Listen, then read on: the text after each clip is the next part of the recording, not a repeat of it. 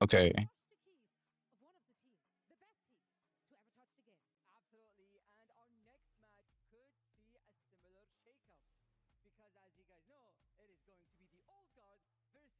We're live.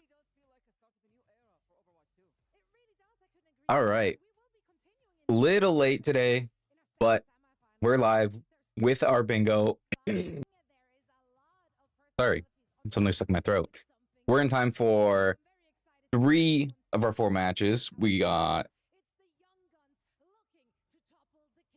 I think they're introducing them right now, actually.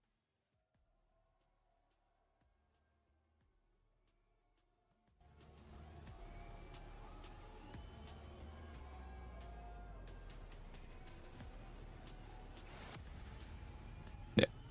We got T1 versus Falcons. And then we got a 3rd place match between the loser of this and Twisted Minds, which I'll tell you right now, I think Twisted Minds is going to lose because they look turbo boomed. And then, of course, the grand finals. My prediction? T1 versus OWCS. That's who I think we're seeing finals. I think T1 win this. Anyway, let's take a look at our bingo board for today. See what we got. One team is defending their legacy, the other is here to build one of their own. Casters, take it away. Let's see, player baits and spawn. There's a good chance of that. We see that a lot. Player gets an ace. Possible. Downpour gets whiffed.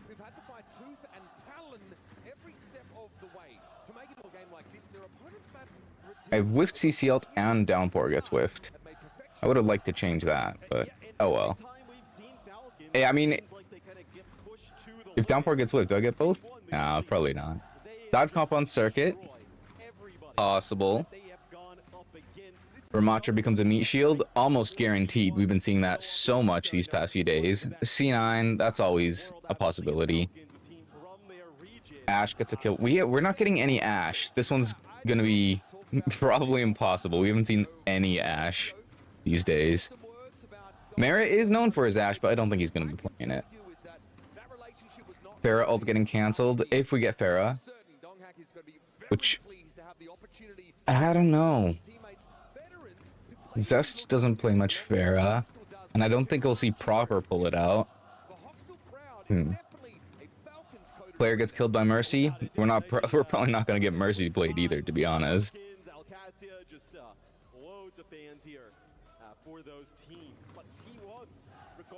No DPS ban, that's possible.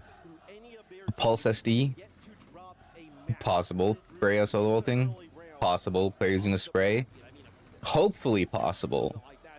And this one is historically proven to be one of the harder ones, but I don't think it should be.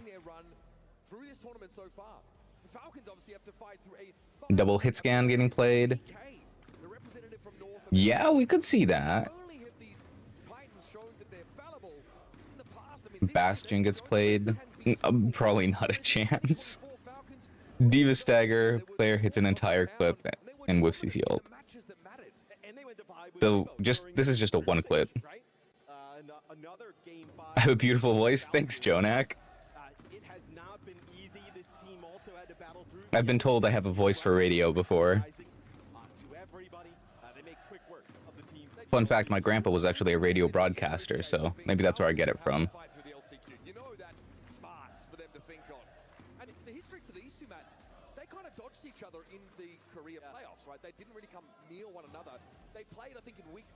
Oh, I guess I should put up my prediction. Which, well, what did I say? Did I say T1 3-1 or 3-2? 3-1.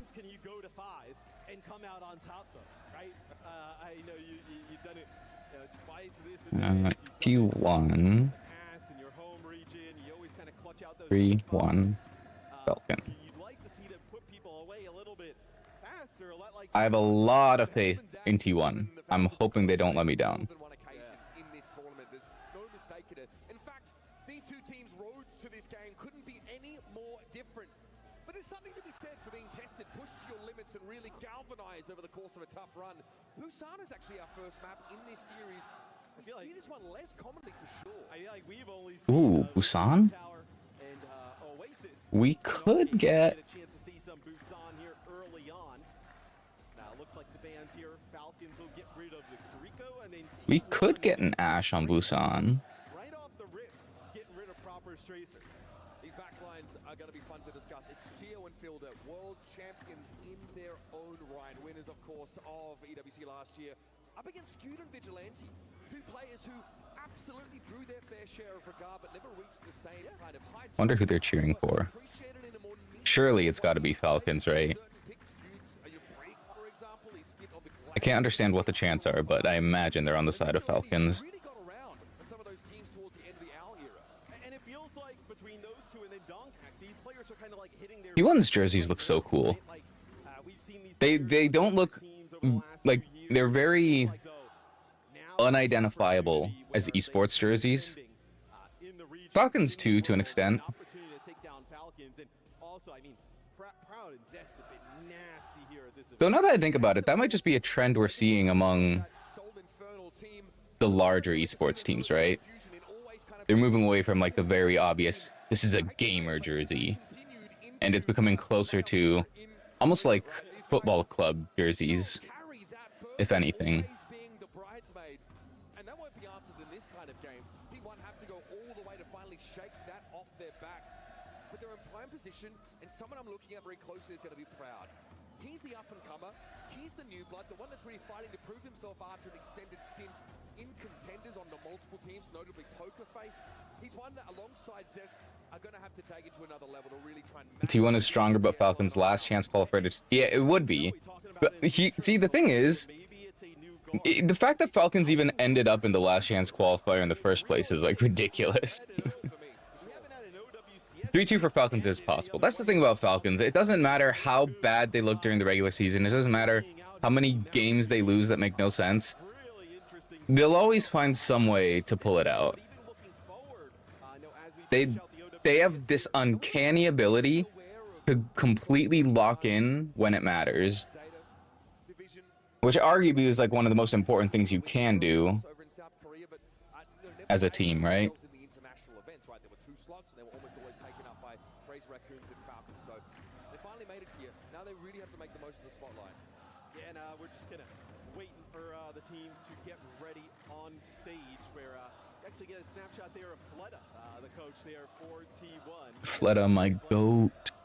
And of course, we have a result over PUBG Mobile here. It's impressive that Fleta seems to be doing a pretty good job at coaching T1, considering his previous coaching ended so disastrously.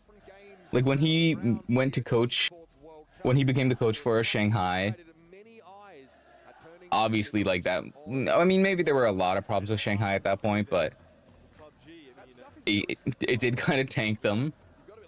And then the one that comes to mind the most for me is when he coached Shikigami in North America in OWCS.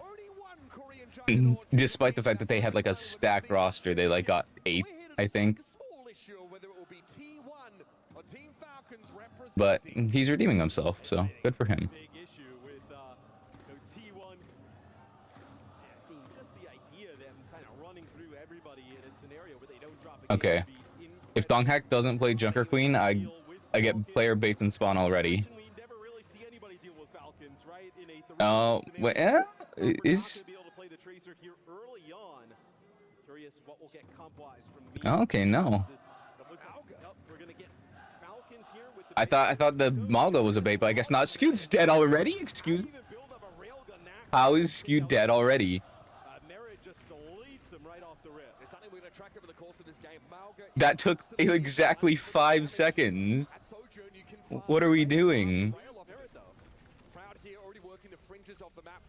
Merritt being punished for his early hubris now, putting T1 at a potential advantage. They've already moved down to the point to begin this cap. Falcons still want to get their ducks in a row, but they are going to dip a toe on the point to contest. Immortality field cleared though. Like, thank goodness they're doing okay despite that, but... Deal with that. Yo, Zay! Thanks for the follow. So fast. There's not an opportunity to take the point. How you doing, man? Extremely low, has to use the cardiac overdrive early. And it's going to give him a lot of healing though. Zay, what's your take? Going to be charged through. What's a professional coach's opinion? Who's gonna choke harder here? I should hide my bingo for now, I guess. Now we'll see Falcons decide to make some changes as T1. Falcons have consistently been choke artists. That's true. That's true. But do you think they were sandbagging to get in through LCQ, or do you think that they actually were just choking?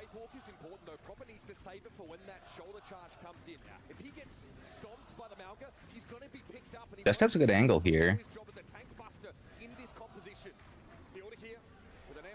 T1 punching up. Fair. Ooh. Still winnable, but no, never mind. They lost Proud. That's okay. They play for stall here. I mean, they did everything to try and keep Donghack alive, right? The immortality. You think they genuinely were playing bad? Rough for Falcons, eh? I agree with you. I thought we may have seen them decide to make a change, right? With the Maga still being a little bit of a... See, I think they were playing bad as well, but saying they were playing bad just makes it so much more mysterious as to how they're doing so well now. Like, they literally flipped the switch overnight or something.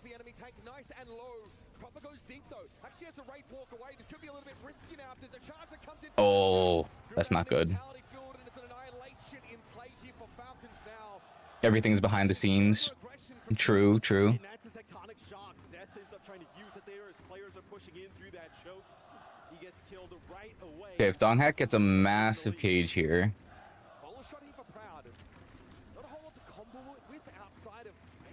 It's like a movie, viewers only see the final product. That's a good comparison. Yeah. You don't see the hours of editing. Is Donghack gonna die here? No, he's dead. Okay, the window, surely. Surely you kill someone, surely. There it is.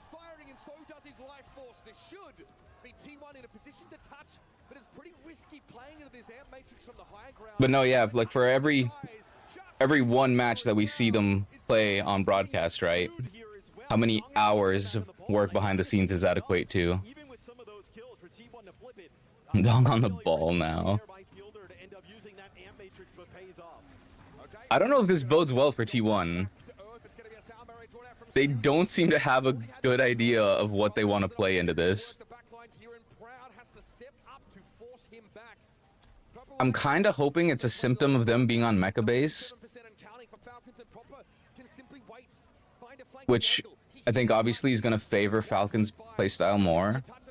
Oh wait, I just realized Proper's on Reaper. We have double hit scan. This does count as double hit scan.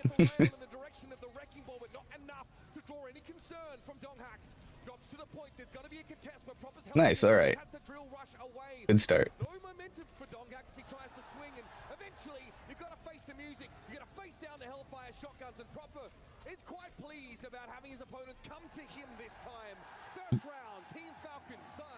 You know why teams keep trying to force Malga? Honestly, yeah.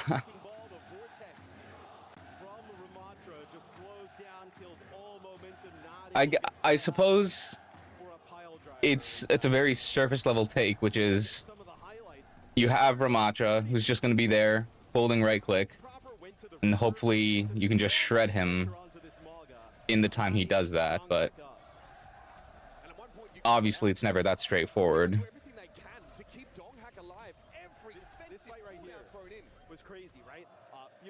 It's funny, right before they pulled out that Mago Cop, I was like, maybe Fleda's coaching is starting to prove himself. Believe in the ball hawk? True. They're gonna be sticking with it.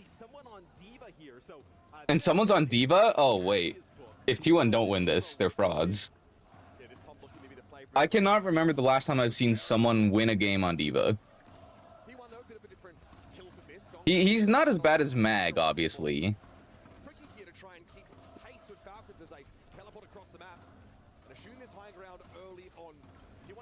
You force the hit into space and use Maga to sustain and swing. Yeah.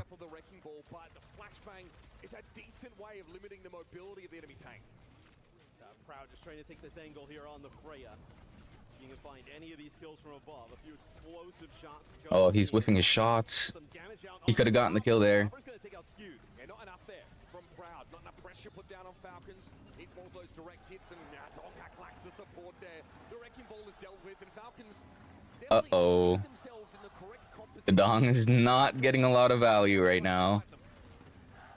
I mean, just barely makes it out there with his life as Falcons gets control of the point. Double support. The Diva bunker comps are strong. I agree that the Diva comps are strong. But when you put someone on the Diva, how strong are they? It's a massive gap, man. Someone shows Oh, that's a kill. Nice. Yes, he's just sitting there watching Merritt die. Oh, you kill proper? Okay, wait out the beat, throw in a bola, you should win. Actually, you might not even need bola. Actually, you might still lose this.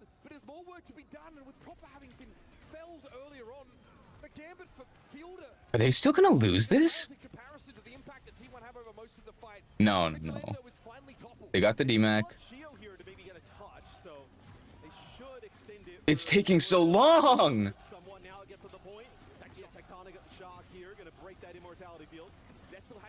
Ooh, that was so messy. T1 can't be happy with that. Okay, that's big. They needed that. Target for the venture by the looks of things, and Merritt doesn't have a whole lot to shoot at right now. Fielder was dealt with. Self-destruct triggered for someone who can't get to Merritt. Okay. Right now, and no They're still trading. to stop the ball's damage. Now eyes over to Chio, but he doesn't really have any interest in staying in this fight. T1 have done enough here. Okay. I think T1 got the download now. It was a bit of a rust, or they were still getting warmed up. But now they've got the read. They figured out their tempo for their dives. See how they decide to use it here. Is Donghak on the ball, being a bit of a nuisance, right? Trying to go through those TPs, making it hard. Yeah, or at least this may be preventing some players from getting through the TP, causing some spacing that's bad for T1. With a dead eye. They're respecting the TP setup too much. Yeah, like you saw Donghak tried to disrupt there, but no risk of being knocked off the map. He's got the mobility to sort of right his course, but Proud was forced out of the fight. timing wasn't quite there. It's enough. A trade. Mutual kills there. Zest and Merritt go after each other as Prophet is dealt. Okay, Scoot gets out here. Flow. And with a flip there midway through the fight, and Merritt with confidence to beat a Lucio. Oh, someone reset. T1 decides to hold onto their amp matrix. If they rush here, they're good. Because Donghak is so If they rush right now before someone gets back, coming off a spawn, they decide to amp the pace just a little bit. It looks like they'll actually get Donghak onto the oh, okay. That was a bold TP. I mean, this plays into T1's strategy somewhat. Falcons have to group up to play through this TP. They've got to go as 5, and Adventure is there. They are very good. Because of Simcast map. Honestly, a lot of people underestimate how hard it is to play ball into Sim.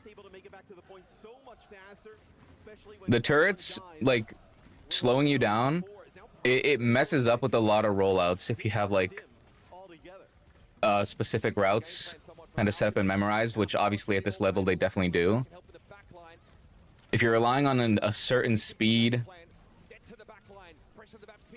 a certain corner, whatever, like, a turret can really force you to kind of adjust on the fly, which obviously you should need to be able to do, but yeah, and they can scout you, that's true.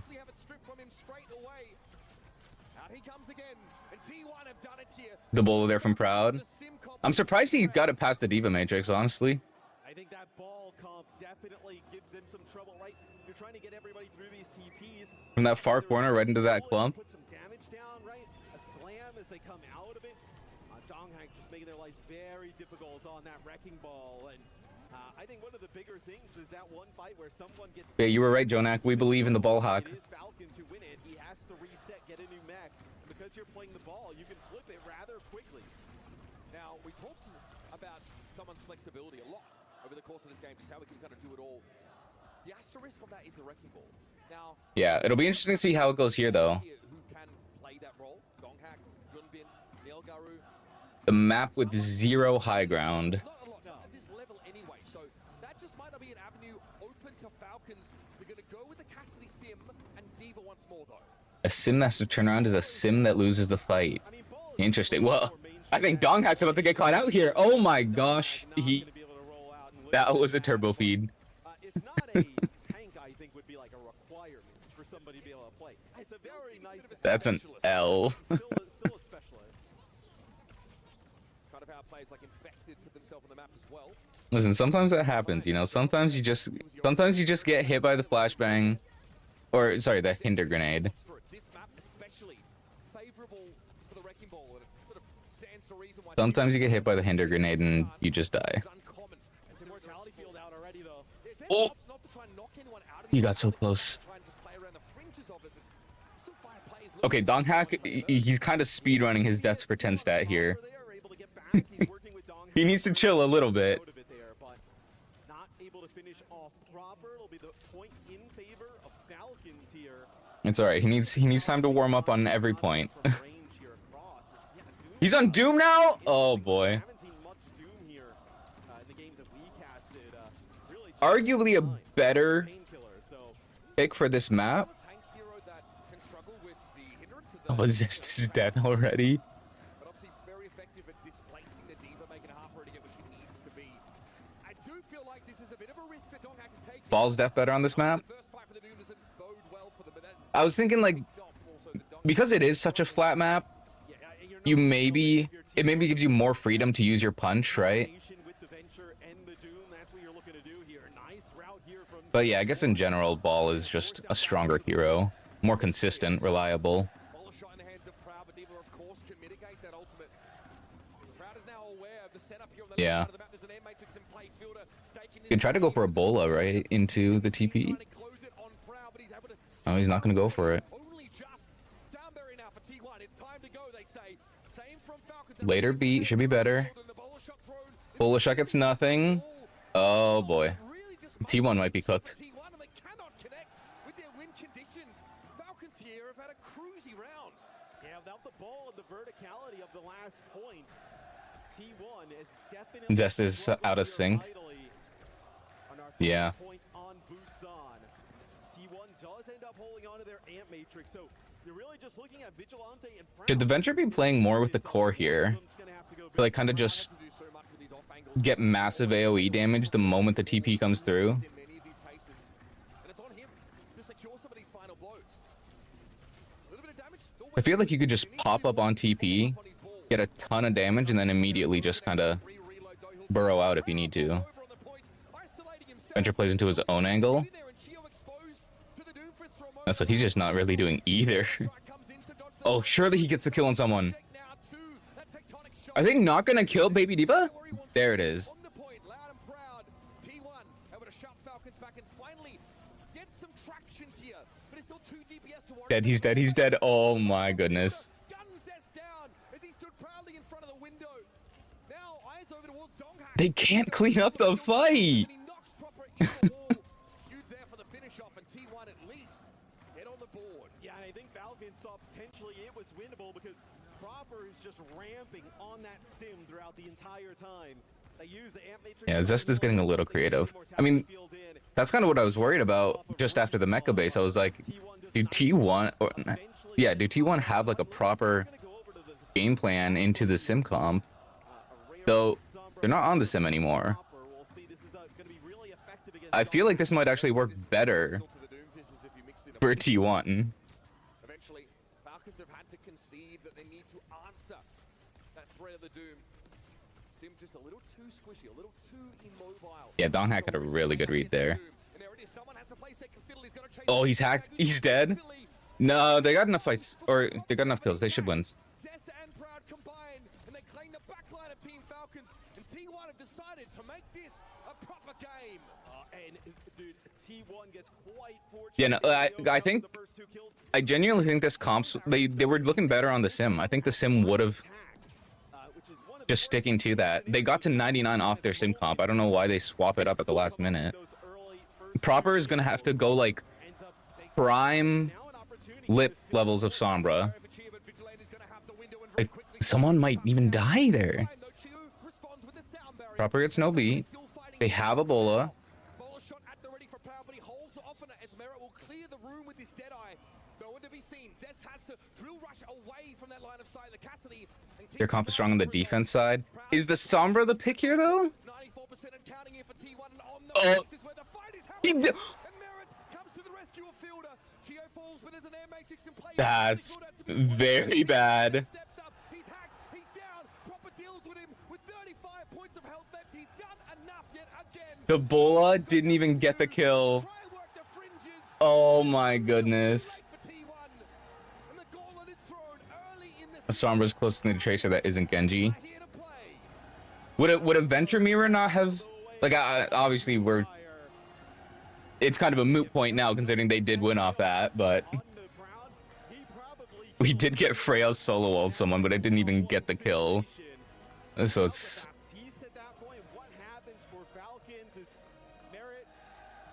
Yeah, I would have always said that, like... I guess Sombra is basically Tracer as well, but... Like, I think Venture could have...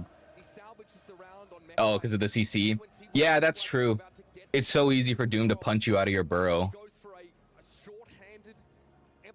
Whereas with your translocator, you can get up out of his range more effectively.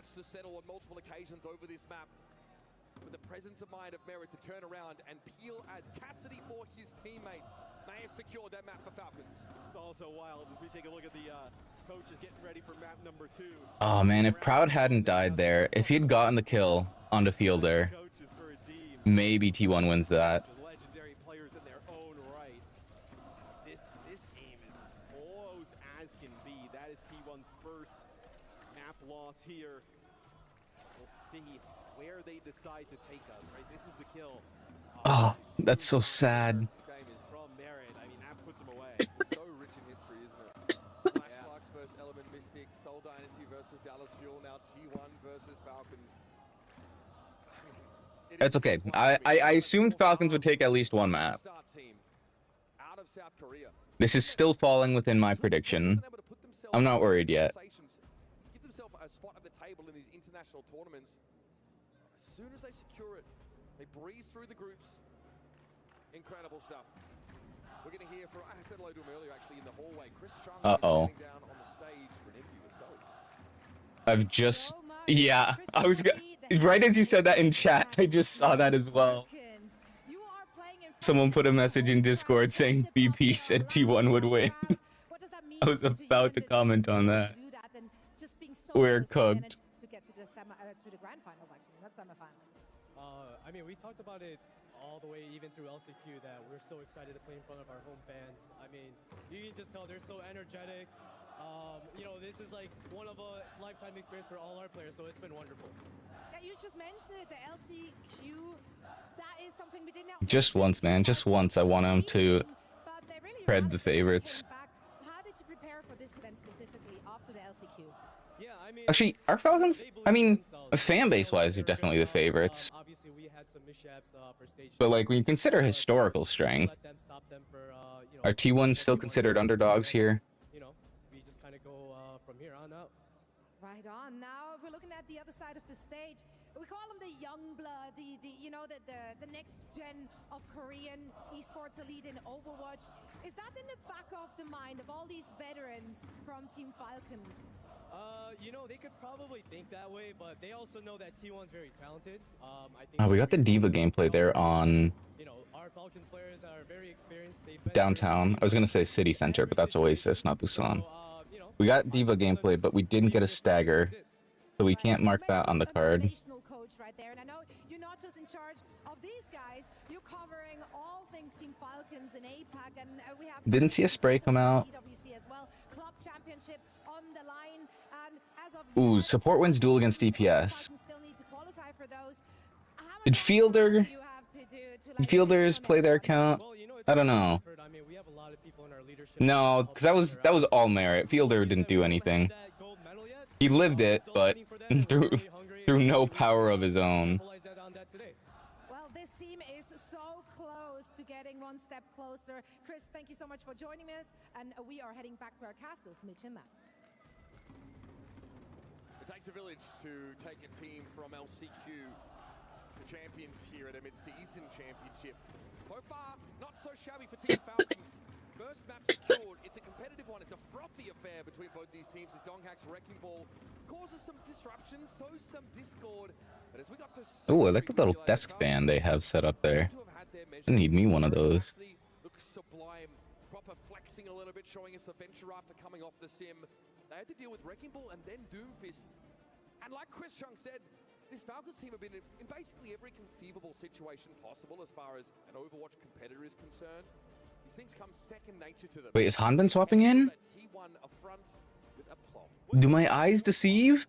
I think obviously the point has something to do with it, right? But it felt like the ball, and look, maybe once they get rid of the sim, right, the ball is not as important. And then you're looking for more. They've been running someone so much this tournament. I was starting to think they forgot about him. The crazy mobility of the Doomfist, but it seemed like it wasn't nearly as effective. All right, show us his monitor. With a different comp from Falcons. As far as I can tell, Donghack seemed to feel like the committal nature of Wrecking Ball was getting him picked off a little bit more often than he would like.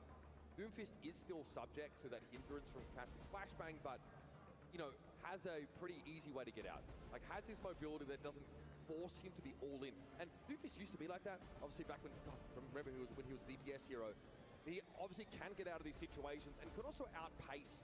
Hanbin subbing in for someone, yeah. Hanbin coming in here for Falcons for someone. Now, this is a substitution we have not seen. But let's hold on for a minute. His monitor is still straight.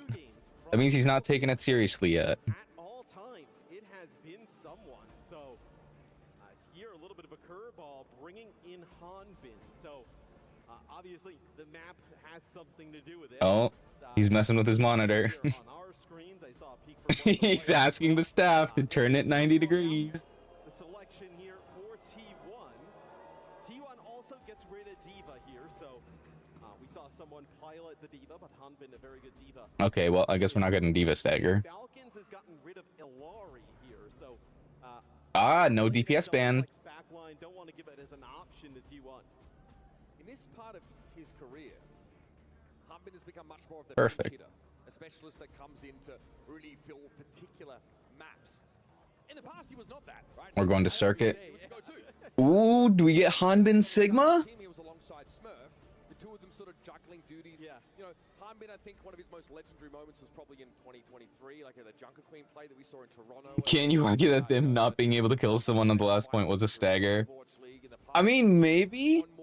Does it count as a stagger though if like other people are still alive? So when this guy comes in, you can kind of expect anything. He's strapped up. He's got the arm sleeve. He's got a wrist. The fine line between staggering and just missing all your shots. You know, you've got to do what you can to stay competitive. A fine line between staggering and skill issue. You gotta wait for it. Yeah, yeah, go on. I wasn't gonna say anything mean about you. I wasn't. I was just gonna make a comment. Yeah, was it about me? I mean, there's potential. We'll never know. We'll never know. I touched it to the quick real good there. But yeah, this Falcons roster making the shuffles. They feel like they need to give them the edge. This is a good sign for them.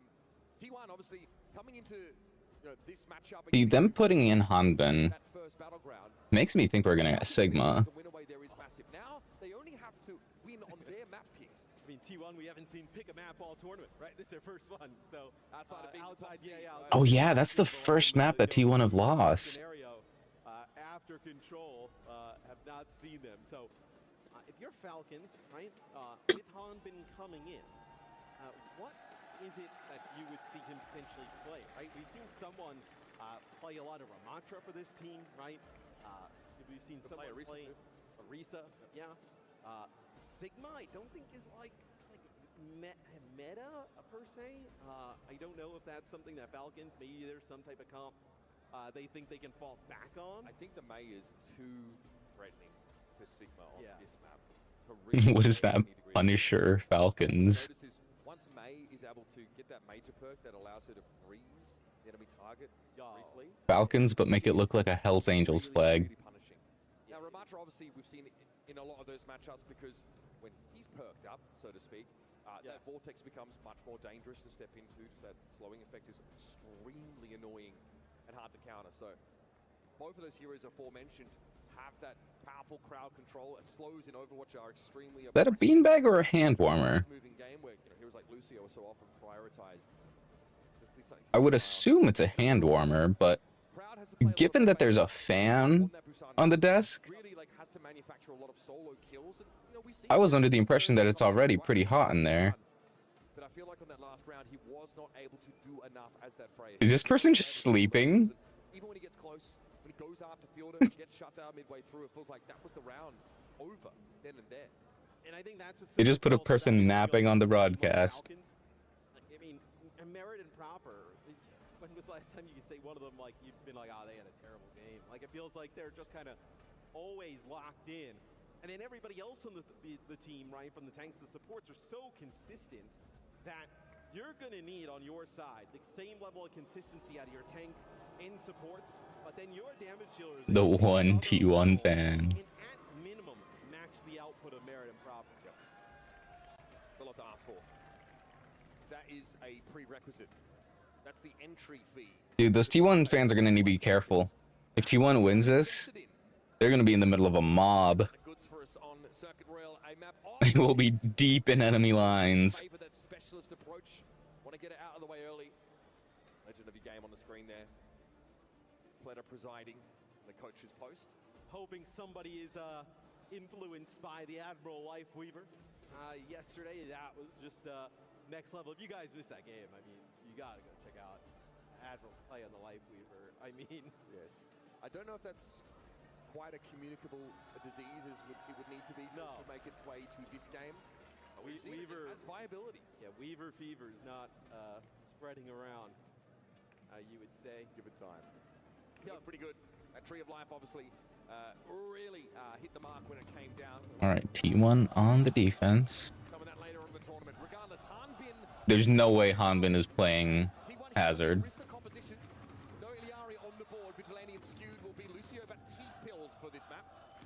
Listen, I was generous with the Junker Queen into the Maga because I wasn't sure what was going on there. But I refuse to believe that the Hanbin Hazard is not a bait. Zarya? Wait, that... Okay, no. Now we're on it. Wouldn't exactly play that. So maybe it is to play something, but more on the defensive side of things, right? And you're going to go with the Ram here on offense. Yep. Ramacha seems like the most likely suspect here. But it's something that someone plays, so this might be map specific, something that Harmon has been practicing with. He is playing Zarya. They're going to have the Zarya regardless. Yeah, so they're going to play Zarya into this. Never, dude, I got double baited. The Ramatra was the bait all along. You just charge up Hanbin, and Hanbin Zarya is filthy. Yeah, so if he can get charged up, we are in for a treat here. The double bluff goes crazy. Getting out of the way. These sim turrets can be used by T1 to get that free charge. Or rather by Falcons. There's nothing T1 can really do about that if they're set up. That little car wash. Hanbin is sitting at 80 charge here, which is right where you want to be with 2 bubbles still available. Oh, they're going aggro popper right into the back line. Yeah, the bubble gets him out safe. So they're not pushing him. Giving up a lot of free space, though. Oh, he's getting a kill.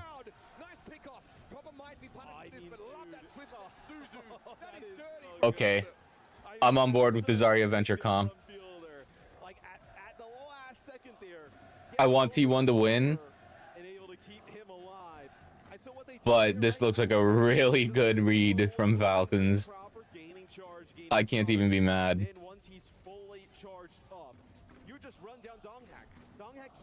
This is an evolution of the proper go kill strat. That dive into the back line can always be assisted by Fielder now. That's something T1 have to be keenly aware of. Sound barriers coming online for both sides. An all-in fight, virtually inevitable at this point. I think T1 have to like, oh my goodness, Donghack just got deleted. Sound barrier in time. There might have been a miscommunication, but T1 jumped the gun. And Donghack sent off to the glue factory as a result. You don't even really stall cart either. It's over already. I mean, yeah, not to be a doomer, but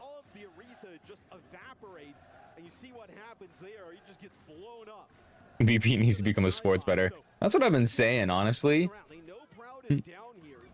If you just consistently bet against Bad Pachimari on an esports betting site, how much would you actually make? Bowler shot thrown in from long range, disruptive, but doesn't find a killer. It's Mero with a headshot on Proud. That's a big one. Proper pushing into the back line, and there's nothing vigilante. Oh, Tectonic shock. this is gonna be like a 6-minute time bank. This ain't even close so far. No, this is a stop. A 5-minute 20. Falcons will take that. Next tournament, he'll make a research paper. We'll see Donghak now switch over to Ram. So this might be a little bit harder for Zarya to play into, right? Listen, we wouldn't talk about it so much if there wasn't some element of truth to it. The Nemesis form a little bit nicer in terms of just trading that. Oh, Proper's on Tracer now. Proper, we're going to change over to Tracer here. That's the only adjustment for Falcons at the moment. Hanbin may switch after this Graviton surge is deployed. There's no They still have Grab? T1 from They have Grab with no defensive ult? Grav came out at some point. Good catch actually. And he was out Yeah. to protect T1. Turns out that Zarya ultimate still just as good as it was 6 years ago. And Hanbin converts beautifully on that ultimate. Donghak belatedly I kind of feel like Proud just needs to go Sojourn or something. Entire game. I mean, The Freya is... somehow ends up behind. Oh, well, maybe I'm wrong. I was gonna say the Freya is So I guess not the spawn advantage here. consistent enough at finding He'll escort these Merritt picks, back but into the fight. then he goes and does that, so maybe I'm wrong. Payload moving closer towards the end with a lot of time here. Zest approaching what I believe is his first ultimate? Okay, never mind. Perhaps a swift step, just an overextension. He was looking for something. Apparently I just need to be more disapproving of the T1 players. Nobody is swift step. Every time I'm about to like comment on their poor performance, they show up in the kill feed. Out there is- Hanbin, no, obviously he moves back there, but Yeah, but listen, every time I start hating on them, that's when they actually get something done. they're gonna try What and is get that this window? around to let proper pressure the cars. Okay, tech shock combined with his air matrix. But Zest doesn't like what he sees. It's the sound barrier. That window had to be misplaced, right? They call the bluff of T1 and establish control of this. Listen, I think that one deserves hate. He's gonna be caught on the stairwell, and he's gonna have to give this up as well. But Falcons have done all the bluff they can. They've got this balcony. They know Venture's about to emerge in their midst, but Proud is down by Merritt, and that's not a good sign for T1.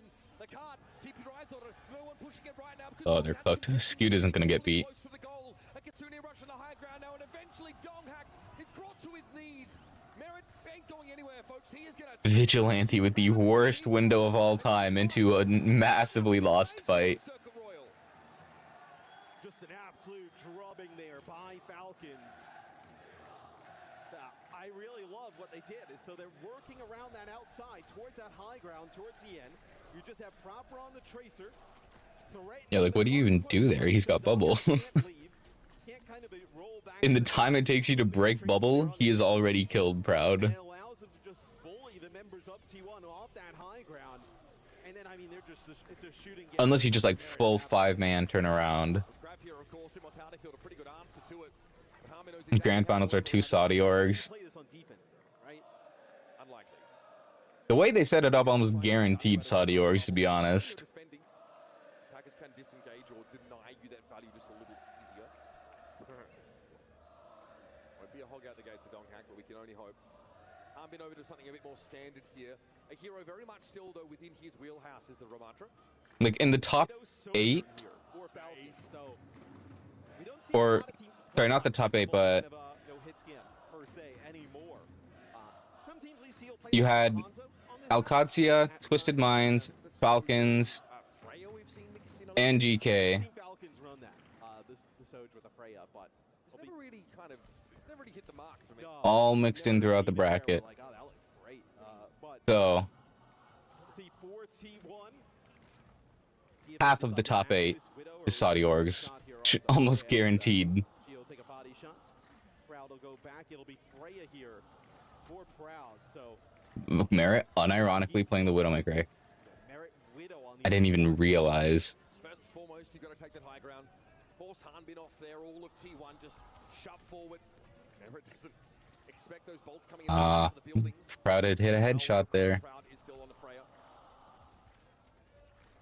For a decent sideline is the Widow. Zest almost dies And it was a nice shot from Merit that almost cleaned up the venture. In the half second it took for him to drill dash from one side of the road to the other, he got taken to 1 HP. Like playing Venture into this, where Venture wants to just access backlines and, you know, a little bit more static targets with the Sojourn and the Widow can create so much distance. Straight past Hanbin, goes Zest, hoping to emerge in the middle of the backline. Wait, Proper? Did he just Giga Feed? No, Zest Turbo Fed. Well, they claps. But they don't collapse very well.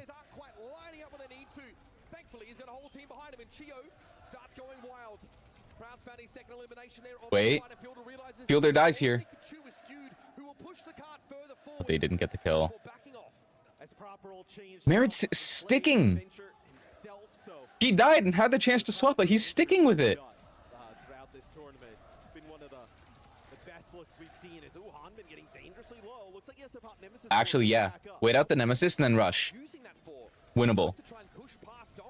Oh, Donghak got taken to 100 HP. Donghak has the javelin spin. He too, though, has used an important cooldown before the fight's really begun.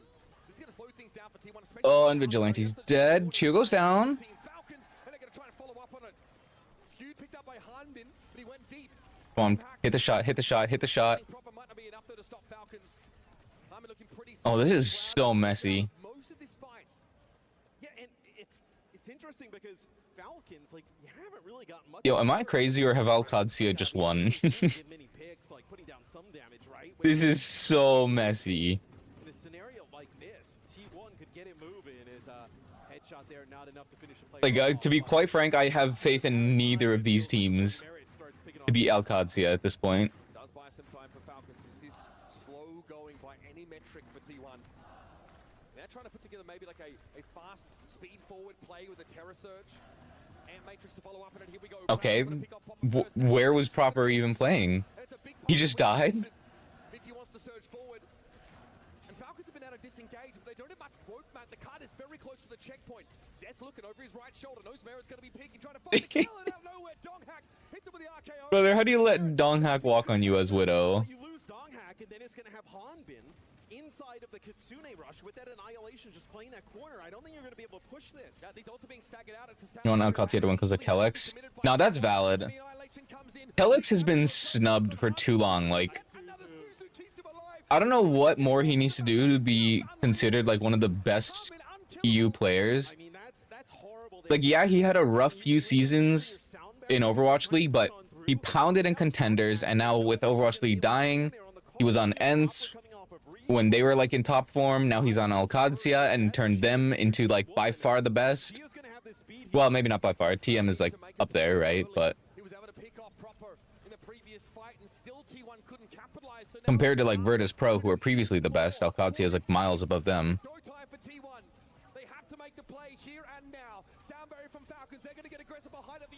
Oh, this is a full hold. Oh, well. No, yeah, it's a full hold. There's just no possible universe where Donghak wins that.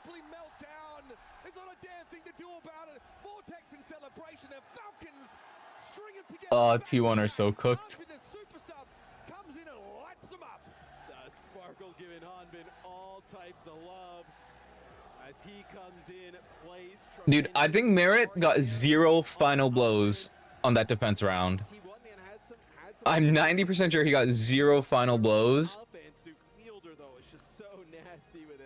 It was an invisible Widowmaker, and T1 still lost. We see somebody low on Falcons, and Fielder just shows up out of nowhere. Suzu ready to go, keeps him alive, turns fights. Now T1's back is against the wall. Oh, never mind. He got 1 final blow. He got his one. He got his one. They make use of its full measure to claim a consecutive map against this T1 squad. Can they bounce back these youngsters, these upstarts from South Korea? Or will the old guard remain on the throne? We'll find out after this. Okay, T1 reverse sweep time.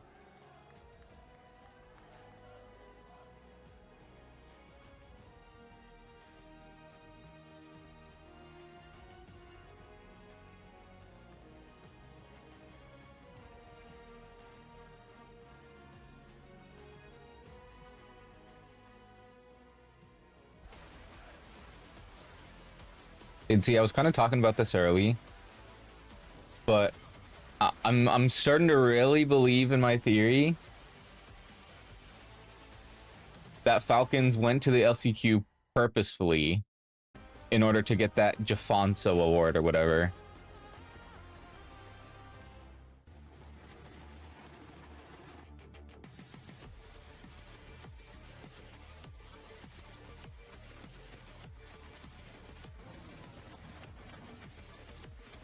Like, you're telling me the team that got in from the LCQ is now all of a sudden better than T1, better than Crazy Raccoon, better than anyone who either directly beat them or should scale to being above them.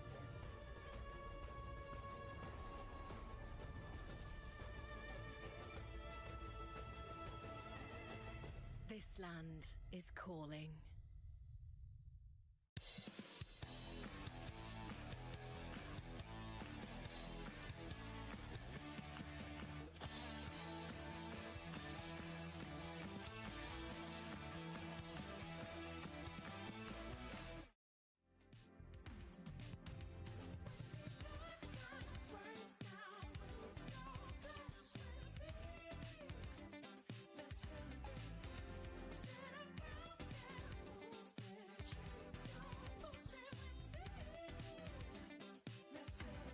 I just realized my bingo card perfectly covers the sponsors. And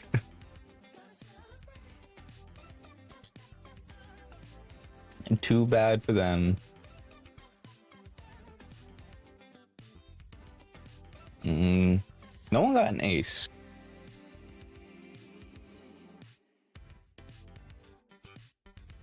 We haven't really gotten any pop-offs this game.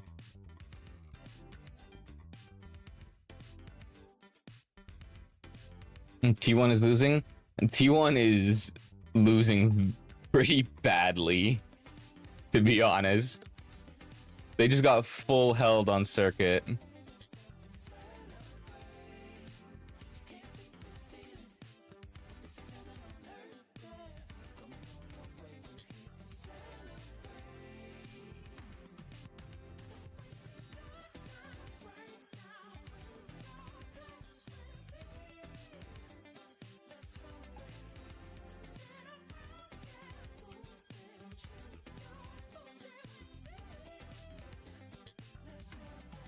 Yeah, I'm looking at the bingo card. We might have had Ramatra becomes a meat shield, but I don't even think so. Like, Hanman really just didn't get pressured on the attack at all, and or on the defense at all, and on attack he was on Zarya, so yeah, I don't think we've actually gotten that yet. Is it playoff proper? I don't even think it is. Like, I was just commenting on the fact that it feels like we haven't had any pop-off moments. There hasn't been anything that's making me go like, oh my gosh, proper just carried that.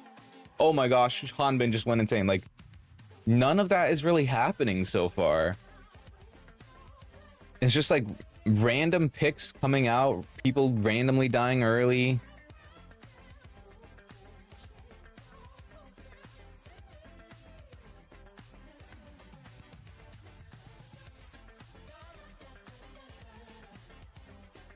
No, like right now, it kind of feels like a team diff. Or not even necessarily a team diff, but definitely a strategy diff. Time to go back to saying fraud hack. Yeah.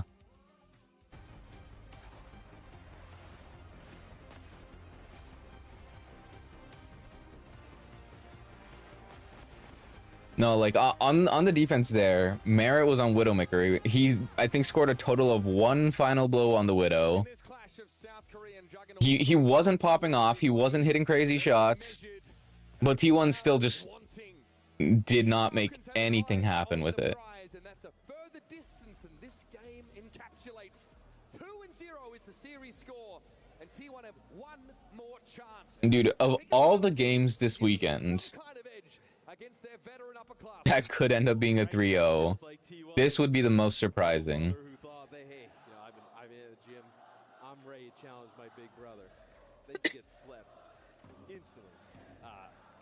Falcons looks like they are in the mode of. Wait, did they show us the wrong bands just now? Just not today.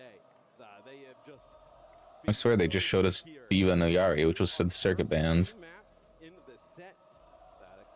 How's my weekend going? You're already dead with vodka? It sounds like you either had a really good weekend or a really bad weekend. I'm hoping it's the former. My weekend's going all right, though. I've been pretty much just spending it watching it, the Midseason Championship, of course. But it has been a phenomenal tournament. With so many map 5s and... Oh, we got Cassidy and Ballban. Okay, interesting. Also of note, Hanbin gonna stay in the game. Oh, he's a good one. Nice. No, yeah, I've been having a great time watching this tournament. I just think genuinely the closest tournament we've had. Definitely post Overwatch League, but I think this is definitely competing with the highs of Overwatch League as well.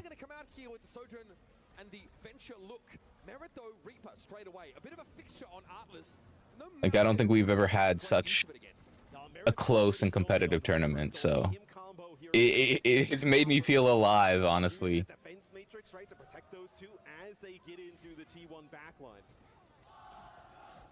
Okay, where are we pushing?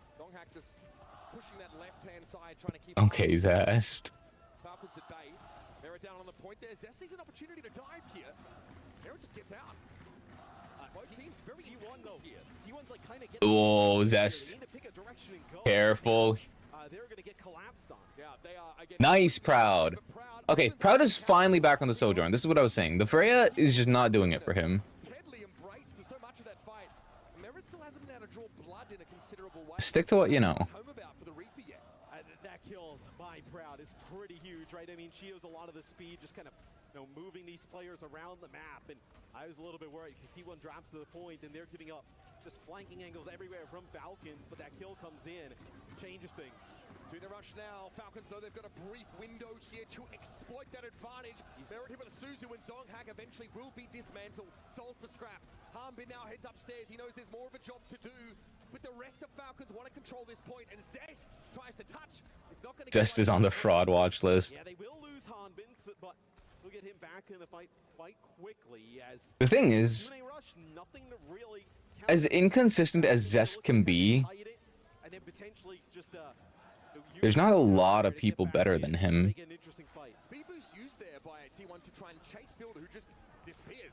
Though in theory, T1 could maybe make a pull for Stalker after this stage. Now that I think about it, a Stalker to T1, that'd be kind of insane. I kind of want to see that now. Okay, surely you get the cap here, right? Donghak took the long way around, which means they get nothing. Fielder just playing in that high ground, but the ability to TP out to Hanbin if needed. The Merit will move over to the Sojourn, gonna match a little bit more long-range kill potential. Is it just dead? Oh, okay. Get Stalker or Proper. Yeah, I agree. Falcons need to stop hoarding the two best flex DPS in the world. It's the greed they spoke of in the Bible. Oh, Diva Stagger! Let's go. Hanbin's like, where did someone go? Bring him back. Oh. And that elongated stagger is to the tune of about 22, 23%. Nice. It's gonna make this a one-fight point, right? I mean, This is why T1 are my goats. They're filling out the bingo card. it's gonna have to be someone else called upon to do it. Proper maybe the delegate. No touch. Oh, Proper. Well, he did touch. Okay, this is where T1 turn it around. The recall so early that it was very early in that he didn't trigger OT, right? There's like a little bit of a window, a few seconds where you can touch and then it triggers OT. Just falls outside of that window. And just a slight tilt of the head. Am I streaming till the end? I plan to. Probably wasn't going to get overtime there. Got 2 more games after this one. and I'm hoping I can cover all of them. Just getting staggered out for a long period of time. I would love to get a full bingo card today, but Back to our next flashpoint now. The Falcons given what we ended up rolling, it might be hard. feud, though. We need to see Bastion play, Mercy play, all kinds of weird stuff, but They're gonna go for it. Tech shock applied. Fielder with a oh, it gets nothing. It gets nothing. Try and keep T1 at arm's length. It's okay. It's okay. Barrel through. Fantastic identification. Expensive fight though. Blockades together. Yeah, this is typically a time for Falcons where you would probably see like someone pick up like a You'll be stuck here now? Okay, sounds good. Like an Orisa, where right now they're trying to get aggressive with this Diva, not exactly working out, and Hanbin gonna switch over to the Ram. I like the call. I don't think you were getting much out of the Diva. You were trying to use that defense matrix, play aggressive behind it. Sure, you may have kept Proper alive a little bit longer, but was not really putting enough pressure there with the Diva. So I like the swap here to Ram. Yeah, again, I think, once again, Ramatra really perk reliant at this level. Now going to be a little bit behind in that metric after having switched pretty early. It's really rushing for T1, but Falcons are able to diligently fall away from this. A pretty safe disengage. All right, sorry about that. Still the issue of contesting the points. Proud, he's ready to go here with Oh, skewed. this sound barrier. Proud, you gotta find something. He's dead. Never mind. Hanbin dives in. The Ramatra switch already having an impact. Yeah, No, they're staggering Donghak. the sound barrier gets the Ramatra and Tracer up on the Oh, wait! Oh, that's not supposed to happen. That is not supposed to happen. No. But, He delayed himself. Why did he delay himself? Proper's gonna be As soon as he got that kill onto Proper, still, either the rest of T1 needed to like int onto the point and help him get out. Like low-key Vigilante could have even just teleported in there and thrown down a Suzu, but and you don't have like a sound that ended up barrier just on the other side. He's usually good for 1 or 2. my streams are like 1 in 6 months. I know. I'm bad at streaming consistently. Vigilante, Proud, that'll do it as well. Zest, But listen, it's the championship. I couldn't miss the championship. throw down to try and ward off the venture, but Zest ignores it, just goes under it. Oh, kill him. Merit now on the Merit's so low. run. Not exactly Pride He gets out. here for the Sojourn. Good damage on Zest, Oh, he's able to okay. get away regardless now. And Falcons, while they've gotten close, now need to avoid a stagger if they have any Okay. way of contesting this point. 2-0 Zest has been on Atlas. on the venture here, trying to keep T1 Wait, hold alive on. as I see Fielder through the wall. Surely he doesn't try and touch here. for Falcons to come in, get a touch. They'll have Annihilation and No. Pulse Bomb here. Huge advantage though with that sound barrier. Yeah. Try Korea sometimes, it's always banger. I watch Korea. Gonna have a crack. Well, occasionally, when I wake up in a time that allows for me to watch it. That should be the end of that chapter.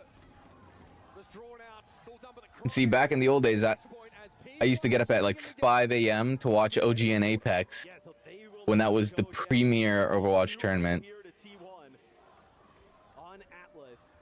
And they hold on to that sound barrier, Mitch. OG and Apex seasons Pretty close. 2 to 4. That was my esports World Cup. Get here first in control. Falcons, they're probably wishing they had a venture ban here. This is Lunatic High, my beloved. Heads up to target the wrecking And ball Runaway. like this. Probably would have been T1's preferred approach. But everyone was a Runaway fan. They've made good use of the Orisa. Donghak has been Donghak's stalwart, taking a hard lot of over. pressure here. Harmon experiencing that firsthand as we speak. But now you got the Annihilation. Falcons have got a lot to work with. Another good Suzu there from Fielder. Nice. Later beat from T1. That's good. Nice. That's very good. It is ridiculous. They are just shrugging Falcons off. And again, we'll get to But the you did start. use both support ults. Priority. Yeah, you have to use both support ults, but still, it doesn't matter, right? You push in there for T1, and once the venture gets going in that close quarter area, if you don't deal with Zest quick and starts building up shielding, Donghak there on the Orisa, it's very difficult for Falcons to fight that close up. Already up to 30%. And it will take some time before Falcons get this point. If you can shred him before he gets Annihilation out. Behind him. It's a little bit awkward for the Ramatra to be in that spot. Oh, is Proud not gonna... Things down further. Harmon- no, Zest Oh, would have how many went down? He didn't get Annihilation. down. It has been a tough day at the office for Hanbin. It was kept in by his But they need to stabilize. Scoot went down as well. extra map.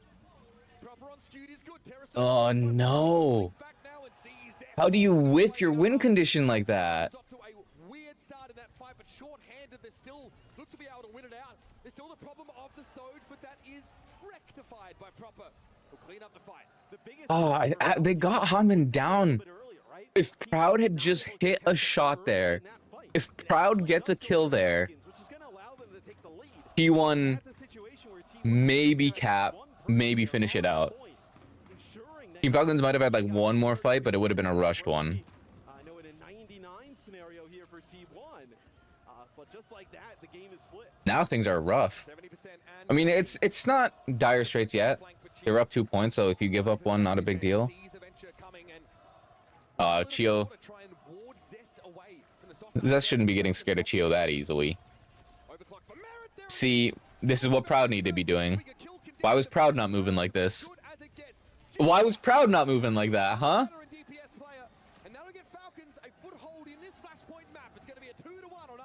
You call yourself a hit scam, Proud? I need to see you clicking heads. Merritt can do it, so can you.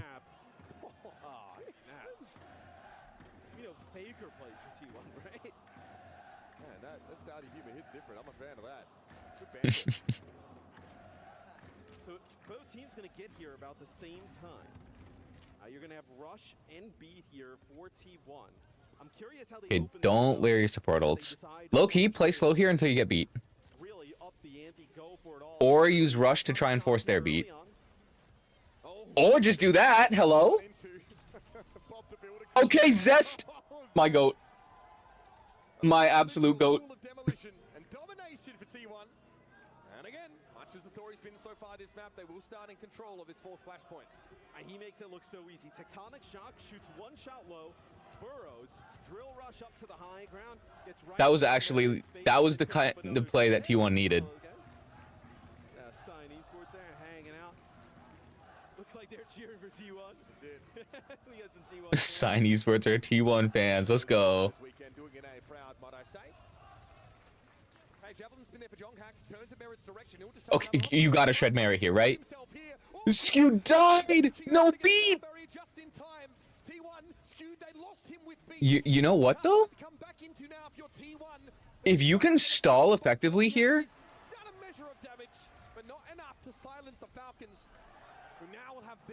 You get 70? 69, okay. This isn't a bad... well, it's not great either. You have a beat engage, but you're gonna be going into 4 ults. I lied. This is bad. No amount of beat engage is gonna help you here. With Annihilation, just kind of be able to live through that sound barrier. A huge fight here coming up for T1. They do not want to see a final point here on Atlas. Dangerous for Skewed. He's taking incidental damage from, it seems, every angle. Spots Harmon out in front. They're not even gonna beat engage. Proper misses pulse. That's big.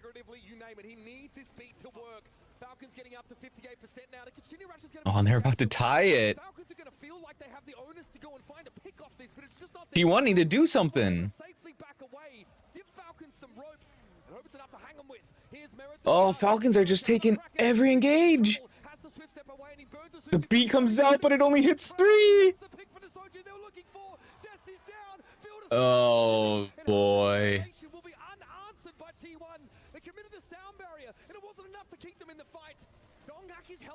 The beat missed Proud and Zest.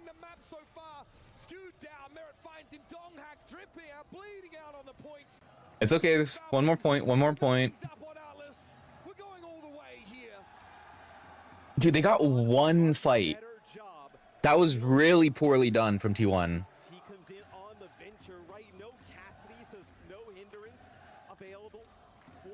The silver lining is that you got them to use all 4 ultimates over the course of that one fight. This would be a huge throw. I mean, T1 goes up 2-0 here on Atlas, their second map pick. Okay, you need to engage. Just engage fast here, please. Just get in there. Kitsune rush.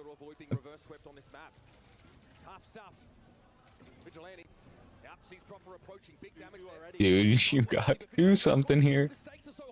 Oh, it's too passive. It's too passive. Maybe Zest clutches again? Okay, give Zest a raise, man. At least someone on this team has eyes to see. Venture. Yeah, Proud needs to wake up as well. And he also has the rush, so no opportunity to use it. But then Zest gets one, pops tectonic shock, gets another, finishes off. Skewed is gonna have to farm beat here. If he doesn't farm beat, if Chio beats unanswered, you gotta keep Donghak alive. He's 92, 94, 95. Go! Oh, he hits it! He hits it! It might not be enough though. Well, Skewed get 2. They can stall this. They can stall this. Oh. Okay, that's okay. Just play for the stall. Just play for the stall.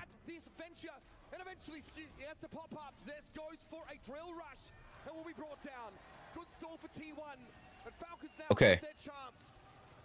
We're completely neutral. Proud got nothing with his overclock again. You need to shut down Merit. I'm getting a vision right now of Merit just like killing 6 people. It doesn't matter that there's only 5 people on the team. He's gonna find a way to kill 6.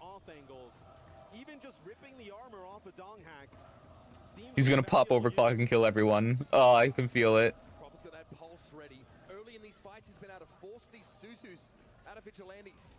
Proud needs to get this shutdown of his life.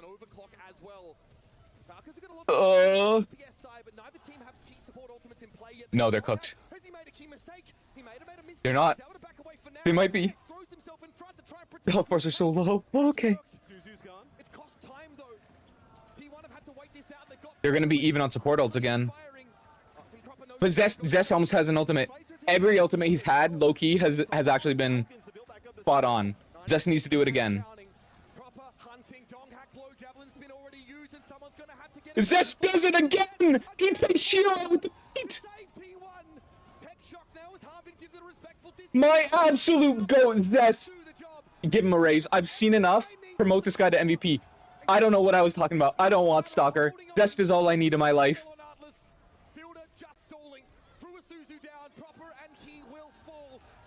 The definition of a clutch gene. Oh, Zest.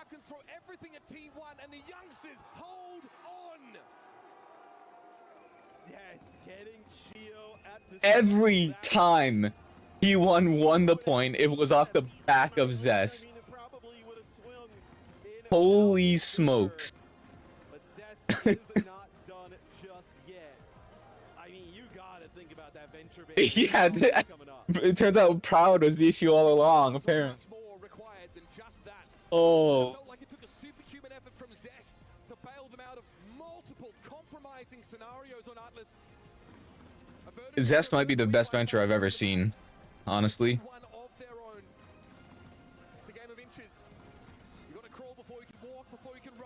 No other venture has come close to getting that level of value out of ultimates on such a consistent basis. Dude, can we like can we Pavlov Stalker into liking hit scan or something? Like if you give him a monthly bonus every time he plays hit scan, maybe he'll start liking hit scan, and then he'll just become the best hit scan. Oh, he's so good. Turn Stalker into the best hit scan, and then you're good. Sunjun is better? Well, Sunjun doesn't play hit scan, does he?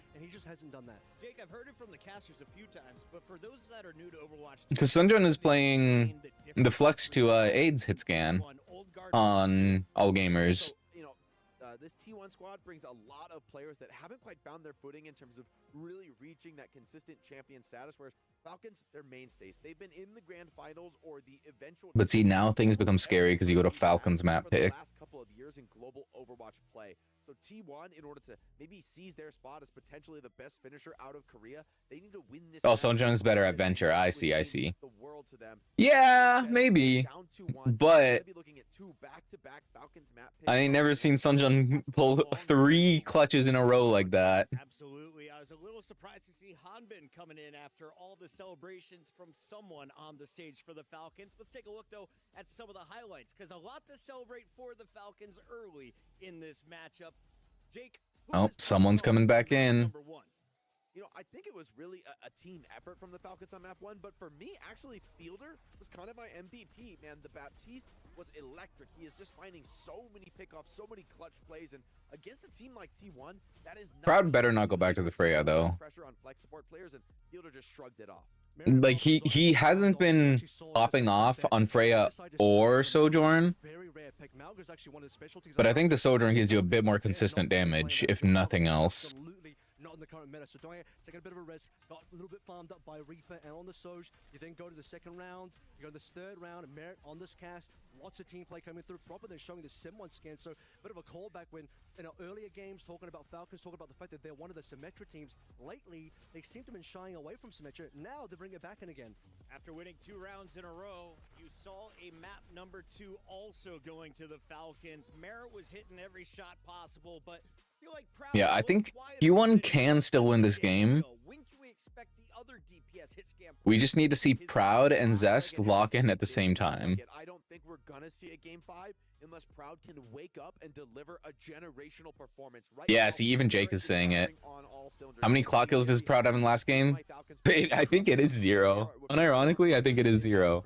And he's doing just that. Whether it's the Widow, whether it's the Freya, the Sojourn, the Cassidy, whatever he plays. That's such a lame highlight for Merit on the Widow there.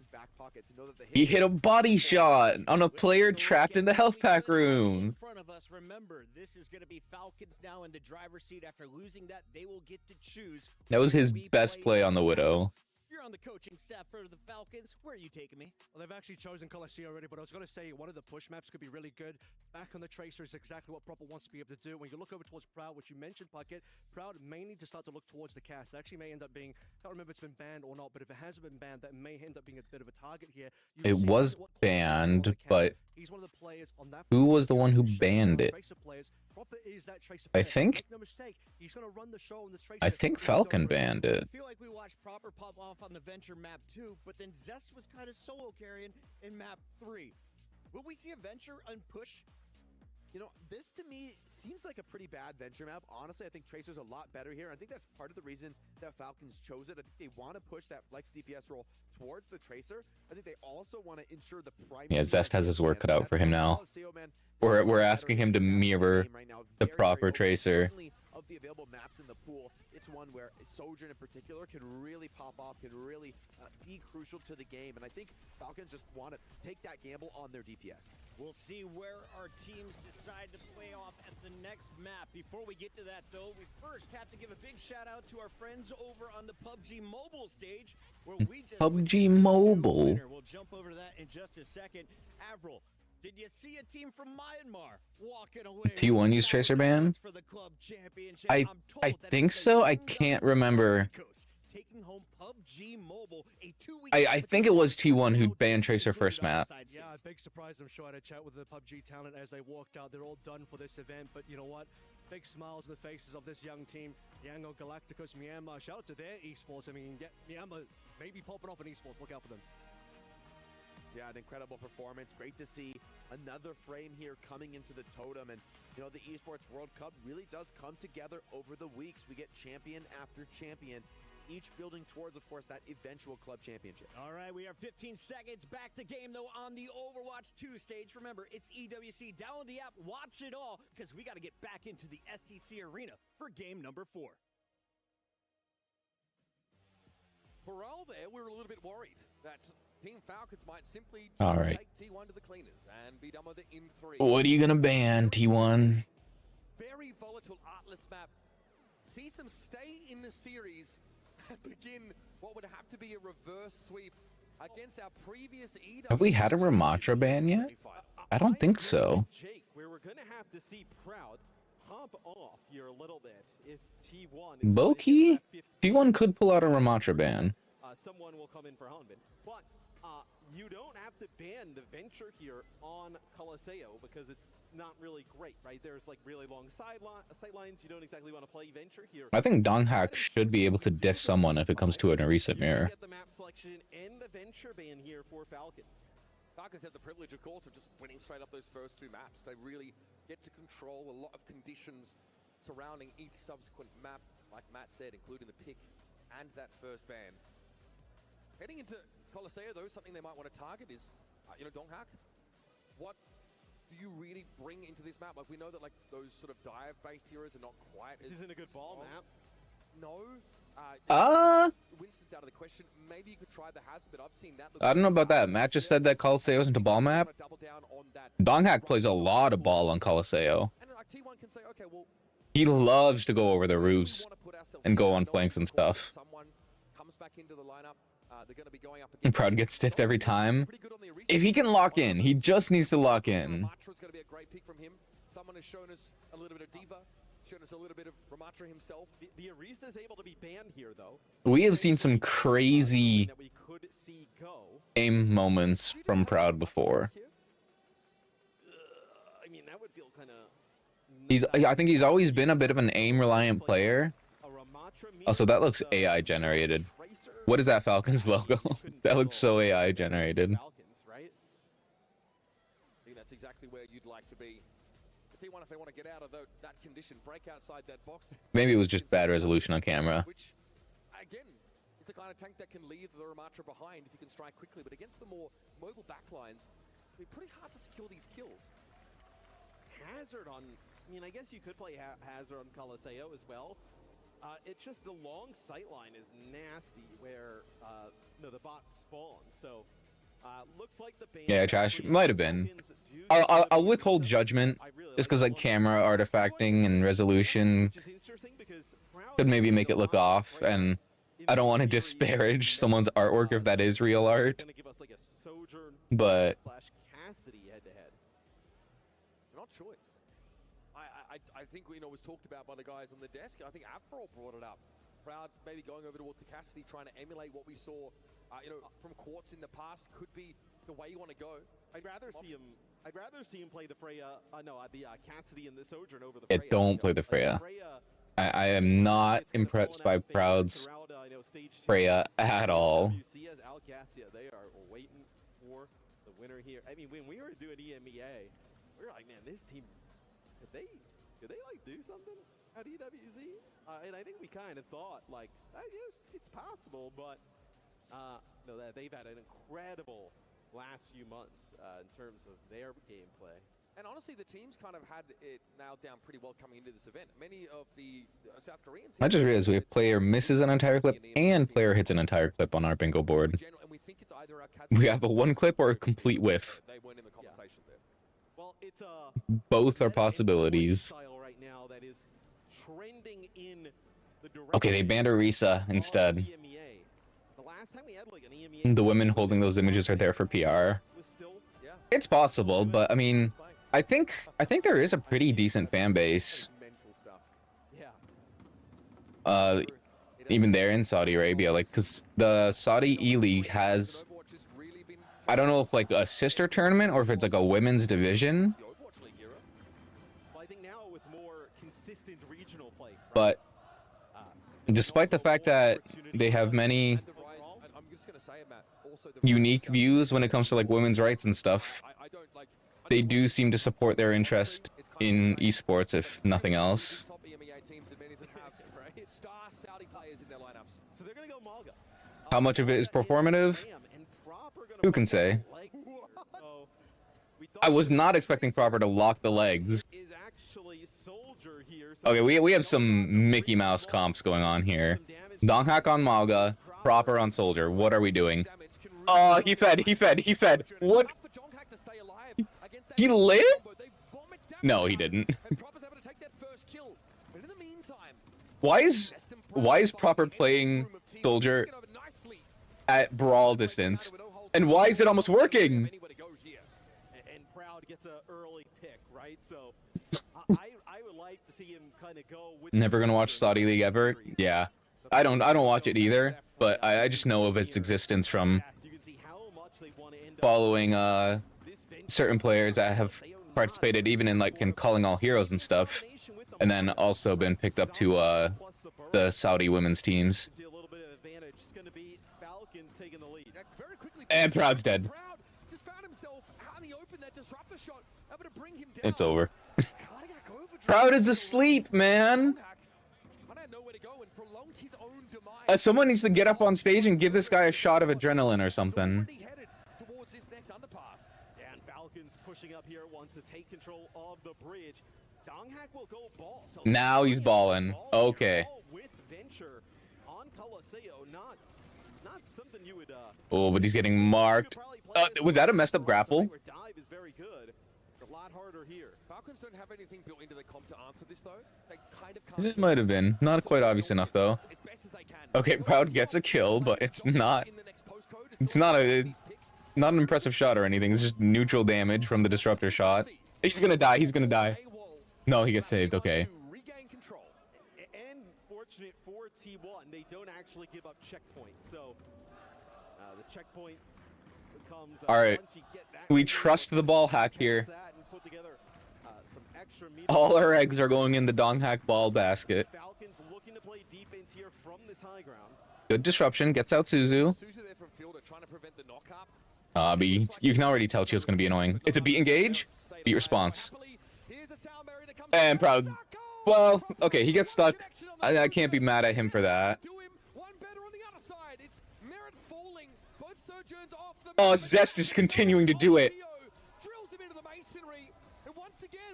If T1 wins this game,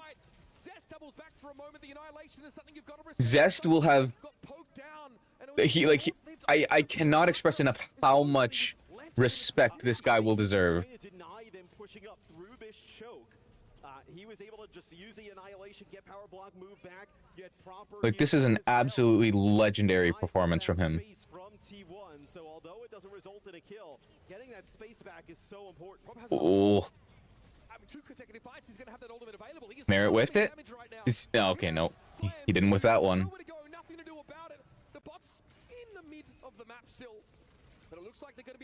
Dude, Donghak doesn't even have his perk yet. He's not even perked up. Zesty's not here, but Merit's still just come back off spawn. A pulse from Proper though could really disrupt, and that's a checkpoint, a very important one for Falcons. Barrett now going over to the Cassidy, gonna have that hinder. Actually, It's the venture or the ball. okay. Proud has such a range advantage right now. There is no excuse. Right now, like you mentioned, another pulse bomb here.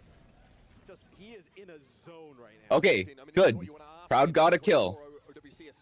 Now do that for 4 more times. Delivering when only he can. What back under the control of T1 and Proper milled around a little bit. He knew he didn't have the blinks to get out, so tried to do damage. Donghak getting what he asked for, which is all the eyes. Yeah, I think Merit has kind of fallen for the bait here. Donghak should have no problem maneuvering around the hinder. Yeah, the Cassidy switch for Falcons. They're trying to add something to the arsenal just to... So, like, yes, you are going to be better at dealing with Donghak, but you should be opening yourself up to Proud having a huge rage advantage over you. Like he has been. 24 meters, that's all T1 have had to work with. We're now getting halfway into this. Oh, Zest. He didn't get beat. No! Zest didn't benefit from it in the first place. Merit goes down. So it's a trade of DPS, but when you're the team that commits the sound barrier, that feels so bad. Yeah, I mean, Donghak just getting chased here by Proper in the bot going back into T1. Arguably, Proper on Tracer is doing more to pressure Donghak than Merit is. Oh, Merit's not even on the cast anymore. He went back to the Soj. Oh, and Proud dies!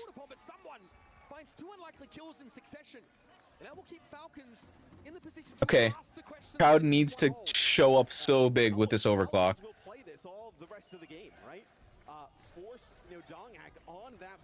Okay, Merit down.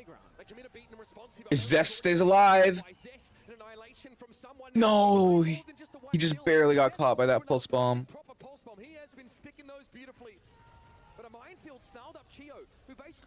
Oh no, dude. Late in the fight, it's been someone who almost got a second there on Proud. He gets a little lucky there. And Fielder's still alive, though, so you're not going to be able to move it this bot any further. Yeah, he didn't use the overclock yet. Proud still has the overclock. The Ramatra perk here is very important. Another tool to slow the wrecking ball down. With that He has overclock. They have no support ult. very, very important. Stopping power is crucial against these ball combos. Oh no, their support line's dead. Was gainful for Team Falcons and Zest. Oh. What a shot! Kunai connects onto the tectonic Yeah, this might be GG. Falcons now in a position to get across the bridge. Zest now going to go over to Tracer. Zest is an S tier tracer, but proper is S plus. Proud is having a rough series here. So we'll see maybe off the respawn with that overclock can start to come alive a little bit. Is Donghak trying to build up some shield. Good slam. Never mind, you're dead. There was no Suzu or anything there. Okay, Proud's using overclock. And he's dispatched with consummate ease. Proud now has to dig deep. It goes, but his And he's hiding. But is there a Ramatra shield in the way? Proud's got to be patient as the poke coming back the other way is still lethal. There's patient and then there's being a coward. Deployed by Falcons. And they've done enough again. They're happy. If the bot gets pushed back a bit, they're okay with that. Do you have no pride as a hit scan? Fight here. Getting the bot closer to the front door of T1's mansion. Yeah, and Proper will continue to play these types of positions. Just jumping onto the bot, getting a hold. Then Oh, dude. back, and you lose They're gonna get full capped. They're gonna get full capped at this rate. It's ugly. Starting to fall apart here for T1. Going from bad to worse. Someone get me Proud final blow stats right now. I need stats on my desk immediately. Who is Proper waiting for? So he actually sees I need to know exactly how much of a hater I need to be. Back by 9 at least, mate. Feud beat has to go for it. Knows Proper's encroaching. Proper can wait this out now and go for a fight a little bit later on. Yeah, he's dead again. This is a full cap. This is just a full cap. Of all his humors, and Team Falcons go up a gear when it matters. Now they're shoving towards the end of the map. Try as they might, T1 knew All hit scans are idiots. the reverse sweep against the world champion is a tall Listen, if you have good aim, you don't need a brain. Now we'll stall it out. Roll forward. But Proud is showing neither right now. Recoup. Maybe Zest gets to the backline here and hits a crazy pulse. Yeah, Kitsune Rush available here for Vigilante. It feels like you're gonna have to use Oh, but he's this is your on the final cart right now. He needs to get to the back. as well. Falcons, they actually kite this. They back up completely. Great patience. They know they're knocking on the door, literally, of T1's base. Proper drops in. His pulse bombs have been sublime so far. Some incredible sticks. Come on, Zest. To break the back of T1 at important moments in this game, and Proud. Oh, is Proud dead again? Proud's dead again. By someone. What in the world? This is a world-class failure of a performance from Proud. Disarray and full-scale rout. Yeah, I mean, they're just searching for answers here. Donghak, the slow comes in from the vortex. I've never seen a DPS look this invisible. Proper with still this pulse bomb. Hasn't felt the need to He's use boomed. it. That's the only explanation. Moving back closer here towards T1's base. Feels like any time now for Falcons to get it over the line. 30 seconds left to play. Okay, Proud, finally. At least opens up here for T1. Merritt goes by the wayside, but Proper will step up to fill that space. Still holding onto the pulse bomb. Knows so much right Okay, there. Tracer 1v1. To get a clean completion here and now. Sound barrier for Chio. Skew doesn't have Oh, it. Proud's dead With again. the death knell. The minefield, though, will force Falcons away from the bot. Zest has been holding onto this pulse so long. Dude, at some point, like, just throw it onto the tank. Will be able to move back in here though, Falcons. With your Throw it annihilation is somewhere. OT, Merritt back off spawn. This is it. T1 are going to leave it all out there now. Get someone low. Forced away from the Yay. pulse bomb speculative that doesn't find any connection. Proud's hunting. Big headshot on Okay. forces him back, and Chio's going to be the next to go down. Nice connection. He's locked in. Coming alive right when needed. And Falcons will accept this. They'll fall away from the fight, say okay for now. If T1 But it's an somehow all-time turn this decision around, T1 have to make. And we've never seen something like this. they see 9. Surely they don't see 9. It will be legendary. I mean, The deck is Surely they don't see 9. deep backbreaking for Falcons. I don't know how you would even recover for a fifth and final game. You have the rush. Oh, Donghak might die. Fight from this great position of power, controlling high ground. Donghak striking Zest is with dead. Vortex, and Zest, the first casualty, is Fielder surgically extracting the Well, Good run, T1. Here, but it's good enough for Falcons. Good enough for Some of you tried. get them into a grand final here at the Midseason Championship. To T1, they say, out of the way, youngsters. We Some of you tried. to cement. They looked a little shaky earlier. Oh, man. T1. That looks like the Falcons we all know. Young upstart to T1. They come into this series. They had not lost the map. That was really bad from T1. Falcons, they teach him something here. I don't know if that was nerves or what, but you're hate watching Proud from now on. It's a hard lesson to learn. Yeah, kind of valid. But one that must be imparted is that to get to the top, Kind of valid, can't lie. it's a path that's paved with disappointments, devastating losses, close finishes. That is what this game has to represent to T1. It's not yet their time, not today. Falcons will spread their wings into the title. No, I think T1 definitely just got in their own heads. Like, especially even Zest. Once he swapped to the Tracer, They're gonna come in. They're gonna play that sim style. Ziad. once he swapped to that Tracer and held the Pulse Bomb for so long, Two regions, EMEA there was no chance. and South Korea in the finals, right? No, from the Asia region. EMEA with a chance to take an international event. Probably their best chance. All right, so I believe we have the third place match now. Clash of regions, clash of fan bases. Let me see. Let me see. Let me see. In that grand final, Alcadsi are really committing to that symmetrous game style, giving the incredible hit scan pressure to back it up. Though I'm not gonna lie, Whereas Falcons here a bit more diverse, a bit of looking a like this, comps and the tank T1 might not even get third. has his appearance in this game, and when Alcadsi steps up, wins him a key map. Incredible stuff here for Team Falcons. They will advance and head down to the stage for a post-interview with. Yeah, we got the third place match first. Thank you so much, Mitch and Matt. Please, everyone, give it up for Team Falcons. They made it to the grand finals. And I have someone joining me for a quick chat. Let's talk about how you got it done. We had high hopes, of course, for the T1 roster, but they had to go up against. AQ ain't gonna win against Falcons. Yourself. To be honest, I think they might. The edge in this match.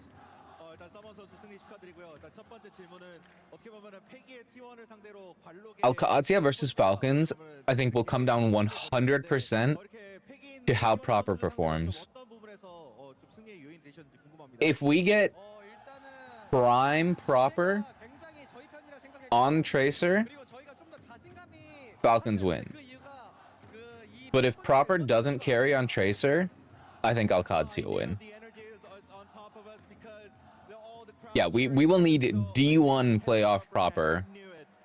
to come in here. Buff goes hard. Low key, I think Merit might lose the hit scan matchup against Libda. Coming in as well there for a few maps. What was the subbing strat looking like, and was that specifically catered to what T1 does? 이제 Like, I don't think Merit was like particularly on fire in that game or anything. 맞춰서 이렇게 준비. Just Proud was really bad. 일단은 저희가 결승전에 남아 있기 때문에 한빈이 형은 언제나 나올 수 Chio Fielder versus Kelix and Landon. 있고 Yeah, that's true. You definitely put more stock into the Falcons backline. Though Landon has shown up. Landon has really shown up occasionally. We have still one match to go and Rage bait? for that as well. Right on, let's talk No, about it's that valid, it's valid. Lazia, your final opponent in the way of hoisting this very trophy at the very end of it.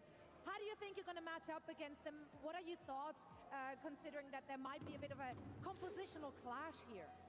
일단 마지막으로 알카드시아의 경기가 남아 있는데 아무래도 메타적으로 좀 굉장히 또 다른 픽을 선보이는 팀이기 때문에 Also, who is this guy and what happened to Danny? 좀 어떤 부분에서 좀 플레이를 하실지 궁금합니다.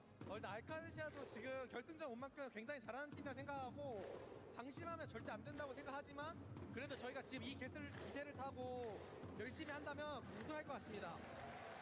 Yeah, I know they're a solid team on their strats, but that being said, we're gonna be confident, but not let our guards down. So we'll prepare our best to win the trophy, to lift the trophy. Well, we're so excited to see. Dude, I saw someone on Reddit saying that T1 should have picked Gibraltar instead of Circuit. Danny's out doing other interviews. Makes sense. But yeah, T1 picking Gibraltar instead. Loki, that would have been way smarter. And you do the honors.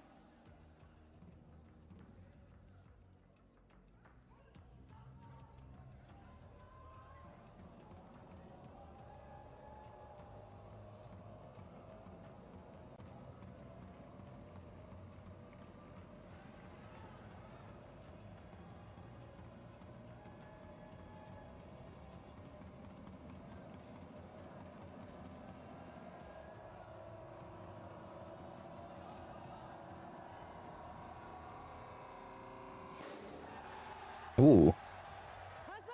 There goes the key, and that means we're ready to that one looked like it's split straight in two. studio with Pocket and the friends. I'll be honest, I'm a little bit jealous we are not in that crowd right now. They are so loud, and do they have... Dude, I feel so bad for Zess. Airport, Honestly. that way. Airport, that way.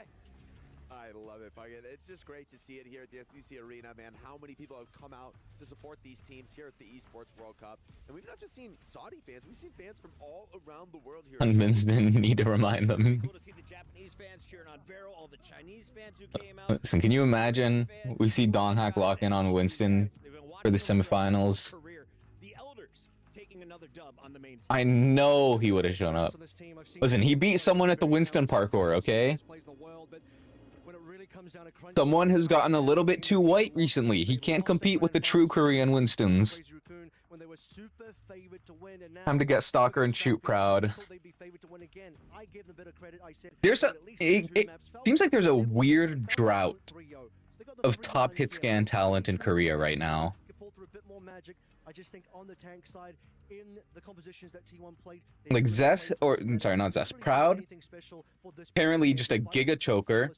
Flora, super inconsistent. T1 to only play 8 maps. They were perfect until today's matchup. Like you have Lip, and then even then, I feel like there's 2 tier breaks between Lip and Merit. In this semifinal, I mean, we saw them bring out the Sim Cassidy, we saw them, you know, playing these Ram comps, we saw them playing Dive at times. I mean, the flexibility from Falcons is what we know them for, but they really had to develop that over the course of the tournament, and it proved that they had a very solid grasp of the meta. So when it came to this TM match, the picks, Who is the top hit scan in Korea? Oh, it's definitely Lip. and I think T1 was maybe just a little It's Lip by a mile, I think. I think the top hit scan in the world is Lip, and then below him, a little bit below him, you have Shy.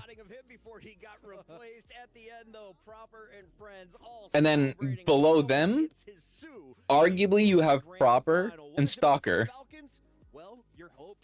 Maybe Merit is in that top 5 as well. They've been in the top 3 since week 2, and they need a tournament title if they want to. But the problem is Stalker and Proper both hate playing hit scan. Despite the fact that I think Stalker would absolutely be an upgrade for T1, Stalker will not go to a team that he has to play hit scan on. Winning the entire event is certainly possible. Now we may just end up seeing that Falcons, they look like the most complete team here. Pocket, if you remember, I've said there's 2 types of teams. There's sim teams and non-sim teams. Shy was also inconsistent. He was, but I don't think nearly as bad as Proud. Dive compositions, brawl compositions, they truly are the most versatile team here, so they're just so well-rounded. As we saw in that bracket, Jake, there's still a 3rd place match to be played. T1, they're not given a lot of time. I don't know who set the schedule, but they're forcing these guys to go 20 minutes back-to-back playing their next match. Do you think this veteran team can rebound after that tough? Honestly, I'd probably also give an honorable mention to Quartz. As crazy as that might be, Quartz might be top 5. China's way off compared to any region. Overall, yes. I think that take has become colder after this tournament. Like I would have said, like yeah, like Rock Esports, Team CC, they're pretty close to like the level of, you know, definitely the rest of Pacific easily, which we saw with Rock versus Veryl. And then probably like around the top 2 of EU and NA. But my hope was obviously that Weibo, they were like And historically, we thought they were. They were on the level of Crazy Raccoons, Falcons. But yeah, with Winston not being great anymore. Boujoy can play Hazard, but definitely not as good as like someone like Ice Noms, say. No ball. And the thing is, Gaga should be able to play ball. Back in the day, especially even when he replaced Ameng on Chengdu Hunters in Overwatch League, people were saying that like Gaga is almost as good as Ameng at ball, but the difference is Gaga has a way better Winston. I don't know if he's still good at ball, because obviously that was a long time ago.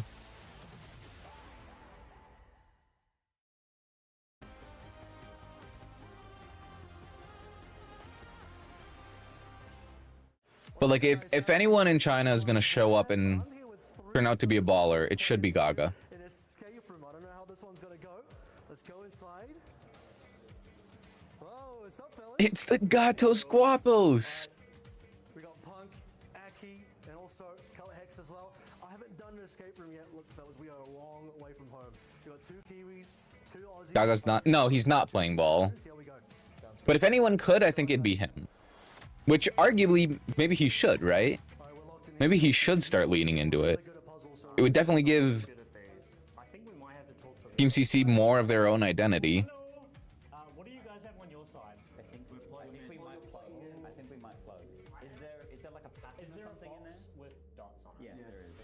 Okay, here we go. Here we go. Put the 2 in the bottom left hole. So imagine it as a keypad. So 7 and 4. Which way are you going? The way a keypad goes. I think we can connect the yellow one. Oh. This definitely does. Whatever this is, it definitely is. Guys, we need more help. The first grid was 4 and 7. Oh, door open. Yeah, door open. Is your door open? Yeah, it's open. Oh, nice. Very nice, very nice. Oh, we're together. Team CC was a breath of fresh air from China. Little better than Weibo. You think they were better than Weibo? I mean, I can't lie. The OWCS China results would definitely argue with that.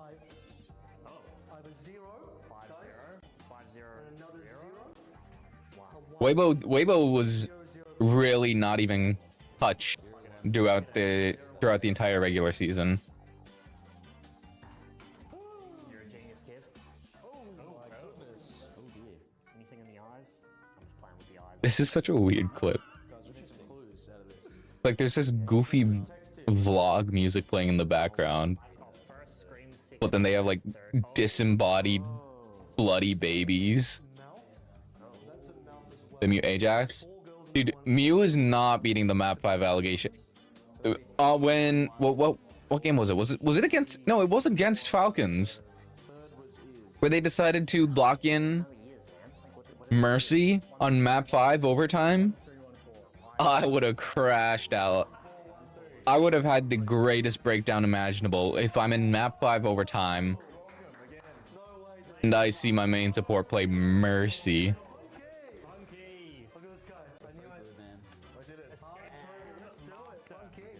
Oh, it's a Twisted Minds escape room.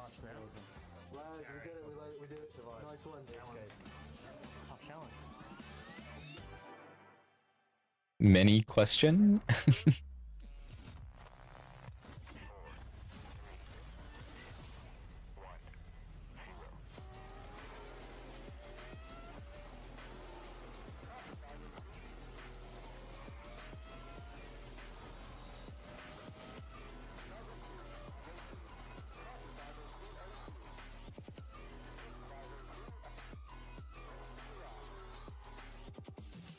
All right. Who am I pretting?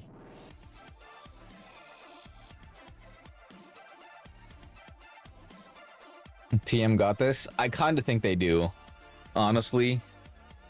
After Q1 just... Yeah. Like, I think on paper T1 should be the better team. But that was such a lame performance.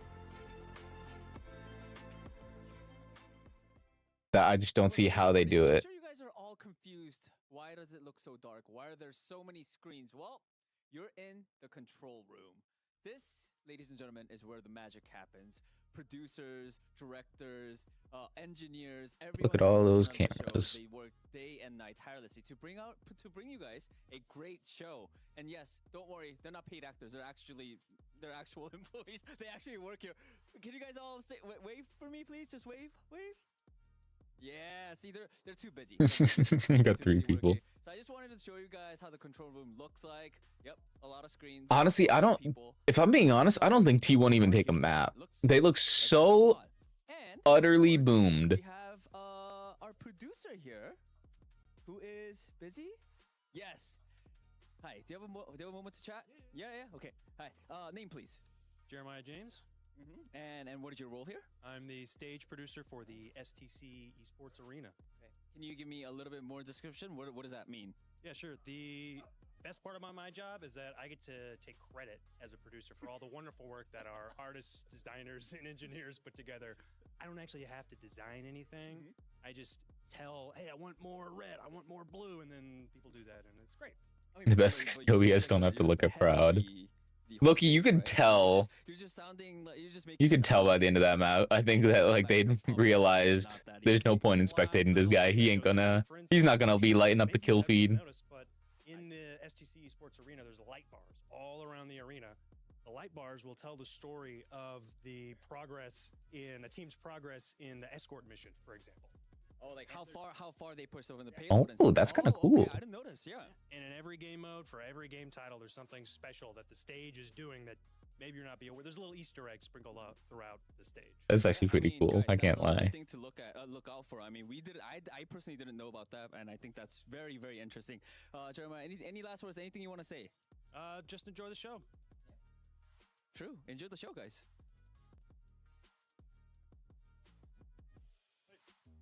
Thank you. It would have been really cool if they had the camera they were using on one of those screens there. We could have gotten the infinite Inception shot.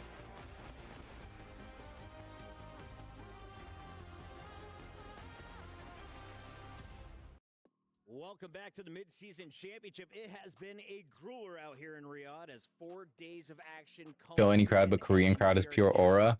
The best thing I like about the Korean crowds is the signs. Korean crowds have really good signs. Like these Saudi crowds, they have a lot of like flags. They have a lot of flags and banners. But when it comes to signs, no one does it like the Koreans. Making it this far, beating Crazy Raccoon is the big surprise. I think Twisted Minds are a great team and they deserve to make it far, but just a huge upset the fact that they could beat Crazy Raccoons. They were really close to beating OWCS as well. You remember, I did pred for them. They got so close map 6. I kind of wanted to see them in that finals, but that map 6 was so bad though. Twisted Minds versus T1, which by the way, they were in the same group together in the group stage and they never got to play each other. Ooh, great call out there, Johnny. Finally, we get that match. Both teams coming out of their group and looking stronger on day 3, but now we see a struggling T1. How do they bounce back after that loss to the Falcons? Well, I think both teams are going to have a struggle here because obviously, as we all know, you get a lot of adrenaline from that first semifinal, especially, Twisted Minds going to map 6.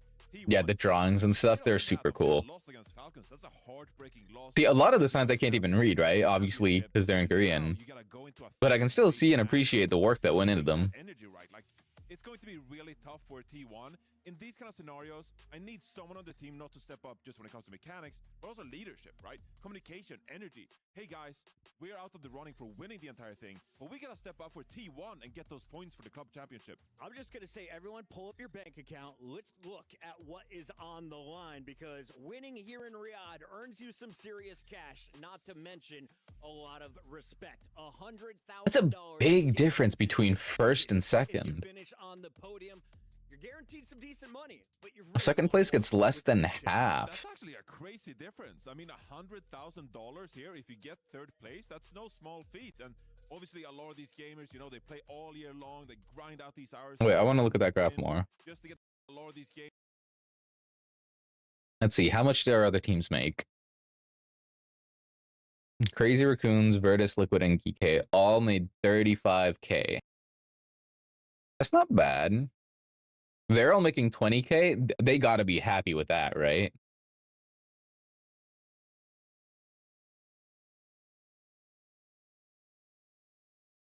I guess they would have been guaranteed, like they doubled what they were probably expecting to win. VP really came out top of all the NA teams. Arguably, yeah. I mean, they're in the 5th to 8th tier, right? What is Virtus.pro NA? Or do you just mean like of the non-Saudi teams? Because Virtus.pro, I think, is European or EMEA. But then obviously the other EMEA teams are Saudi-based. Japanese esports, yeah, dude, the Japanese fan base is great. Like the Zeta pack, Zeta isn't even in this tournament, right? But the Zeta pack, I think, is like the second highest selling one. No, and Varel getting a good placing here at the World Cup, it's so, I think, important, or it's gonna be so important for the Japanese scene to like show that they're on that level. And it does completely reinforce my belief that if you take Korea out of Asia, put China in there instead, it will create a much more competitive region overall. Because the Japanese teams, they never get to come to LAN because they're always having to fight through Korea, right? But I think they're showing that they can compete with China. They might not be on the level of the Koreans yet, but they do seem to be on the level of China. Maybe not Weibo, but Team CC and Rock, absolutely. I actually think that, of course, the first seed is going to be T1, I believe, because they were first seed coming out of their group, whereas Twisted Minds, of course, they like imagine and so T1, I think they have a pretty good mix Asia and China. Yeah, mix Asia and China, but then cut Korea out, make Korea its own thing.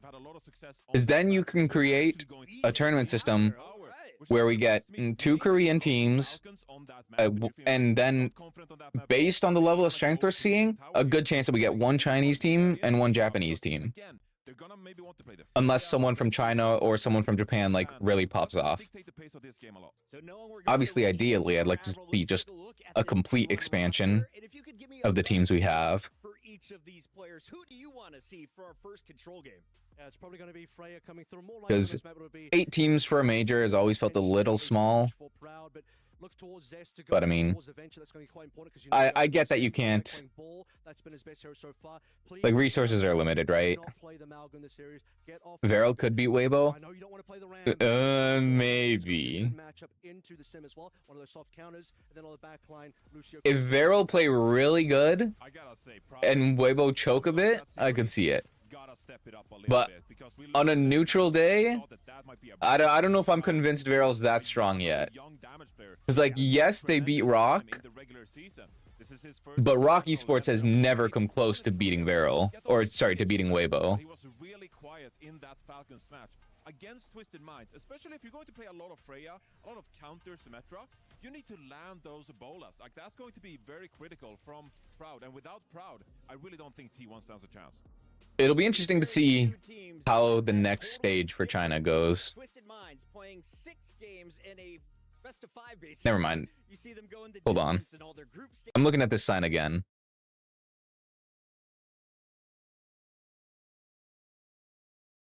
That Falcons logo just does not look right. Right? I'm not going crazy. That's not what the Falcons logo looks like. What am I looking forward to most in this series? Playing the Symmetra counters. You know you're up against target Symmetra bands coming on through. You may end up targeting potentially Lucio band, although I did say that may not be as useful anymore. But more importantly than that, you need to make sure Dongak's on the right heroes. I don't want to see the Doom anymore. I don't think it's meta. No more Doomfist? It doesn't work. You saw what the Doom was doing against Proper and the rest of Falcons. It was not good. You saw what Malgo was doing. Not good. He's refusing to play Ram this tournament. Fine. Orisa is going to be okay, although potentially weakened to the Sim. We'll see what happens. But absolutely, Ball has to be the most important pick for Dongak. Johnny, as a tank player yourself, a legendary Reinhardt. Do you agree with that take? Yeah, I mean, It is an AI? I down think on so. Donghack as well, because he's playing really volatile heroes when you think about it, right? Like you're playing Wrecking Ball, you're playing Doomfist. These heroes are very prone to getting picked off. If you're not careful, you're going to die really fast. And so if your head is out of the game, if you're not being careful, you could actually be a detriment to your team. And, you know, we've seen some other players in The setup is kind of weird when I look at it. They get picked off. And Why is there just a random can of Mountain Dew and Pepsi in the back? that was a really emotional match. Is Mountain Dew a sponsor? Chio, of course. You need to get your head Well, actually, Mountain Dew is owned by Pepsi, isn't it? Maybe that's it. I think Venture Donghack Ram, does he play Ram? He does play Ram, yeah. performance. He already looked amazing versus Falcons. We know that Venture is one of the more important heroes. I think he definitely prefers the Orisa, but we've seen him pull out Ram a couple times before. That one, all the successful teams have so far played a reasonable amount of Venture, especially into the sim-heavy teams. He's saying on Crazy Raccoon also did it. My biggest concern with T1 is if they are too similar to Crazy Raccoon, which I think stylistically they are. Twisted Minds have already beaten Crazy Raccoon, which means Twisted Minds have a great matchup into That's T1. true. Avril brings up a really good point. Needs to have an excellent ball pick, and I don't think the ball's going to die a lot. But it's one thing that ball's good at not doing is. If you could beat Junbin on ball, chances are you can beat Donghack on ball. One of the most exciting wrecking balls. But The Ramatra is Crazy Raccoons doesn't play Doomfist. we need to. We'll find out. In the meantime, we got to check in with some of the fans here that are There's a out chance in there. the crowd. It was a jam-packed venue, and as we take a look at our hero bands as well, Johnny, Diva has now moved to the top of our I'm list. surprised Diva has been banned this much. I mean, you saw from the Saudi player early in the day, Siad, he was lethal on the Diva. It's a really Should we not have more bans? You can ban the Diva if you don't want to play against it, but you crucially protect your Amatra if you are a We've definitely played more maps than that That is on the back of a lot of these over the course of the tournament. wanting to get rid of the Ramatra, and also the Ramatra teams wanting to protect the Ramatra pick to make sure it doesn't get. I guess there must be a lot of like one man or I think the two-person bans. Probably was more considering the fact that you're countering a hero like Diva, for example. I don't think we're going to see the Saurus in this matchup again. The previous matchup between Twisted Minds and Alcazia, if you're watching that game, that is not going to be similar to this game at all. It's very different stylistically. We don't have a Ram mirror in this one. So I don't think we'll see the Saria, but I hope for some Don't judge, but you hate Saudi teams. No, it's fair. Are in our club championship race. Twisted Minds finished with 200,000. With the whole Saudi sports washing issue, I can't blame you. Really appreciate some points right now. Johnny, let's take a look at our current standing because Team Liquid is still out in front of the. As long as people remember, hate the team, not the player.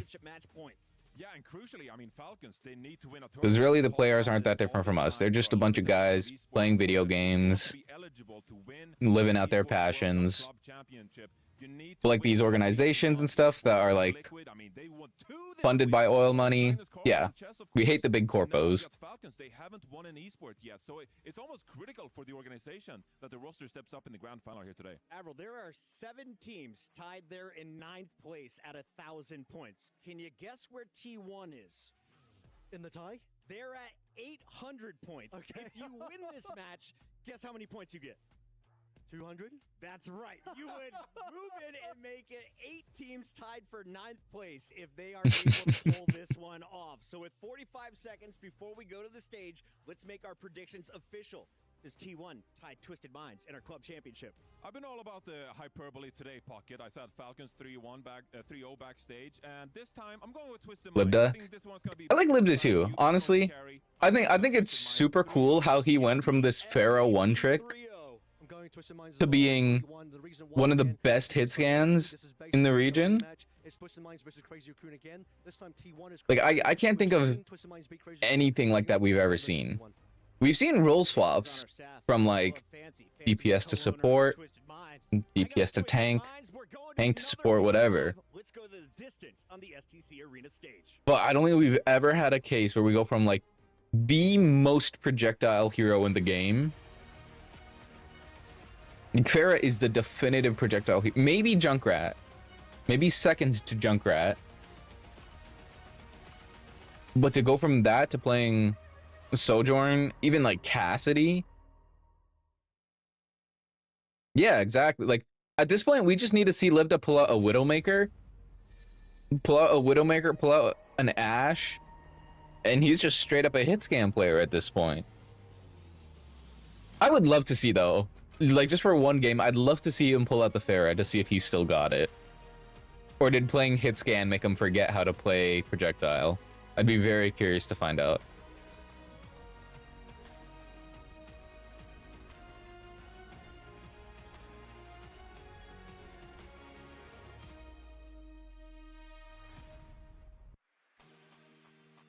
The dream of a championship may be gone, but there's still legacy on the table. This is about pride, pressure, and proving they belong at the top. That's right. Both of these teams finished second place in their respective region. Both of these teams came into this tournament with not just title ambitions, but a real shot to take it all. But unfortunately, they fell short at the final hurdle. Alas, their journey is not quite done yet. Absolutely. They still have a chance to leave their mark right here in Real, and it's time to call them out on stage, Zoe. Let's do it. Our first team just suffered a brutal loss on this very stage in their semifinal. I know it's a short turnaround, but they have to brush it up. They have to lock back in order to bring home a medal. Let's hear it for T1. You can tell Zoe is a really good host because she never looks at her cards. That other guy, you'll see him glance down at his card from time to time, but Zoe, if she does look at her card, she's very good at hiding it.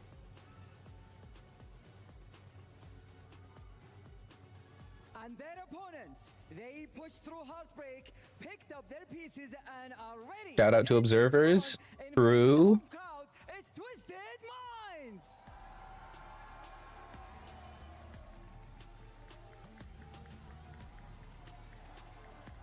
Yeah, we love Zoe.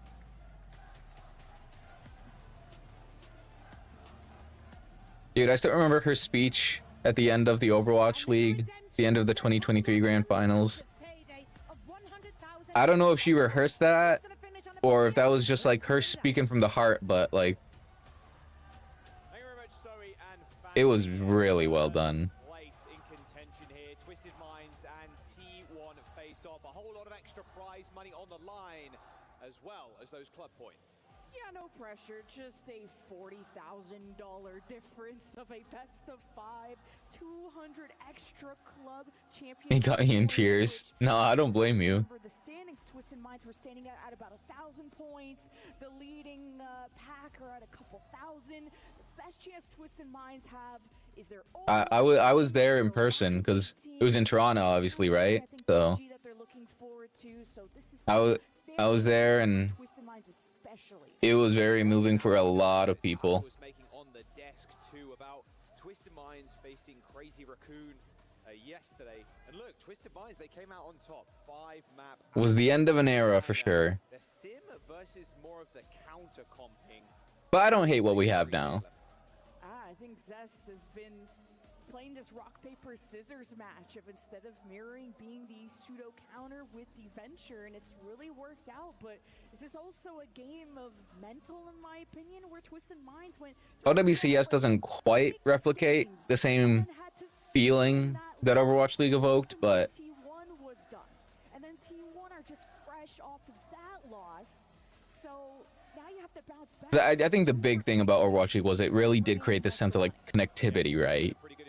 When you had all these regions playing at once, constantly going against each other, and especially like the cities. Like, it was a weird approach to esports for sure, but that uniqueness kind of helped it stand out, I think. Psycho versus Zest Tracer. Is Psycho in there? I wasn't paying attention.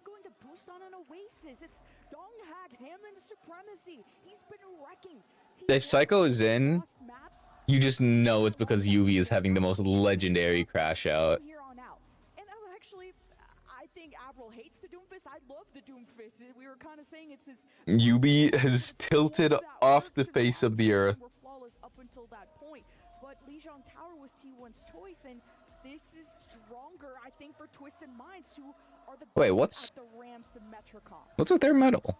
Why is it hollow? Oh, UB is in? Okay.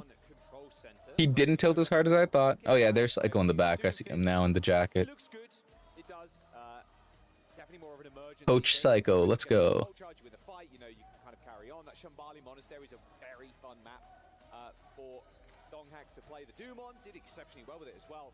Just loading the players into the lobby. In a couple of minutes, we'll get this series underway. Of course, He's got a megaphone? in the grand finals later on. Are you kidding?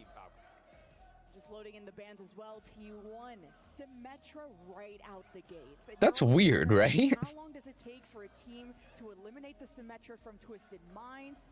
Just earlier it took all the way to what, that game 5 before? At a soccer match or something, I can see it.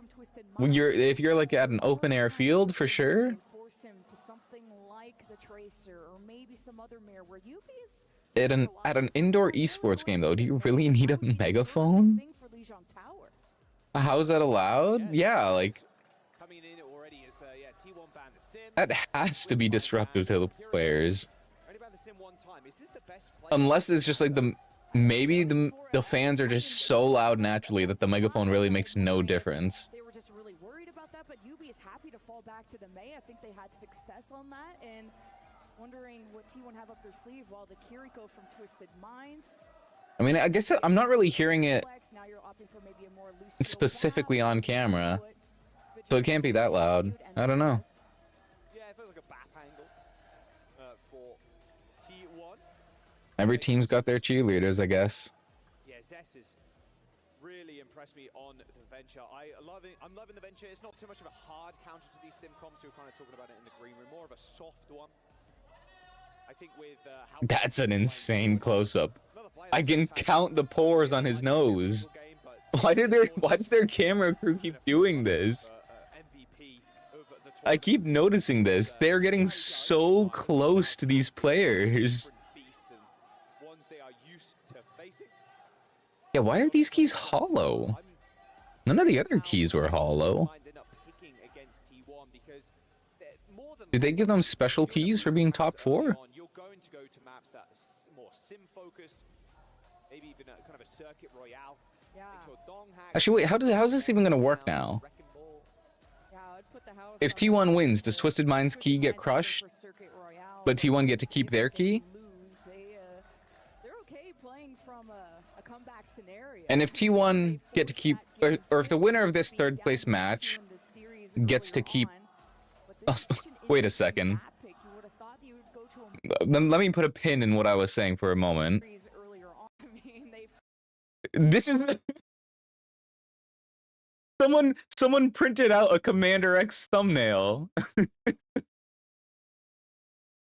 They just printed out a thumbnail. That's so funny. When you need a sign but you're limited on time and money, just print out a thumbnail. Okay. Anyway, like I was saying, it's gonna be fun because the winner of this will presumably get to keep their key, but the loser of the grand finals will get their key crushed, right? Unless both teams in the grand finals get to keep their key, but if the loser of grand finals gets their key crushed, then we have a scenario where, wow, Vigilante's dead. Then we have a scenario where the third place team will have a key, but the second place team won't, which is weird. I think it is worth keeping in mind, of course. Rather quick turnaround from the last series. Dude, Zest is still finding kills here. You're obviously not feeling great after that tragic loss to Team Falcons, so mad props for stepping up on stage like this, but Twisted Minds, they do end up capping first. I think Court still had an outstanding performance despite that loss. The way they're able to extend all the way to that map 6 is incredible. And we'll Nice little spear. Skewed. Okay, well, fight's over. Dude, my 3-1, I'm becoming very confident in my 3-1 now. Look at the difference in ult charge. Funny Astro is approaching 90, and Simple at 70. Meanwhile, Vigilante and Skewed are both just at half. A support Canyon. Not even a 20-minute break. Yeah, no. It is hard on T1, I agree. That is a beat and a half. UB can just contest the point from behind the wall against the Venture. Des hits the burrow. Fight's done. Twisted Minds. It's a hard problem to solve, though. Yeah, Mav, something went wrong there. T1 comms Because, broke down. Maybe that's what the pause is about. Because how come? like, I guess the alternative would have been to play your semifinal matches yesterday.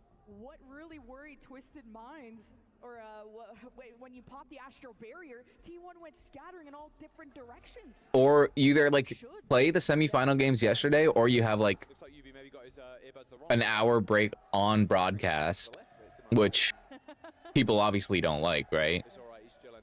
Looks good. Should be getting into the map again. Those are cool glasses, I can't lie. Twisted Minds fans still packing. These courts deserve a thing. Good out there.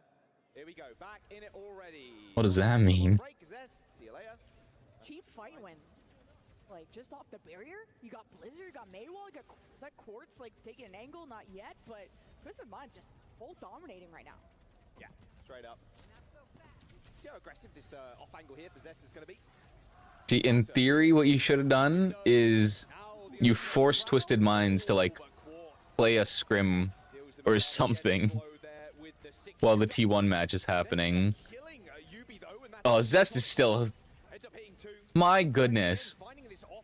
No, I've never seen value like this from Venture Ultimates. What the heck just happened? Zest just killed 3 and saved the fight. And Zest is my goat. That's what happened. Through a window, playing Duck Hunt, and T1 fell over, and then Zest just is behind them? That is an insane play and gives them another breath, another chance at life.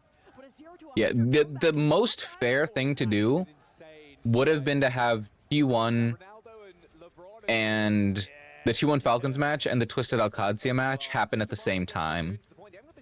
So then they're both going into this with, like, even levels of tired. That would have been the most fair thing. But they don't want to. Whoa. Nice shot from Quartz finishing off on that high noon damage. Pretty easy flip, and now T1 have to touch. Donghak not getting that barrier might have seemed like a small thing, but he had to full disengage and leave his teammates out the front. Oh. My heart skipped a beat there. If that flashes, like, it's done for you, Mr. Donghak. Scoot's dead. Wait. He's balling. He's balling. And that lamp down.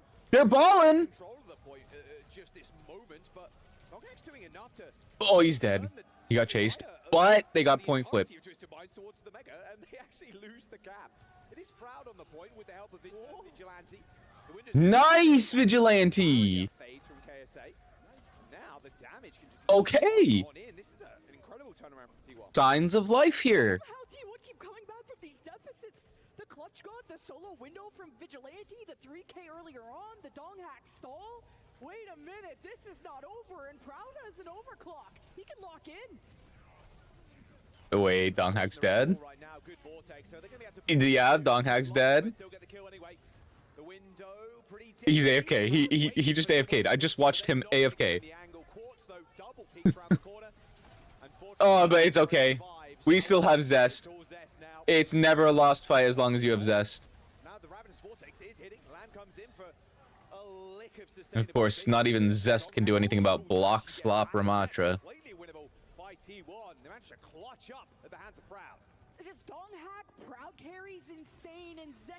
Okay, Donghak is kind of just insta-died twice in a row here. Oh, can Scoot mark him? Boop him away, boop him away, boop him away. Nice.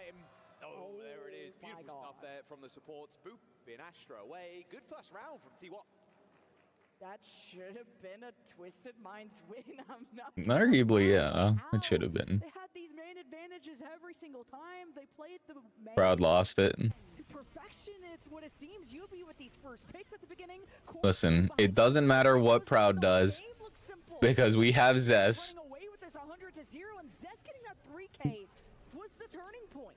Didn't even hit the flank. I thought he went round through the mini, but he didn't walk through the window or drill that. I'm putting Zest on my fantasy team next stage. I don't care. I've seen enough. So unlikely to actually survive a touch anyway. He is getting a starting spot. We roll it into the second round. Donghak, even emergency ball. Proud on Freya. I don't think I like it. Donghak, I swear, wins everything. But this time it will be the Orisa. May Yubi He's had issues in the past on this map just with the open space and the counters he's faced, but see if he can lock down Ice the block Arisa forced already. before she pops the gold. And Zest lurks about. And Oh, okay, and Proud's dead. Every time Proud dies, Zest is thankfully there to pick up the slack. Oh, Dong hacks off the map. Wait. Oh, well, we have player falls off the map. That was a boop. That was technically a boop. T1 maybe, I don't know, are they overly relying on their mechanics? Just macro-wise, they're all over the place. Do we count that? While Vigilante's on the back bridge, like, they kind of look confused in the cams. No one's talking, but hey, maybe this is just, you know, you need that first map to get the energy back up. T1 going. I kind of want to count it. To be perfectly honest. Just because, like, you're playing against a Lucio on the bridge. You should have seen that coming. That's essentially the same as walking off. Listen, it's my bingo, and I'll do it how I want.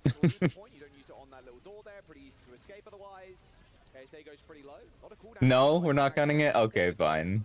I'll take it off. Lamp ends up getting deployed as well. Is that annihilation is going to be good for damage. Quartz on the sidelines. A window for a window there, but Quartz just had the better lineup. The Donghack's just trying to keep KSA in check, but then you let Quartz take an angle and no one marked him. That's got to be up to Proud or Zest. Anyone cannot. That's a big stagger. We'll hit the headshots. Delivered so many multi-kills and Twisted Minds. Oh, okay, now they're touching the spawn. Fair enough. Yeah, just, I love it. I think teams have been doing this a ton, especially, well, there's no sim in this comp, but playing super far up, catching people who are just hanging behind these walls that you. All right, Proud hits a massive bola here. Twisted Minds clearly took that break between matches to Never mind, Proud's dead. He's dead. He's just dead. He's just dead. Yeah, kind of easy for Quartz by the looks of it right now. You see player cap just shrugs. Yep. All right, fair enough. I'll take the free kill. Round 3 we go, I think, because this Deadeye's about to come out. Good zone and It's too much to ask from T1. Yubi covers White Room. I mean, you're not wrong. You got so many ults though. But still, this is like Sound barrier, like good luck. Well, they're gonna push over the bridge. even worse than I was expecting.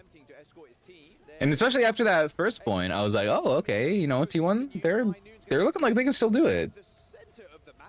But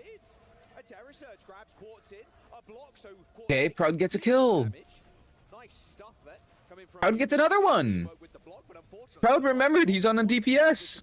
Needed to pay attention to. It was unfortunately already over as KSA goes down and 99% flip for T1. He remembered that DPS can get kills and not just spam angles. Quartz on Widow? No, okay. Talking, but 0 to 100 comeback for T1 to try and close out map 1. They've been the clutch gods on Control Center, but now they have to face down the UB May without a good support ultimate like a sound barrier. Although the window from Vigilante could come in time, you got the immortality, you got gold, you have answers. Oh. Zest, he does it again. He does it again. His terror surges are just delightful to watch. Twisted Minds end up quickly resetting there. Zest is the single most reliable player on this team. Zest is so huge with these ultimates. To kill both supports like that is insane. Now Twisted Minds, they got a lot more fight. Still haven't been able to find the opportunity for the Blizzard. Of course, T1, we're just more proactive with it. Donghack, I mean, you could try to deny the Blizzard, but has to be the bodyguard at the front. He has no ult now, so it's gonna be on Proud to clutch. That's a really forward window, though. Yeah, you're just gonna throw lamp. Lamp doesn't get thrown. His big bouldering body just breaking the window in Did Vigilante really not use lamp? Still has to hold on to this point. The backline, though, of his is in trouble. Simple isolated by skewed. I don't think he did. That's some insane discipline. Win for T1, and now it is the last for Twisted Minds. A small stagger on Yubi is going to cost them big time as well. He's going to be late to the fight. He's probably going to have to swap Tracer. Oh wait, Quartz is already Tracer. Maybe not.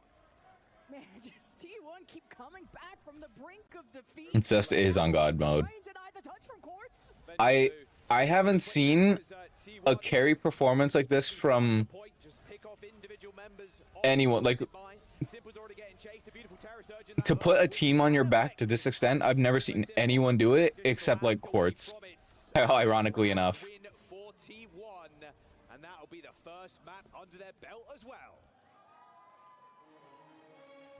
Dang. T1 surprised us with the map pick and surprised us. If T1 win this, All these fights just easily maybe of that match. Impactful. Alcancia are cooked. Some slip-ups from kind of who are we focusing when it comes to T1. The forward window from Skew that put Brown into an awkward position where he got run over from the opposite tank. But ultimately T1 able to come back, and yet Twisted Minds with these strong starts, but not able to close. My pred is already wrong. I thought T1 would just get demolished, but they are actually winning. Despite the fact that this is now their 5th map almost in a row. T1, of course, like you mentioned, coming off that swift And it's pretty much all off the back of Zest. What a man. Minds, though, very much in this game still. Symmetra banned in this map, so now T1 can't ban it again, so they're going to be happy moving on throughout the series. Okay. Yeah, that's a good point. That's What is that? Production in the crowd. Hey. Oh, that's a production guy in the crowd? Interesting. Now you can run the sim into the ground. Okay. While we're in between maps, I'm going to take a slight break because I got to refill my water. And I'll be right back. Insane leads, 80+ leads to kick things off on both rounds and choked. So now you hope that that doesn't get to them into the following maps. But speaking of that, Twisted Minds will have choice coming up, and I would say Circuit would be huge for them. This was the map they full held Crazy Raccoon on. And then they got a taste of their own medicine when they went up against Alcacia. Yeah, that was a very flip the script map. Yeah, I'd agree. I think Circuit Royale makes a whole lot of sense. Just play the sim and you're good. They've looked so clean with it. I mean, historically, EU has been a very brawl, like sim type region for a long while. Even all the way going back to like season 1 OWCS, like stage 1. Like, yeah, you was one of the MVPs there, just TP and everybody around. Like, it was so sick. I think you gotta, when it comes to the bans for T1, I think you either gotta go for a tank, maybe try to deny the Ram from KSA, or maybe just cripple the speed, go after the Lucio. That's been unaffected, because obviously you can't target the Sim. I don't think Quartz is really gonna care if you get rid of Frey or Sojourn or whatever. I think it's definitely gotta be a tank or a Lucio choice for me. Not sure if Astro was Raven, it was one of his former teammates there over at Scoot, but yeah, T1 locked in. A lot of cash moolah, cash money on the line, of course, as well as those club points. Big for Twisted Minds, in fact, because Team Liquid very much in the lead. They've got the game wins, they've got the points, they're on top right now. But Twisted Minds, they need some big points here to actually get into that, or even close to that top 5. And they got a big ban to kick things off. Twisted Minds go for the Orisa, because Donghak has had a strong preference towards the Orisa. Everyone else loving the Ramatra, but him, it's the Hammond, it's the Doomfist, and it's the Orisa. So Twisted Mind's gonna target that, while T1 ditch the Lucio. So this is gonna affect Funny Astro, force the Junos to come out. Yeah, Juno, Kiri, Juno, Bab, like, I think it's fine, though. This kind of map, I mean, you're not too fussed about the Lucio being available or not. I'd be shrugging my shoulders if I was Twisted Minds right now. I'm like, man, it's all good. We got Sim back. We don't need speed. All right, back just in time. And we're going to Circuit. Everybody loves the Circuit slop. No one wants to go to Gibraltar. Well, I guess, yeah, Twisted Minds would pick Circuit. That's not a surprise. Open air for too long, not with the deadly DPS of Proud and Quartz lurking around, which at the moment will be a Freya versus Sojourn. Deadly DPS, Proud, is that what I heard? Listen, not today, sister. Pick on Circuit on that one series. I said, that's not happened since like 97, bro. I mean, look, Donghak now forced to play the Ram as well with the Orisa band. See how well he does on it. Gates open. T1 still leading the series this first to 3. This third. Oh, Anna? Really? Wow. Okay, Funny Astro just got destroyed. All right, Proud. That's what we like to see. Took an L too. Yeah, like, wonder if Proud went for a jump up there. I don't know how you find an Do I have an Anna thing? that early. I do. I have wrong person gets nanoed. For Twisted Minds as a result, it can really get some good splash with the anti-nades from Simple and then Nano target. Looking at KSA, just get the edge in the tank battle versus Donghack. Which might be a little hard to determine. Because really, you could go onto either the Sim or KSA or even Quartz if they're feeling confident. Forward corner. Even after the pick, like you're thinking maybe you just hold up and just wait for Proud to maybe get another pick. Undernade's going to be fairly impactful, but even anting a ram can just go Nemesis form. It's like, it's whatever. It's really the sleep dart that helps you deal with this Ramatra. Even just cancelling the block with the sleep as he goes into the sleep and then wake up animation is normally enough for you to get bursted as the ram. For sure.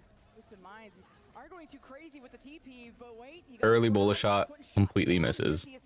Does that count as a whiffed CC ult? Nano boost as UB TPs into the back line, and that's one scary Symmetra. Oh, you got the shield there? No worries. I can TP behind you again, Donghack. Well, the lamp Maybe? there's the sleep dart, and Not strictly a CC ult, though. I'm not sure how much DPS that is, but it's too much to heal. Oh, what? That was weird. Nah, I'm gonna say it's not. It's not a CC ult. It's just a damage ult that happens to do CC. Well, at least have UB fans in the crowd, and they'll make. He is better than Overwatch players, like just every Overwatch player. I respect UB bias. I can't believe it. Don't mind it. He's got wall as well. They got so many ults. I mean, they're big chilling right Can you isolate KSA here? This is a very strange angle that KSA is on currently. Well, Zest is low. Zest is very low. Zest is dead. Backlines, but this window is rather disgusting for Vigilante. Zest, unfortunately, though, does end up falling as KSA continues his solo mission. Look at that James Bond out there, 1v like 6ing. Dude, what is happening? KSA is literally just solo sitting on this angle. Right now, like the rock before the tide. He just kept swinging that, and no one could do anything. Get back to cart. I mean, they got the orbital ray. Captive Sun is going to connect as well. You gotta think. Bit of an early annihilation. No way Quartz lives. Quartz is 1 HP. Quartz is less than 1 HP. But with Donghack dead, the longevity on this point is being cut short. Oh my goodness. Does the turret get him? Please. Quartz is so low. Finally. That's unbelievable. Finally, looks like Twisted Minds are going to get this done. Although Donghack is back on the Doom. Quartz actually got.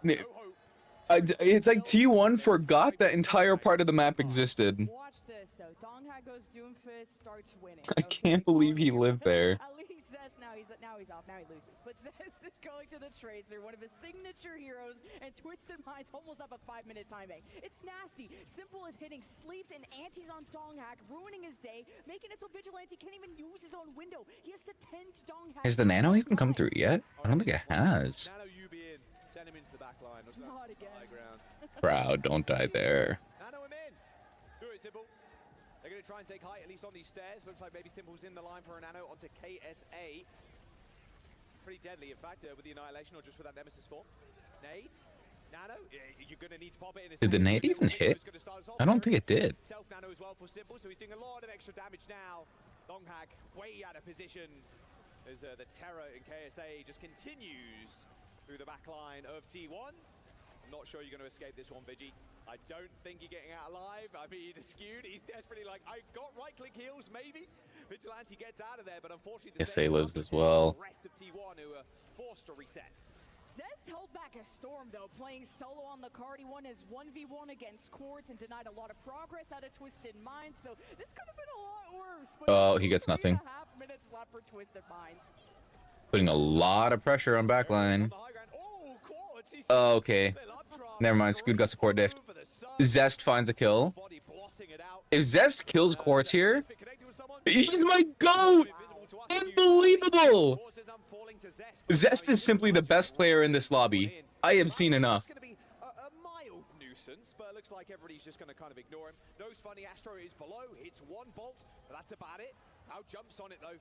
Funny Astro isolated as Twisted Minds. Their payload will hold for now. Zest is cooking from Lijiang Tower, having a couple multi-kills to swing fights in T1's favor that they had no business winning, to stalling the car here, Like, this is simply ridiculous. Funny Astro, but still an uphill battle with how much T1 did not put up a fight to He's forced Quartz to play the cast almost solely to deal with him, I'm guessing. Yeah, look at this. Look at this. He's living in their heads rent free. So scared of Quartz, by the way. No would be two on the cast. KSA backing up. And they are obsessed with him at this point. Got both healers looking directly at his back, keeping him topped up to 100. It doesn't matter, man. When Zest is playing like this, there's just nothing you can do.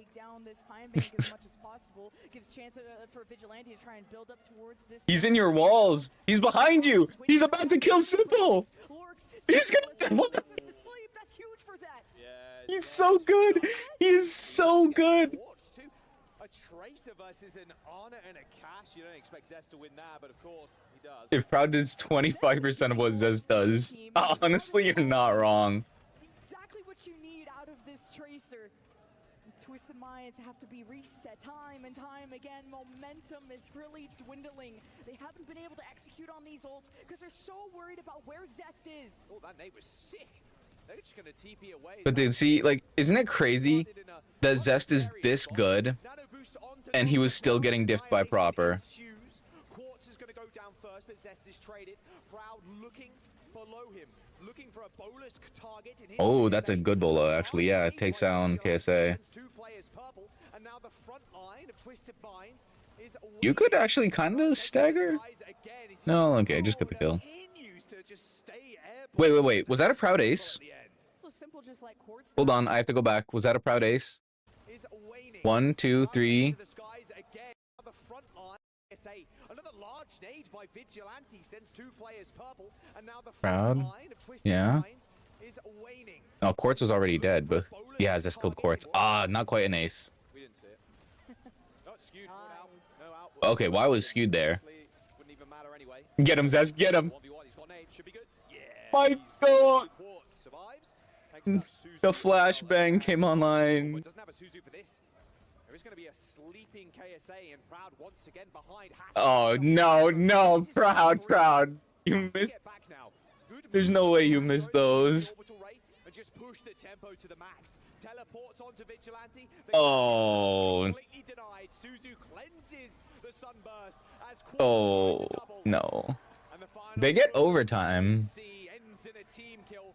0 time in the time bank left. And Quartz knows it's over. Put down the keyboard and mouse. Proud decided he's a DPS player, but then whiffs every shot on Funny Astro.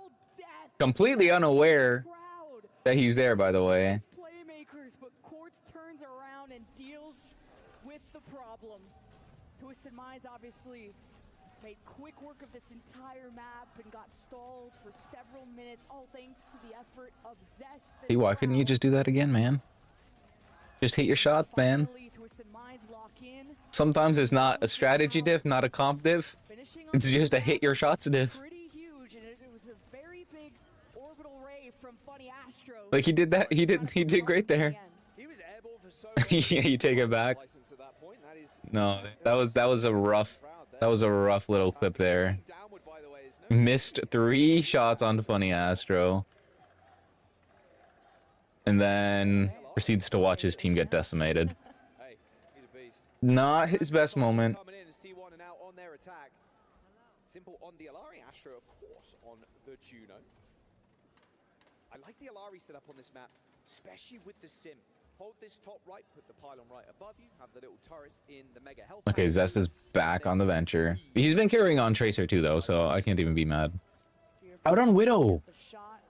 Expecting a Freya jump up, not gonna get it, but is anyone gonna early peek this Widow? Cracking the armor. Nice. You're not gonna stick with it though? Okay. But you are gonna stick with it. Just stick on the Widow. Do it. Yeah. Do it to them. You know, as other DPS, if the Widow's taking a shot, you got about. I think Widow is his best hero. Ah, he's swapping. A little time. All right, Proud. Pushing over to the Freya again. But the Ana Juno as well. A lot of healing available, and Casey has to be careful how he plays his corner. If he gets hit by an anti, he's just gonna lose that tank battle very quickly. You gotta be using that shield appropriately to save yourself in those moments. Man, that was a big vortex. Jeez, they had like 4 people. SA just absorbing all the damage. Oh, he's trying to kill Zest. All good. Disruption shot from Quartal. Yeah, see, is the sim here is an issue because Zest is almost similar to Kevster in a way, right? He is a carry level player, but Symmetra is not a carry hero. Playing this first quarter means a lot of fights being forced and a lot of time gone. And remember how swift Twisted Minds were at clearing point A and point B. Being the best Symmetra in the world will not be enough to win you games alone, which is unlike Tracer and possibly Venture as well. Can he actually escape? No, he cannot. You pop the ult there, you definitely die. You're a little slow when you insta-pop it. Looks like Twisted Mind's just going for a Looks like he's gonna do okay, but used by T1 though, so good step for this next fight, but Twisted Mind's got 5 on the board almost. Yeah, and Zest has a lot of good options how he can use this barrier coming up just to seal off where the cart is and force. see T1 have 4 ults, but Twisted Minds are coming up to 5. You can use it to break up the fight in half. 5 is indeed bigger than 4. And Donghack is self-isolating himself? That's a dangerous position. And an early wall. Skewed is about to die to turrets. Zest is about to die to turrets. Did we see that right? Did we see Zest just stand and die to sim turrets? I mean, technically, the disruptor shot finished him off. But what was that? Skewed and Zest just stood and looked at the turrets as they died. Receiving a little healing coming in, but that's all she wrote as T1 don't manage to get it over the line. Yeah, I think that barrier from Zest could have been a lot more forward. It could have been more aggressive, especially when you have Orbital Ray. You just needed to zone Twisted Minds off a few meters for that cap, and now you have to work back all that space. This is tough now. Against the Twisted Minds barrier, which Full hold. I was just thinking the same thing. when T1 don't have the best answer coming up. 60 seconds, you have nothing? Your best bet is farming Nano here. But then what? Yeah, oh, you're not farming Nano. Not this fight. 45 seconds to go. They know this is their final fight on this. Oh, actually, if you can kill KSA here. KSA is just gonna get farmed here. Ridiculous. He takes 0 damage. 4 people are looking at him and he takes 0 damage. Come on. Oh no, this is full held. This is... They're winning this with no ults. Right, in order for T1 to cap this point, Loki, you need a Nano Proud and hope his Bola shot insta-kills someone. If you don't do that, I don't see how you win. Donghack's dead. Wait, KSA? No. He's not dead either. Yeah. That was very poorly done. Okay. It's a 3-1. Block is such a great ability. Yeah, true. The fact that actually, oh, wait. That was Meat Shield. I forgot. Ramontra becomes Meat Shield. We have that. Oh, we just need support to win a duel against the DPS. And then we got bingo. As many fun flanks for Zest to pop off the way he did on point C earlier on, so just really tough. As we have a tie series, we'll find out who will take a lead after this break.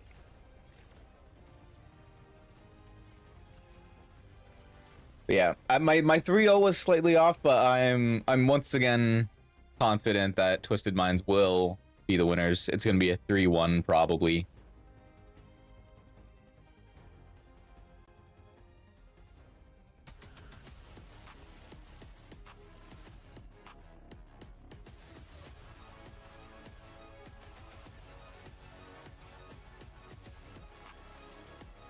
Did TVNT play at all this tournament?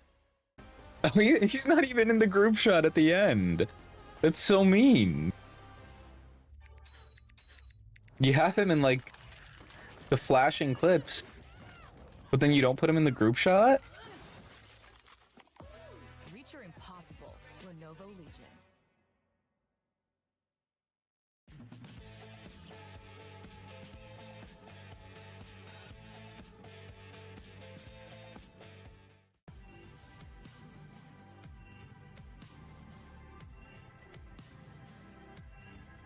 TVNT gets nothing, apparently. Is TVNT just there as like a backup in case KSA gets sick? They both have very similar, if not exactly overlapping hero pools. I think KSA has a better Sigma. I cannot recall seeing TVNT play Sigma, but other than that, I think they have very similar hero pools.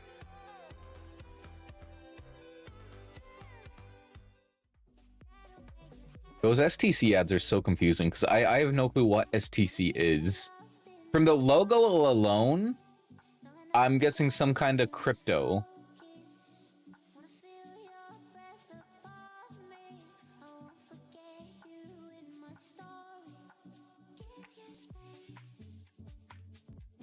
I'm guessing it's some kind of like crypto or trading platform. But I don't know what it is. All it tells me is it's not a game. Okay, great. It's not a game, but what is it?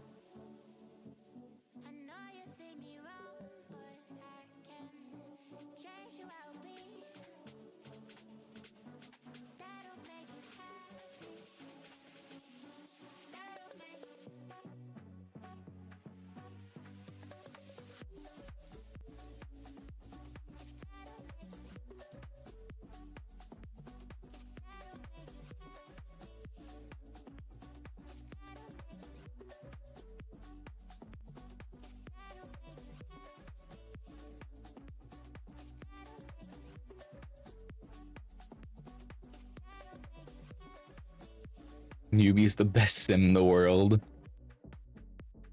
Yeah, because Backbone retired. Bring my goat back and then we'll see what's what.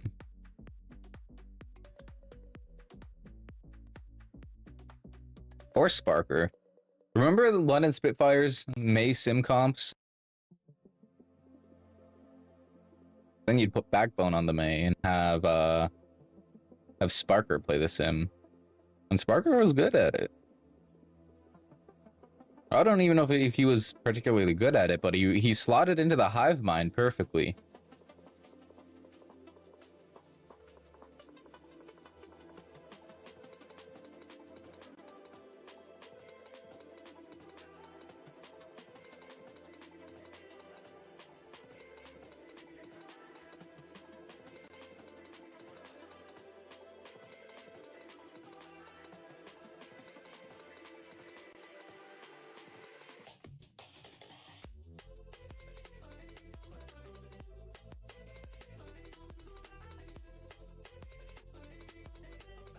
That's supposed to be the Falcons mascot or something.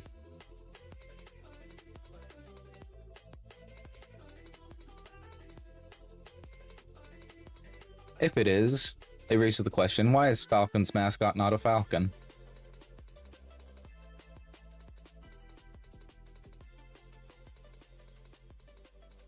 T1 love from Gen G. That's not Rack Attack though. Who is that? There's just a random Gen G fan in the audience.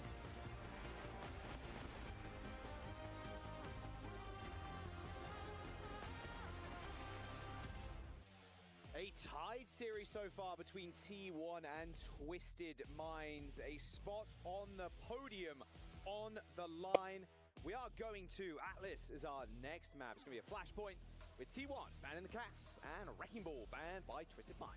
Yeah, T1 have chosen They're banging the dong ball. It was a very close Or the ball hack. 3-2 win, the only map win that T1 had over Falcons, unfortunately, but this is the ball playground. This is Hammond supremacy we've been waiting. I have no clue what that means. This time, but Twisted Minds are They seemed excited about it though. letting that slip through the cracks. So it's either what, a Winston backup plan, a Mauga, there's options for Donghack. He's still quite flexible, even the Doomfist. I'm still praying for the Doomfist.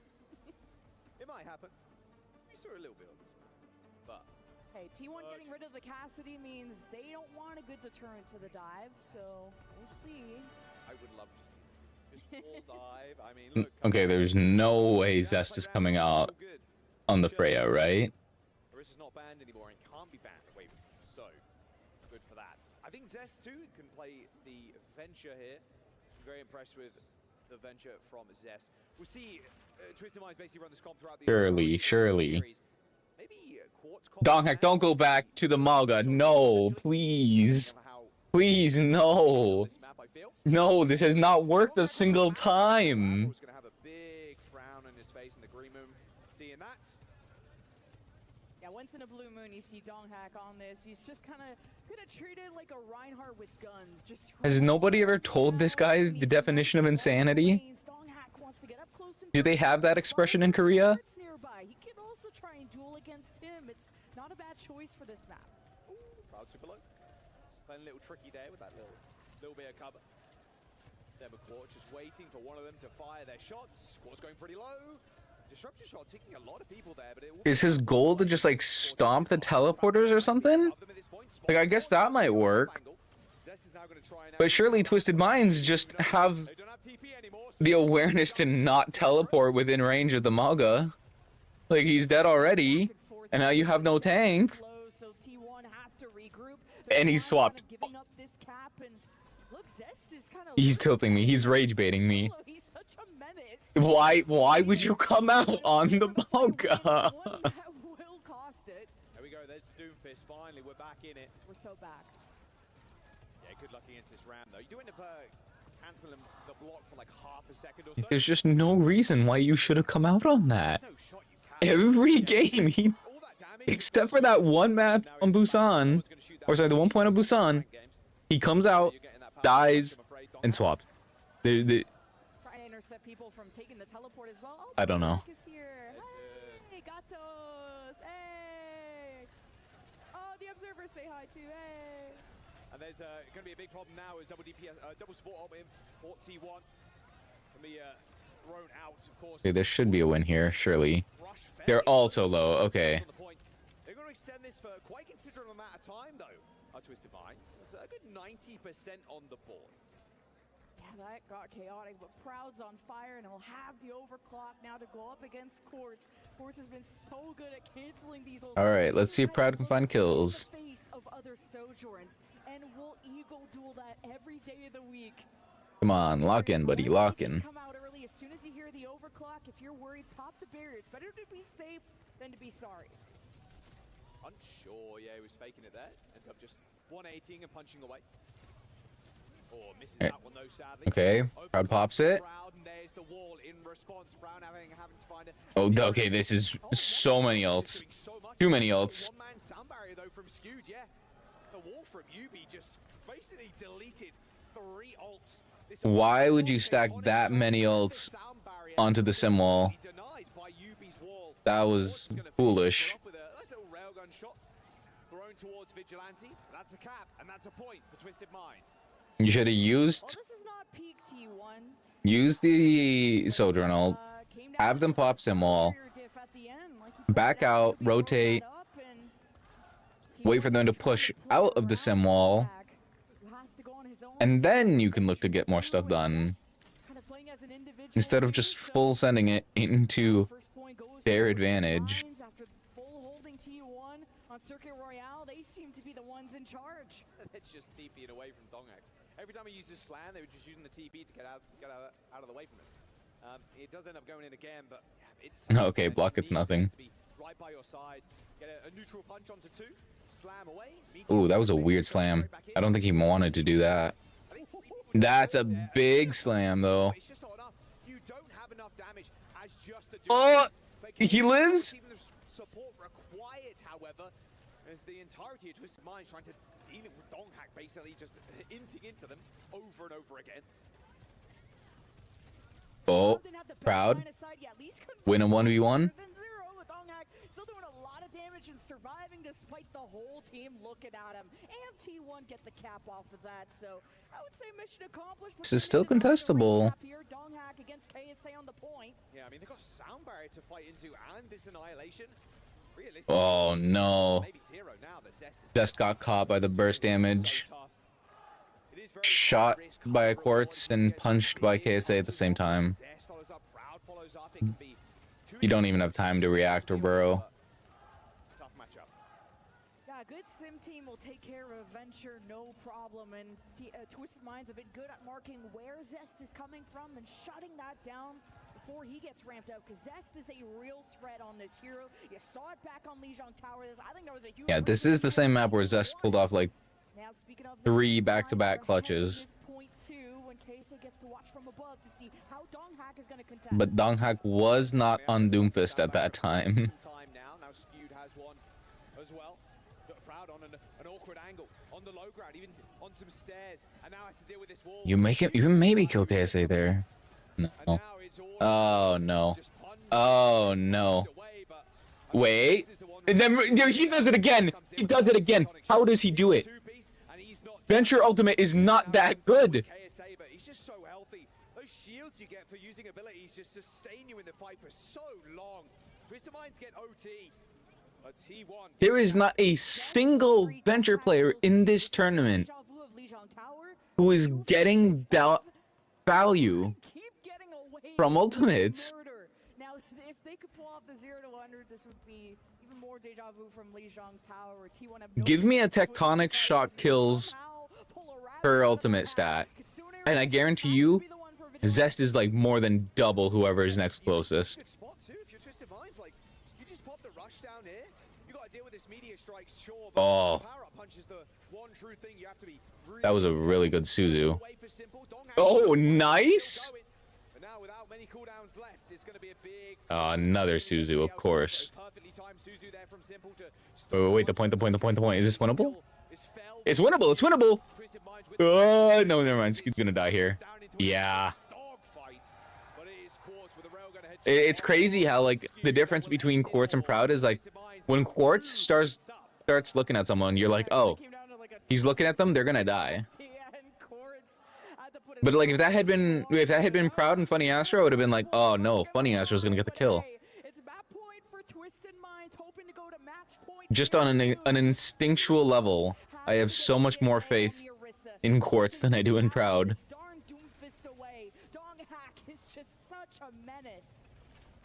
Well, they've already forced Zest's burrow.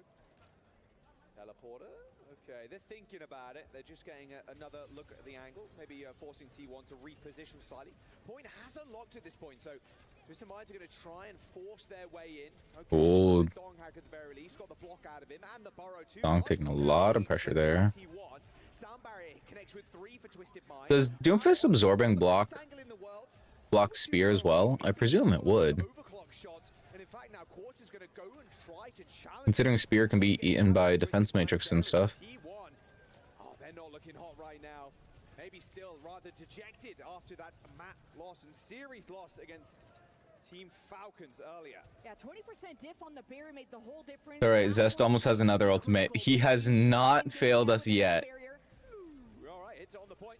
Connects with 5 this time around, and here comes the tectonic shot. Yeah, there's one. He's always good for one, if nothing else. He gets his one. He gets Funny Astro super low. Oh, that was a nice spear, though. Finally shut him down. But still, he got his one, which is more than anyone else on his team can say. And it is only Donghak for T1 that is left standing. This is an underrated player in this match.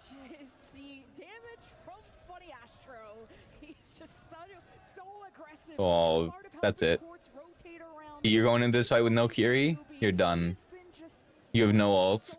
Proud is on Freya for some reason. You're not getting kills on Sojourn. You're not going to get kills on the Freya. Yeah, but he's just dead. He's just dead. Yeah. Has got a throw dash, of course, to get away, but the Terror Surge instantly grabs him back in, and a body shot from Quartz will do the venture. See, I don't want to be too much of a hater here, because obviously they have been playing like way too many maps in a row. Map away from securing a podium position. Looks like another day at the office for Twisted Minds, who have not lost a beat. If anything, this could have even been a sweep. It was 100 to 99 on both rounds that T1 somehow clutched.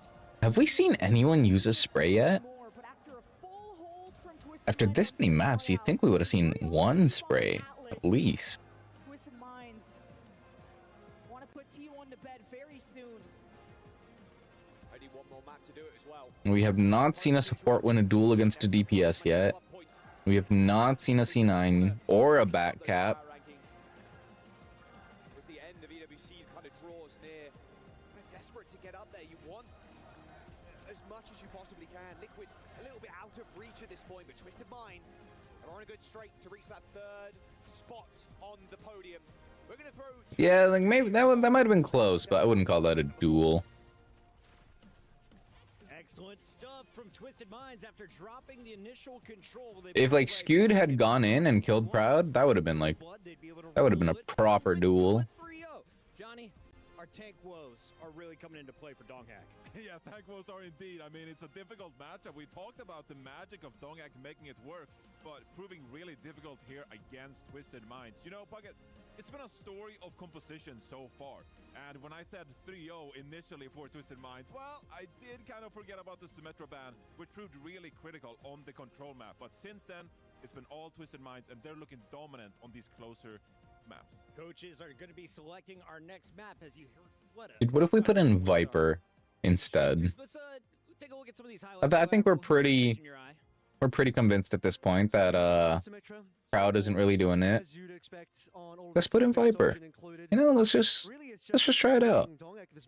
What do we have to lose? They've already banned the Orisa, which finally forced them to play a little bit of the Ramacha, which honestly wasn't that bad. They didn't win the map, unfortunately. It was a really unfortunate situation where, weirdly for Zest, he felt like he wanted to play the Symmetra as well, so we ended up having a bit of a Symmetra off between the teams. However, you're playing Symmetra into Twisted Minds, that's never going to really feel that great for you. Then you see a ball ban on Atlas, so you remove the dive capability from Donghack. He probably could have tried Winston, but his answer is to go Doom, and as I've said earlier, I don't think Doom is the correct play, and it showed in that game.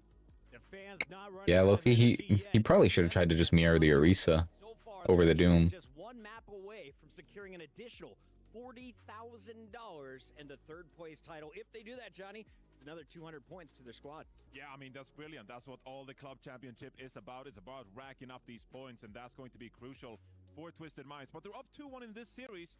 But, you know, I'm not counting out T1 yet. I think the map pool is really interesting. Yes, it looked brutal on Atlas there, but Atlas is a new map in the pool, introduced in Season 17. And I think what we've kind of seen so far this tournament is some of these dive teams, they're picking Atlas because New Junk City is just a death sentence because the Symmetra compositions are so powerful over there. So you get Atlas out of the way, you gave yourself a chance. Now we're opening things up a little bit more. On the push maps, I think still, you know, Colosseo is a great map for Twisted Minds, but could be equally good for T1. Esperanza, dive map as well. Eichenwalde, it's a really interesting pick here for T1, of course. But I really honestly, I'm down to see Eichenwalde here. Blizzard World or Eichenwalde to bring it back this series. I think this is a really good Symmetra map. That's the problem as well, is T1 Blue this We have seen almost no Eichenwalde this tournament. A lot of Blizzard World and Midtown picks, but very little Eichenwalde comparatively. I think you have a good chance to still win League Jung without the Symmetra ban in there. I did say with the Sim ban, T1 I think are going to win a map. They got that one map in there,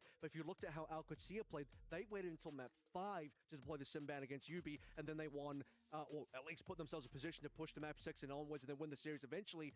This is a sort of situation where if you had a Sim ban right now against them on Eichenwalde, that would have been super useful. I really wish I could ban Symmetra multiple times in a series. I bet everyone playing against Alcocia would probably pick to do that. Let's call it Nerf Bucket. Oh, yes. Let's go ahead and take a look at some of the best moments from this series so far. We are 3 maps in, and if you've watched Twisted Minds, you know they're going to go to a Game 5. Why? They just soak up the airtime. Is it going to go to a Game 5? At this point, T1 will need to like really put on him performance that we have not yet seen from them today to go to a map 5. You can't afford to lose a single map. But all of these maps are going to be so close from here on out. Like, I really don't think there's a favorite in this series. Like I said, Twisted Minds, looking good, of course, up 2-1. But T1, you know, if they can just get some of their damage players firing, if Proud can start popping off on that hit scan roll, they're yet to really win a map without that Symmetra ban. But they need one of those players on the Freya, for example, to step up. Avril, my cousin Kyle is watching this from Ohio in the United States of America. He just asked, why isn't Junkrat countering the Symmetra? Well, Kyle, It's the softest of counter, but there's like one player in the world that plays Junkrat, and he's one of our analysts here. So unfortunately, What about PDK? there's not going to be PDK because there's two players in the world two that play players on the planet. Junkrat, and one of them's our analyst. The other one is not a player at this event. So a bit unfortunate here. No, what you want to be playing against Symmetra is, as I've said, it's the Venture. Listen, you're telling me Stalker couldn't play Junkrat? I don't buy that. Dong plays the ball ban is gone. That's the good news. However, I don't think that's a ball map. I think you need to be going to something like a Colosseo Esperanza actually is probably a ball map. That's probably where you would actually want to go, I think, if you wanted to play ball. But it just seems like I don't know what Donghack's doing right now. He's choosing a really weird hero. He even started Malga on Atlas. Please, no more Malga, please. The Malga didn't work. Yeah, dude. Avril's mirroring my thoughts exactly. The Malga is just ridiculous. We haven't seen that since. It's a I agree with you. I think Blizzard World picking Malga at this point I will say though. You will say. is the idealization of a madman. There is no world in which it makes sense. Really good on Blizzard World. I get in the previous matchup in the semi-final, the rotations were on point, and T1 maybe they were a little bit scared about the way they played that map. So I could actually see the reasoning for picking Eichenwalde. Maybe you think you have a better chance here, considering how they performed earlier in the day. Shout out to T1. They may not have as many fans, but they have better cosplay. They're here in this series, but they need to win back-to-back if they want third place and to tie Twisted Minds and our club championship at 1,000 points. Can they get it done? It's time to find out as we head into game number 4 in the STC Arena. Game number 4. Almost certainly our last game. Is that a banner or a poor attempt at a scarf? Is going to be the map. T1's pick. They're banning the Ram, and then Twisted Minds banging the Brig, which is fairly interesting. Brig not seen too much playtime. Wait, TM banned Brig? Thus far, although to be fair, if you look That's got to be a protect ban. To ever do it. We'll see if T1 can kind of come back. Twisted Minds, this is match point for them to finish on that third place.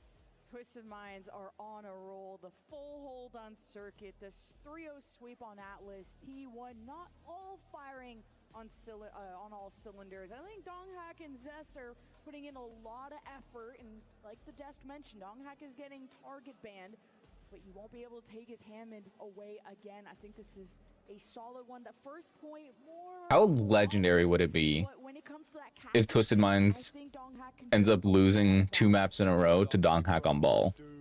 Surely, come on, you ban the Ram. This is good. This is a good look.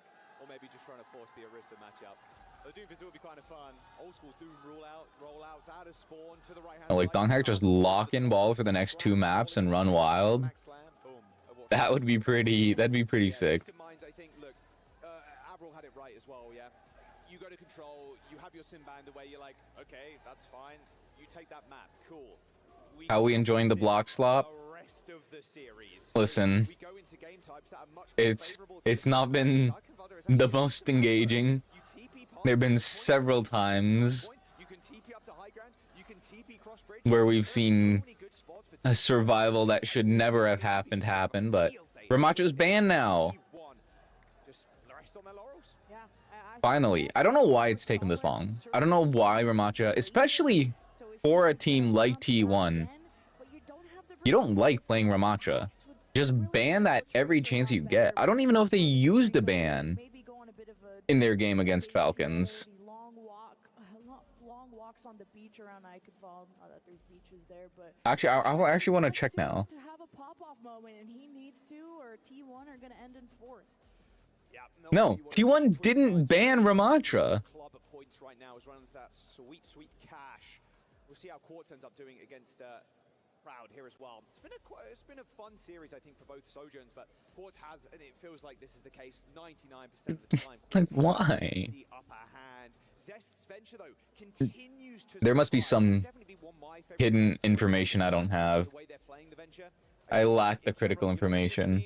You're going to try and counter it. You have Crazy Raccoon like Heesang playing the Farah. You have Zest on the venture. We'll see if they end up rolling out with that. Twisted Minds, though, are going to start on the defense first.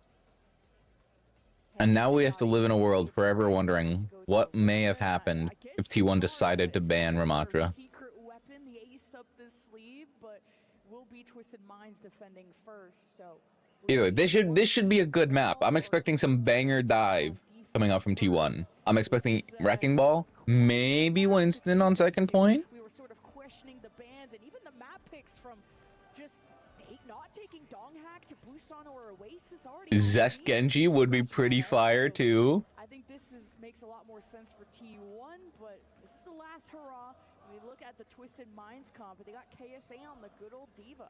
I think there's zero chance Donghack plays Junker Queen. But I think we already have player baits and spawn is already checked off. No one's gotten an ace yet. Zest has surely come close with how much he's been carrying, but We'll see. T1 obviously in the spawn still. Not sure Donghack's going to run the Queen by any stretch of the imagination. But it looks like something cheeky from Twisted Minds, all right. the Hazard? Trying to get some charged up right clicks.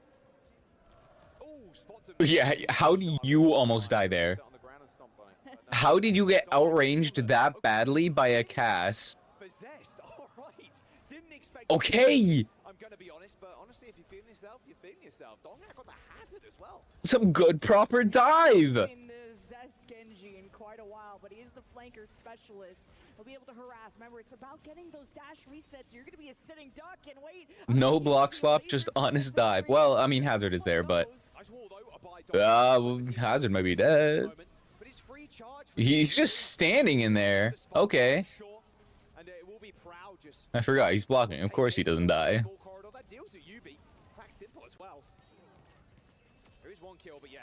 Nice. Tried to time that perfectly, but you know what? Genji, Hazard, T1. I like it. Yeah, Twisted Minds, I guess, tried to Excuse me. jump onto Zest, and then the escape route was Not bad, T1. And Quartz has a crazy amount of ult charge right now. I don't know how he managed that on a losing fight. not letting Twisted Minds set up on the top. Okay, Proud just got deleted from the lobby. This must be the worst day of Proud's life. Oh, but the rest of T1, they're doing okay. Okay, Vigilante, hello. Oh, this team is so much better at dive, man. This is a good Alcatia cosplay from Twisted Minds, but they've engaged now. First, both fights. They've lost now both those fights. So we're going to need to see a different approach from Twisted Minds, and maybe with some ults, it's going to be bolstered a lot better. Zest hasn't even farmed up a blade. Okay, that's an interesting TP. It might actually get UB killed, which would be very funny. That's a good downpour. I lied. What? You locked him up and then you walk into his LOS? You know what though? You got beat out. Zest has free blade. I believe in the comeback. Maybe. See, here's the thing. I could have seen the comeback if we had gotten the ball hawk. I don't know about the Hazard. I could see T1 scraping back 2 maps if you just like put Donghack on Wrecking Ball, just let him go wild. Even Winston. I don't know about the Hazard. Let's have a look at this blade, see how sharp it is. Everybody's grouped up, but you best believe they're going to TP away as soon as that blade gets bobbed. Ideally, obviously, you save the dash. We need to spectate Proud more. See if he misses an entire clip. Looks like Proud's going to try and take the high ground.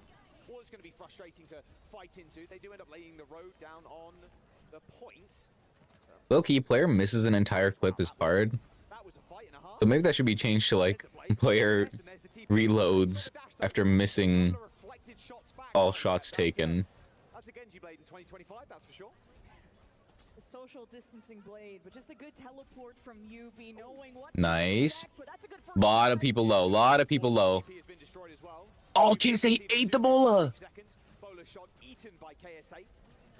Wait, this is still losable. This is still losable. Use the updraft to get to the high ground, creating a bit of distance between himself and KSA down on the point. Kill KSA. Kill KSA. He's one. He's one. He's so low. Simple now in trouble. Oh, Zest. Oh, but that's just a mini, but Come on. should end up falling over. Self-destruct. He's so low. He flung the body. Put in Viper for Proud. Dude, that's what I was saying. Like, at this point, let's just try it. Let's just see what happens. But then they put Zest on Genji, so they're feeling confident. I feel like he would be maybe doing better on Tracer right now.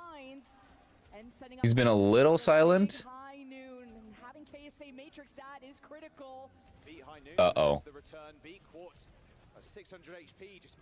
Uh-oh. Okay. Living. Good. Nice. Okay. That was a weird rotation. I don't think I've ever seen a full team fight take place on that side of the door. But now you have a free blade.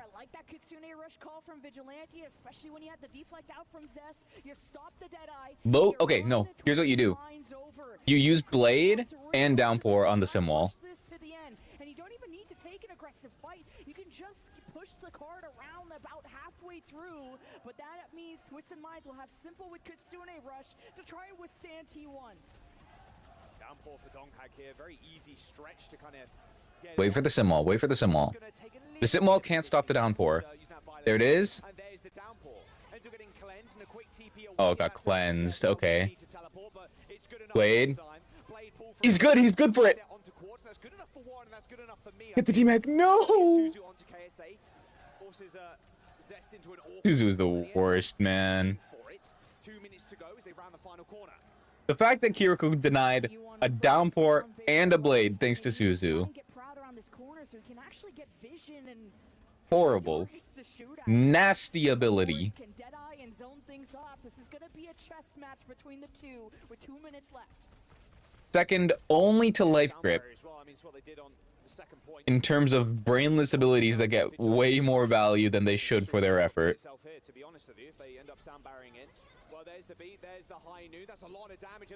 Uh-oh. That's, yeah. Wait.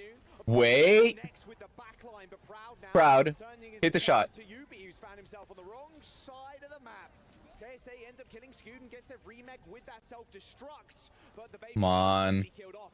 The spawn advantage here from Twisted Minds is good, as Simple ends up spawning and should be able to teleport to heal up the broken wounds there. Oh, Quartz is on Tracer now. Okay, never mind. He's back to Cass. One more downpour, and you're good. Oh, no, but they're going to avoid the downpour. The Kitsune Rush will be used to avoid downpour. Actually, they're just going to use it early. Reset fast here. Reset fast here, you get one more fight with downpour. Proving to be quite a nuisance to any mobile characters, i.e. every single member of T1. They keep running into them as they go for the You just need to mark Defense Matrix, Teleporter, and Suzu, and then you get a free downpour. Simple.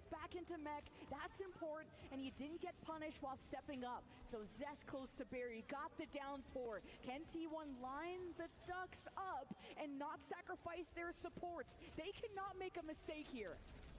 Oh, they can't make a mistake as Zest takes a face full of almost insta-kill damage.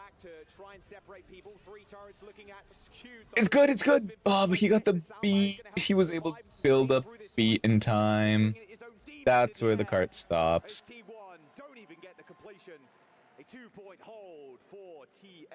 That's okay. Third point's rough. Still a winnable one for T1.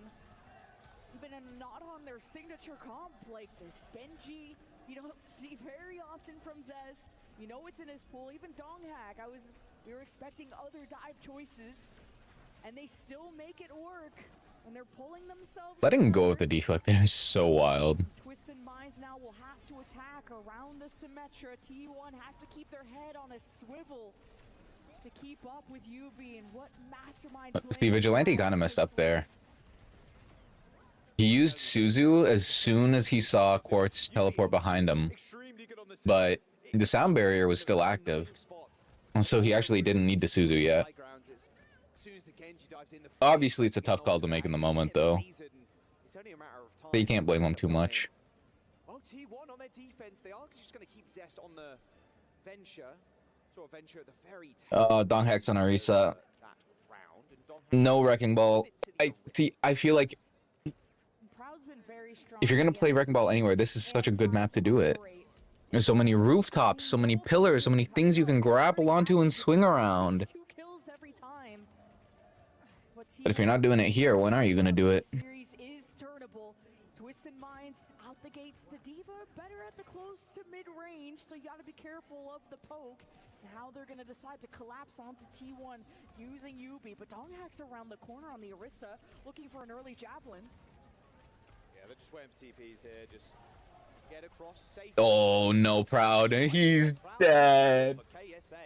He's just dead off the bat.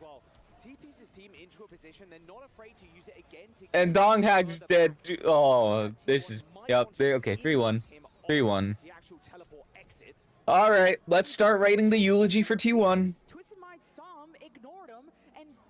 You know, it's realistically, it's not fair.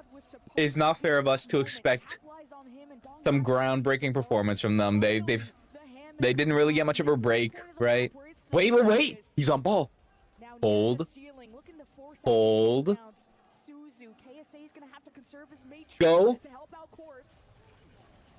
Okay, they get a kill. That's what I'm talking about. This is why we're ballin'. It's that easy. What was I telling you? Don't go, Orisa. Don't fall for the brawl fallacy. Just stick to diving. Europeans do not know how to play against ball. Lean into it. Oh, this is going to be rather deadly. Oh, straight towards Quartz. Oh, rolls out of it completely. Does end up getting rolled into Zest, and oh, it's a free kill. Like, yeah, you lose this fight, that's okay. You got outbeat. You got outbeat, and they haven't even gotten cart past the gate. Right there for T1, just couldn't hold that gate. They went aggressive, and they need to in this comp, but the rush also tipped the scales for Twisted Minds. Yeah, I don't love it. Donghack should have just played off the ceiling and just let Twisted Minds. They still have a chance. Come on, T1. Way too deep, way too extended. Trying to go for a high risk, high reward. Now Quartz Whoa. to be hunted, goes into a low ceiling area where Nice. cannot access him. All right, no funny Astro. Nice, Zest. There it is. He's always good for one. Meanwhile, look at Proud cowering in the corner. Like the loser fraud hit scan he is. I'm sorry, that's mean. He's not a loser fraud, but he has been very asleep today. And him cowering behind the little I can't remember what it's called. The little bit on the bridge, the cover. I think that just like perfectly represented what it's been feeling like for him today.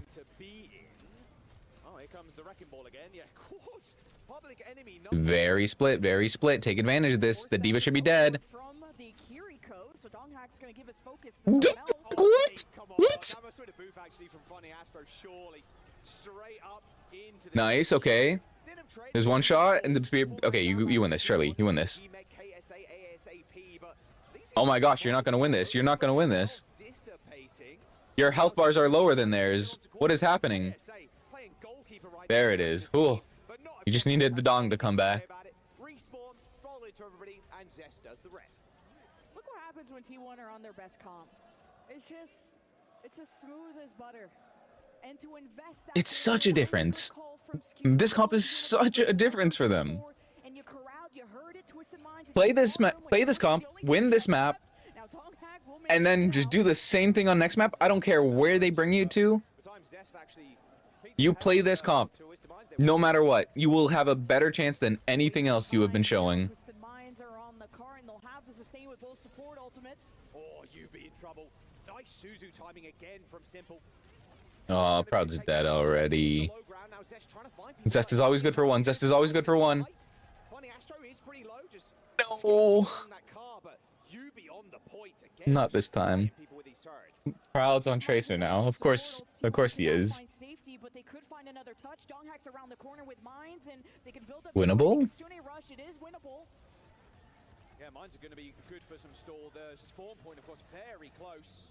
Uh-oh. For Quartz, a swift little boop, and that is a spot to hold if you're Quartz. And you can hold it all the way. He canceled it. Thank goodness. Dude, Skewed needs to get up here and boop him into the mines. Okay, that works. That works. He does with the help of Proud on the Tracer. Oh, and a TP bomb kills the Tracer too. Well, all good though. T1 should be able to hold. Nice. From Okay. only UB to deal with. Yeah. 30 now for Twisted Minds. But Proud Tracer will arguably have a bigger impact than anything he was doing on the Freya.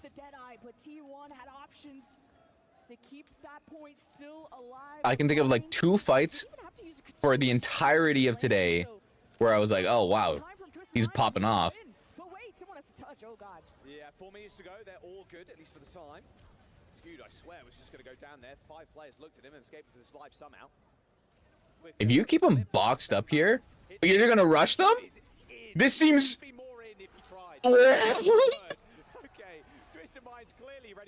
The 5-man turbo feed. Instead of keeping them boxed up, away from the cart, completely vulnerable to so much damage from Zest just throwing in the rocks, they decide to fully int just because they had beat. There was no reason for that.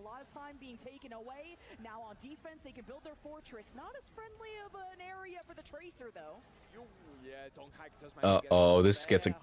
Oh, Vigilante almost TP'd into that. Forces the barrier. Donghack get out here? I think he does. Oh.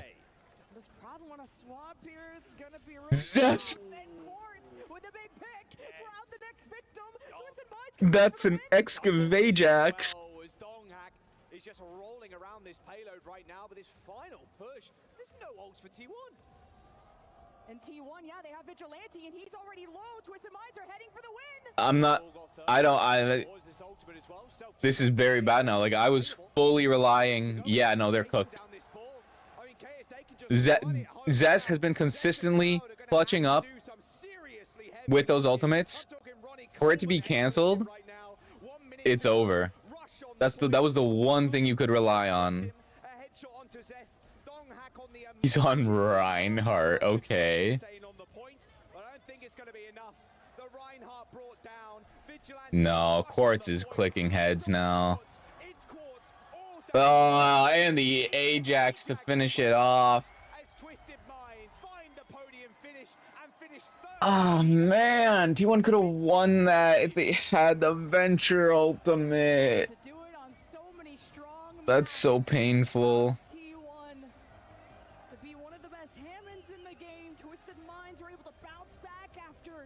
That one does hurt. Game 6 against OWCS. Their Saudi brothers then to go up against one of Korea's best in T1 and to show up and crack their mentals, crack them also in the bands, and in the end put a stop to them and keep their castle doors sturdy. A big finish for Twisted Minds. All right, well. Now we get to an interesting scenario. Another key crushed. That being T1's at the hands of the hometown favorites in Twisted Minds. Extra prize money and those important club points as well going to the org. And they've had a spectacular showing. They can hold their heads high. A 5-map series against one of the toughest teams to ever be taken down in a survey in Crazy Raccoon. I mean, look, at the end of the day, a podium finish is going to be good for the team. And the amount of highlights we've seen from players like Quartz too is just ridiculous. Every single time that guy's got overclocked, the proficiency is just through the roof. It came down to who could carry harder, Quartz or Zest. And the answer was unfortunately Quartz. Hitting the 2-tap on Zest. That was the moment the game ended. I am back with the stage, And Funny Astro is here with me for the winner interview. They finally made it to the podium finish right here at OWCS Midseason Championship. Funny Astro, congratulations once again. This toast has very big eyebrows. Event and what you take from it going into OWCS Stage 3. We've learned that EMEA is the best region, and we've also learned that the Saudi crowd is incredible. You guys are amazing. They have been incredible. The crowd is electric right now for you guys. Quartz, are you my long-lost twin? Everyone except the fact that you guys couldn't make it to the grand final. So what did you learn from your I don't see the similarity. Like, especially if you remove the glasses. It's always important to try your best. We also now know that EMEA is the best region. We can beat Korean teams, no problem. It's just the other EMEA teams that are difficult. Well, you still well, listen, buddy. Let's hold on. But before anything, we want to present to you on behalf of the Esports World Cup the keyframe with the bronze heart to commemorate your third place finish. So congratulations, and that comes in with $100,000 and a lot of club championships. Oh. I want to say to the fans before we wrap up. Thank you guys for cheering for us. Is that how this is gonna work? You guys will get them next time. Let's go to Ginny with the exit interview. So I'm guessing the top two teams also got hollow frames. Commiserations, and you guys do place fourth. I would like to start off by asking the question. And then one will get gold, one will get silver. You guys finished top But the key themselves will still be Crush. For change, and it might be a fourth place finish, but I would love to focus on the positive things that you are taking away from this and the experience in general. 네, 동학 선수 일단 첫 번째 질문으로는 일단 그래도 어떻게 보면 2강 구도에서 계속해서 이제 있어 나갔던 구도를 깨고 어떻게 보면 새로 이렇게 또 시대를 열어 나가셨고 비록 아쉽게 4등을 하시긴 4위로 이렇게 마감을 하시긴 하셨지만 그래도 어느 정도 한국 씬에서의 변화를 좀 주도를 하셨잖아요. 그래서 이번 대회 좀 결과에 대해서 좀 어떻게 생각하시는지 궁금합니다.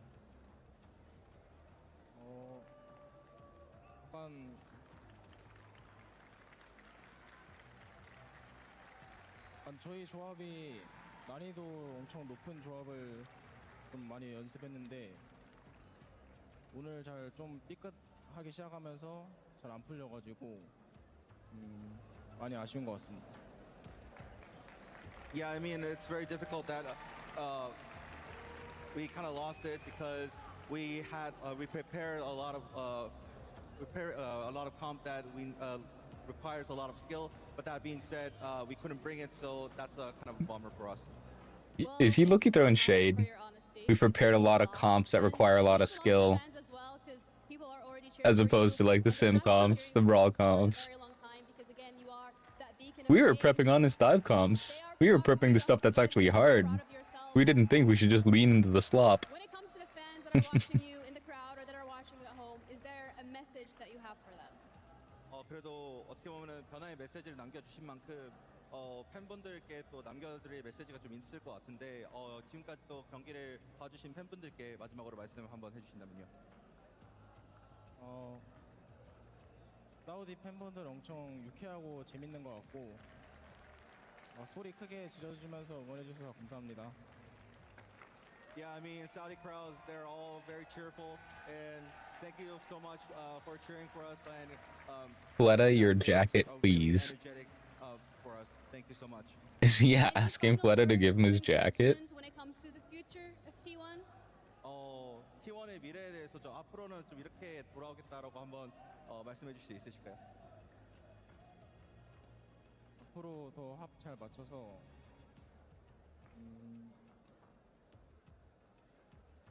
더 좋은 모습으로 찾아 돌아오겠습니다. Yeah, we'll try to be cohesive as a team, and we'll come back stronger. Thank you so much. Thank you. That's it from us over here at the stage. We're ready to be heading over to our lovely analysts who are going to be breaking things down. So, Bucket, take it away. Thank you, Gideon. We have a very special guest joining us. Rack Attack will be breaking down all of the action. And Rack Attack? TM finish after a lot of people thought T1 was going to force a Game 5. What did you see from Twisted Minds? I mean, as someone who played against Twisted Minds, they're just on their game. When I played against them, that team is too cohesive, hitting all their shots. I mean, they know what to do in every situation. And Ajax being the final moment of that game is just too sad. Well, I mean, I think this just speaks to like the energy and the confidence of this Twisted Minds roster. You know, showing up on stage in front of their fans. Of course, that beat engage on second too. You know, I think That one experience that I've kind of that might have been the moment things ended, honestly. just like the pride of the fans as well. Like they love When you decided to just beat and rush into that tiny room, like, why would you do that? It's been awesome to see. I was in that crowd yesterday with Avril, and you know, just being in They're on those fans.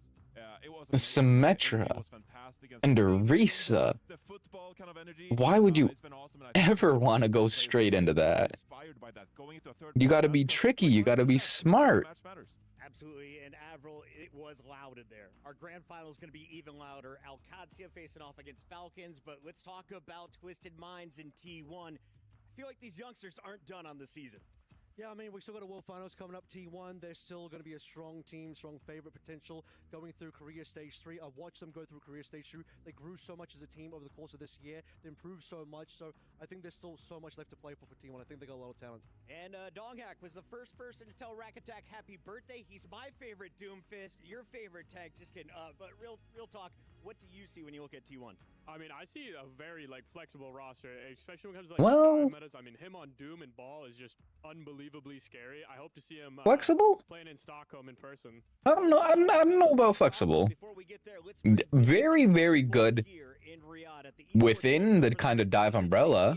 Twisted Minds just locked in 6 figures. Right behind them is T1 in 4th place. And But- you can see all of our top 8 walking away with $35,000. But there's still 580 grand to give out in addition to the EWC trophy. Johnny, this is All right, well, how would you summarize it so far? grand This finals. has been one of the best Overwatch tournaments we've had in the entire history of Overwatch. What, it's been 9 years now of Overwatch. And I really do think that these big tournaments with lots of teams from all over the world, it's been really competitive. The meta has been fantastic. We've seen so much versatility when it comes to the compositions. Obviously, a lot I don't know of about that Symmetra, one. a lot I of agree that the fun. tournament has been phenomenal, Yeah, I'm gonna bring out the wrecking ball and the Doom. but I would not say that the meta has been fantastic. If you're not feeling I think you got to be crazy to say that this has been a fantastic meta. entertainment perspective, it's been fantastic, Pocket. Finishing third earns you 200 points. Great tournament, terrible meta. Between T1 and Twisted Minds, could T1 tie it up? No. Arguably, it shows you just how good the tournament has been from how enjoyable it's been despite the meta. With Warzone coming up next week, but you see Falcons in the top spot. They want to be back-to-back club champions. They have to win Overwatch if they want to compete for that title. Avril, as we wrap up No, yeah. the third place matchup, We don't love our sim slop here. what do you want to see from both Listen, I enjoy sim gameplay as long as it's not every map. Questions I asked him was, has the gap closed between Korea and the rest of the If world? sim He said yes. can be Just like played 2 Korean teams. every Cocoon, 2-3 now maps, They didn't get a chance to play up against Falcons, see how they would have gone in that sort of matchup, but I think the gap has certainly closed. Definitely in this meta, definitely at this. oh, you got Overwatch, ads? NA has Unlucky. caught up. NA has really done a good job of catching up. I should run an ad break during the during their break, eh? Fantastic tournament for that reason alone, if nothing else. When they got their little timer on screen, that's when I should run my ads. Are you ready to hand that over to Alcancia potentially? So I'm not entirely sure how it works, to be honest. I have a little button on my stream deck that says ad.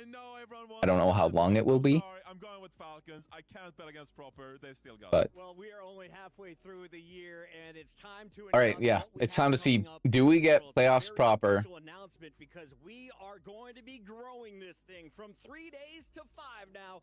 We will go from 8 teams to 12. Japan versus Pacific fight for 1 spot, 1 extra slot to the 3. Let's go! Midseason Championship Korea EMEA North America format and seating order will be announced at a later date. So grab your tickets using the link right there on the Oh! Avril. Let's go! For North America, for Korea, for EMEA, you'll love to see that. I think we have. I'm great so teams, yes! in that third spot, specifically in Korea. Dude, that said Japan, right? Japan says yes! Japanese team at grand finals! A lot of great teams, specifically in that third spot, specifically. Veryl's coming to the grand finals.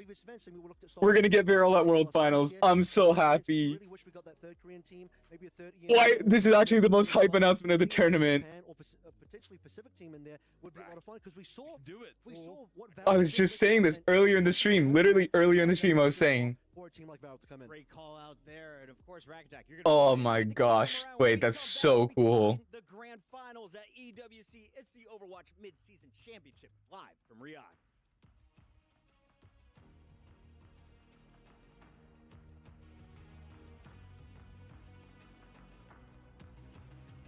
Dude, that's actually the biggest news. Holy, this has been the single greatest weekend of Overwatch I can ever remember. Banger after banger, map 5 after map 5, a map 6, and then they go and announce that we're bringing 12 teams to the World Finals.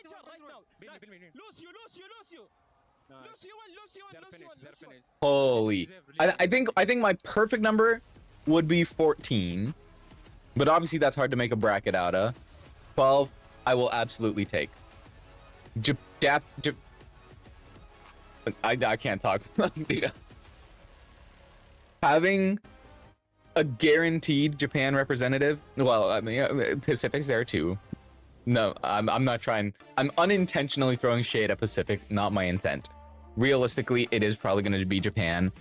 Realistically, it is probably going to be Veryl, unless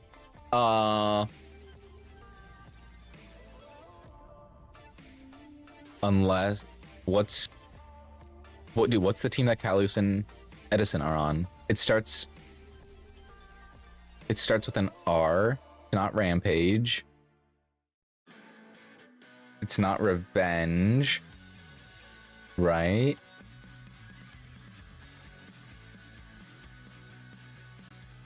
Why am I not remembering this right now? Reject. That was it. Yeah. It was right on the tip of my tongue. Realistically, it's going to be either Veryl, maybe Reject.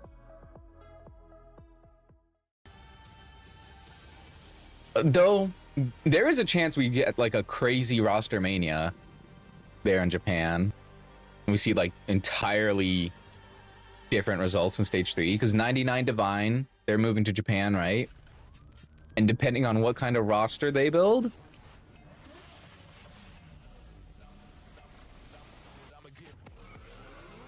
I think it could be possible for them to put together pieces to rival at least Reject, if not Veryl.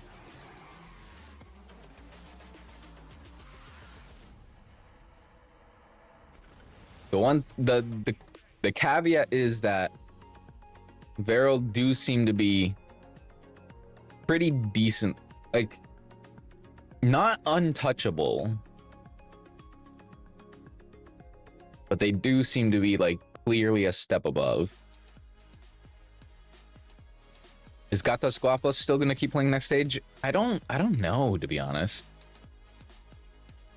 From how Rack Attack and like the players were talking on Twitter, it kind of sounded like maybe not.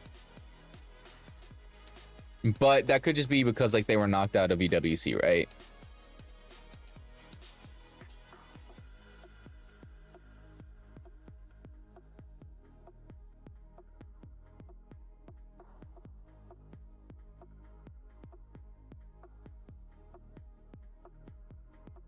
I sure hope so, because if the Gatos disband, Pacific is gonna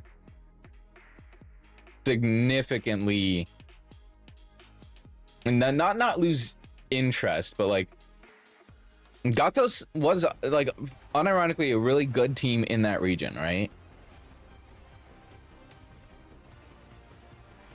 And when you play against good teams regularly, in theory, you are able to learn from that and improve and become better.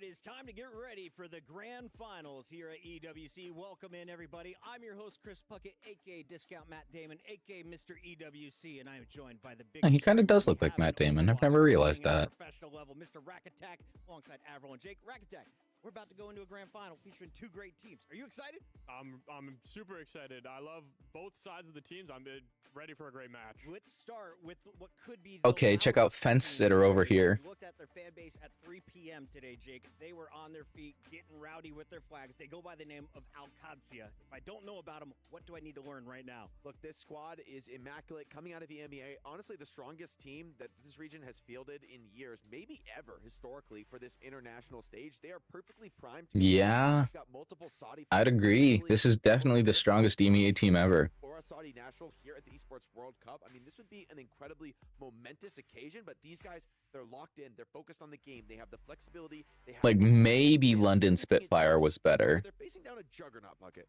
but that was a long time ago. And players have gotten a lot better since then. But Rack Attack, what do you think of having a 17-year-old as your tank? I think, you know, there's risk and reward to it. I think that Ziad has been doing very well this stage. I was questioning it when I was, you know, watching all the games at the beginning of the season, but this guy has been monstrous. His diva is insane. He has made the fans smile all day long. Avril, if this team is going to continue to win, what should we expect from the DPS? Well, yeah, exactly. The DPS side, I think, is very important because you have Labda on that hit scan roll. He's really gravitated into... Alcancia loves their flags and scarves. Behind courts when he was on Twisted Minds, he never really got a chance to show what he was capable of. But now, on Alcancia in 2025, he's been able to defeat courts, go to the grand finals. Well, okay, hold on. I'm going to correct Avril slightly here. I don't think it's that Libda never got to show what he was capable of. It's that every time he did show what he was capable of back then, he was playing Pharah. He was a Pharah one-trick. We've seen the May come through as well. He's very difficult to ban out. Even if you ban the Symmetra against Alcatia, look for Checkmate's capability to play everything else. The sixth man on the stage is one of the OGs. He goes by the name of Junkbuck, and we caught up with him before the match. Hey guys, I'm here joined by Coach Chongbok from Alcatia. Coach, you had some interesting match. It was a map 6. You guys all went all the way and even further than that. How do you feel about that one? So, I mean, it is a long match, so it could be worrying in a way where, like, people could be exhausted, but we had a nice break. People ate. We had time to chill and relax a bit.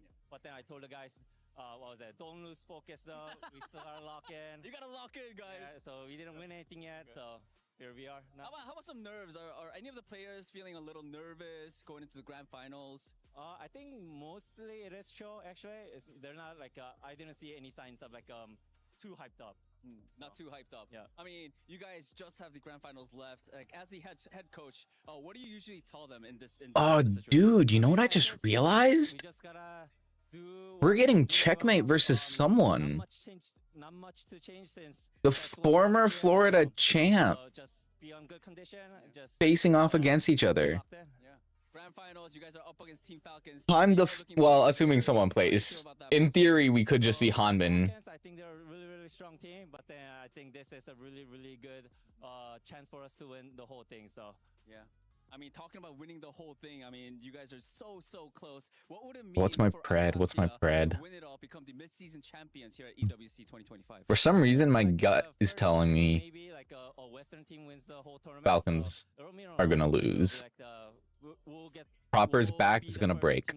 Yeah, I mean, I think they have very much been carried by Proper to get here, and I think thank you. he will not be able to do it. 7 hours after their first match of the day, they are ready for their World Championship showdown against the Falcons. But the Falcons, since day number 1, have been fan favorites in this venue. This is a squad that had to squeak through an LCQ just to arrive here at EWC. I think Alcatia wins this. During the regular season, didn't quite get the success they wanted to.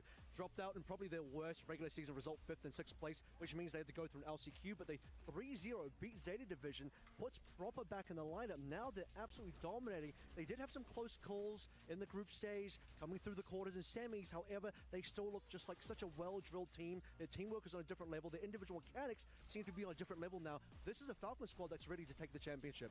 Jake, what did you think of Hanbin coming in their previous match? We didn't see him in our first 3 days. Now he's coming out on Championship Sunday. Look, you know, not many players would I trust in that situation, but Hanbin, he's a different beast. You know, this guy is a vet. He's been around for years in the Overwatch scene, and he's been at the top for virtually that whole time. So of all the players who can come in on Championship Sunday without much practice and still perform, still pop off, Hanbin, that's your man. And I think the rest of the squad follows him into that vein of absolute veterancy, no fear in a championship scenario.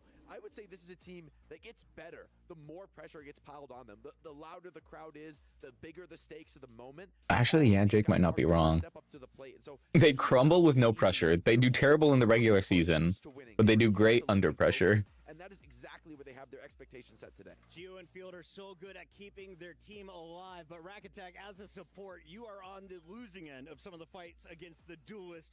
Which Duelist is scarier in this showdown? Do you want to run into Proper or Merit? How do you avoid both? Honestly, if I could take it, I'd do none, but I think going against Proper is probably the scariest thing I've ever done. Proper has been ferocious. He has been in our... Listen, Merit has not been that loud today. 30 seconds. I need predictions. Make it quick, Jake. Alcatsia, Junkbuck's best coast in the world. How many? We're going first to 4 this time. Abs? I'll say 4-3. I think it's gonna be a 4-3. banger. I got 4-2. I got Alcatsia 4-3 as well. Everyone's going 4-3? Avril. I'm going for the Falcons Club Championship win. It's going to be Falcons 4-2. Falcons 4-2. 4-2 to not only lift the EWC trophy, but to steal the Jafonzo Award in the $50,000 bonus. I love that call. Is it right? It's time to find out, ladies and I'm getting more and more convinced that Falcons sandbagged the whole thing to set themselves up for that award. An extra 50K is... That's not a small amount of money.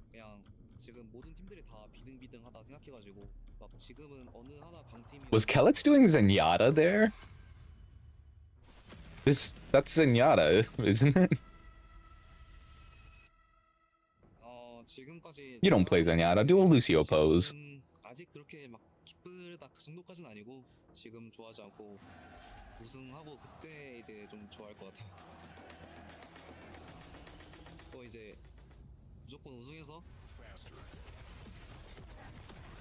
Dude, Proper looks so different without his glasses.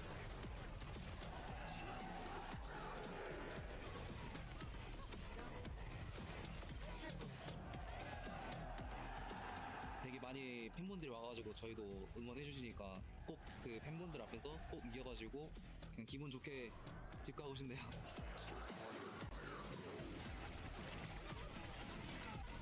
If we get playoffs Proper, Falcons wins. I'll say that right now. If Proper just goes Giga carry, Falcons wins. But now I want to win it all, seeing how good we are, so just gotta keep going.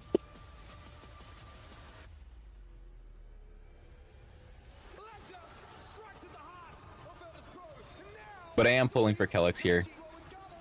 Give Kellex his title. He deserves his first T1 title. He's gotten T2 titles, but he deserves a T1 title.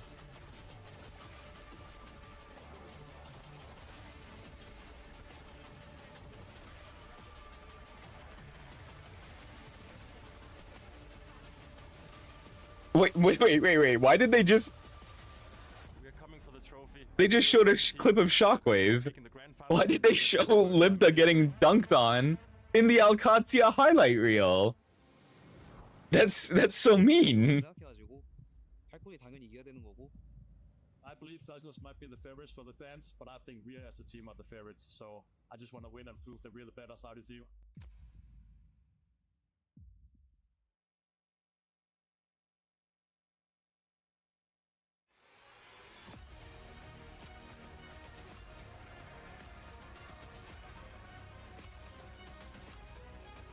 All right. It's time for the greatest Overwatch match of all time.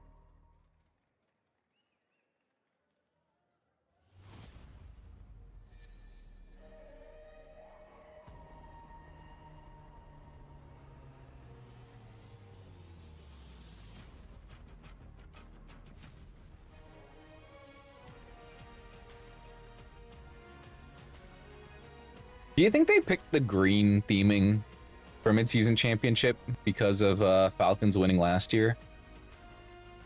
Because it's not just the fact that it's green, it's the fact that it's a green that is very similar to Falcons green in particular.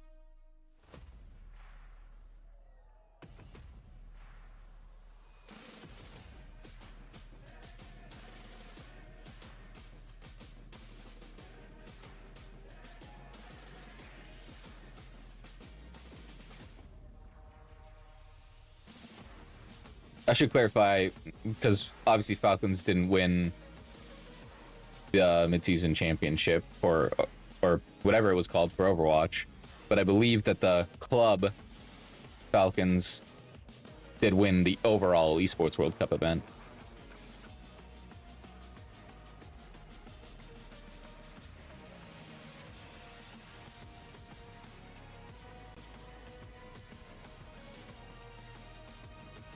Nothing is... Okay, I couldn't even read that.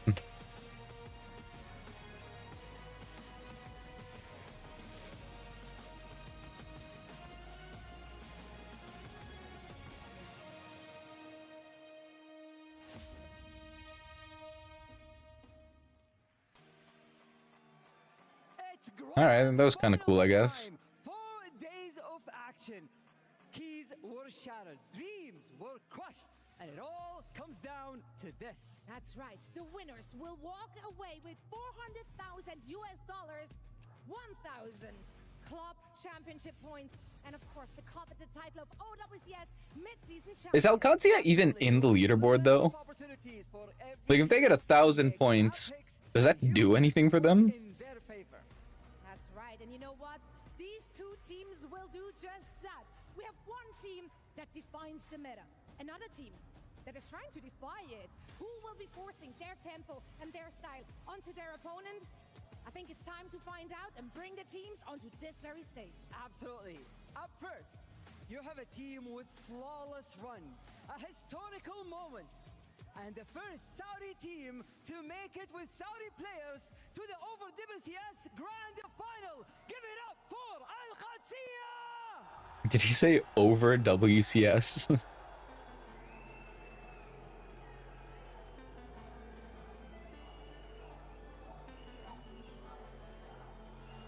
You know what, though? I'm happy for the fans. I gotta say, I'm happy for the fans.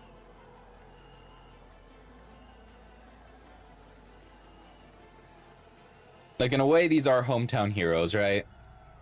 And, like, being there, seeing that, that's obviously exciting.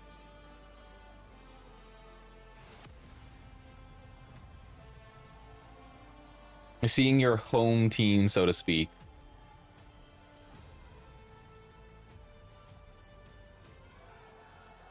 And our second team may have had a few slip-ups along the way, but they bounce back, and they look as strong as ever in the semifinals. Can they ride the momentum? Let's find out. Welcome to the stage. It's Team Falcons!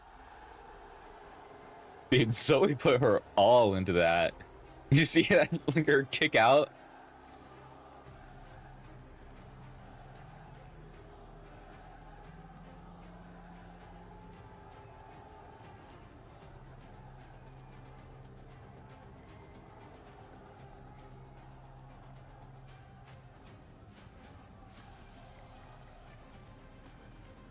Oh, who was that with the tattoo? That was a cool tattoo.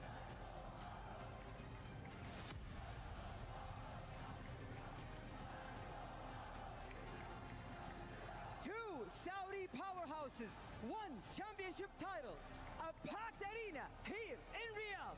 It's the grand final of OWCS Mid-Season Championship. It has been many years. Ziad the GOAT. Took a major title in competitive Overwatch. By my count, it goes all the way back to 2017's Overwatch 8-Pack Premier, where Team Rogue were able to take on the competition and find success. Since then, Overwatch has been defined by Korean dominance from start to finish. And Alcancia are here today. I guess so. The years-long drought. But I think you could make an argument for San Francisco Shock breaking the Korean dominance. between Overwatch 2, and then Because like when Shock became champions, they had Super, Moth, and He Who Shall Not Be Named. They only had 3 Koreans.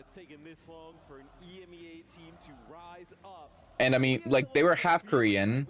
Alcadzia has 2 Koreans. It's like, dude, Alcadzia, they weren't just dominant in EMEA. They were like not even dropping maps to anybody. And you're like, all right, this team looks a little bit different.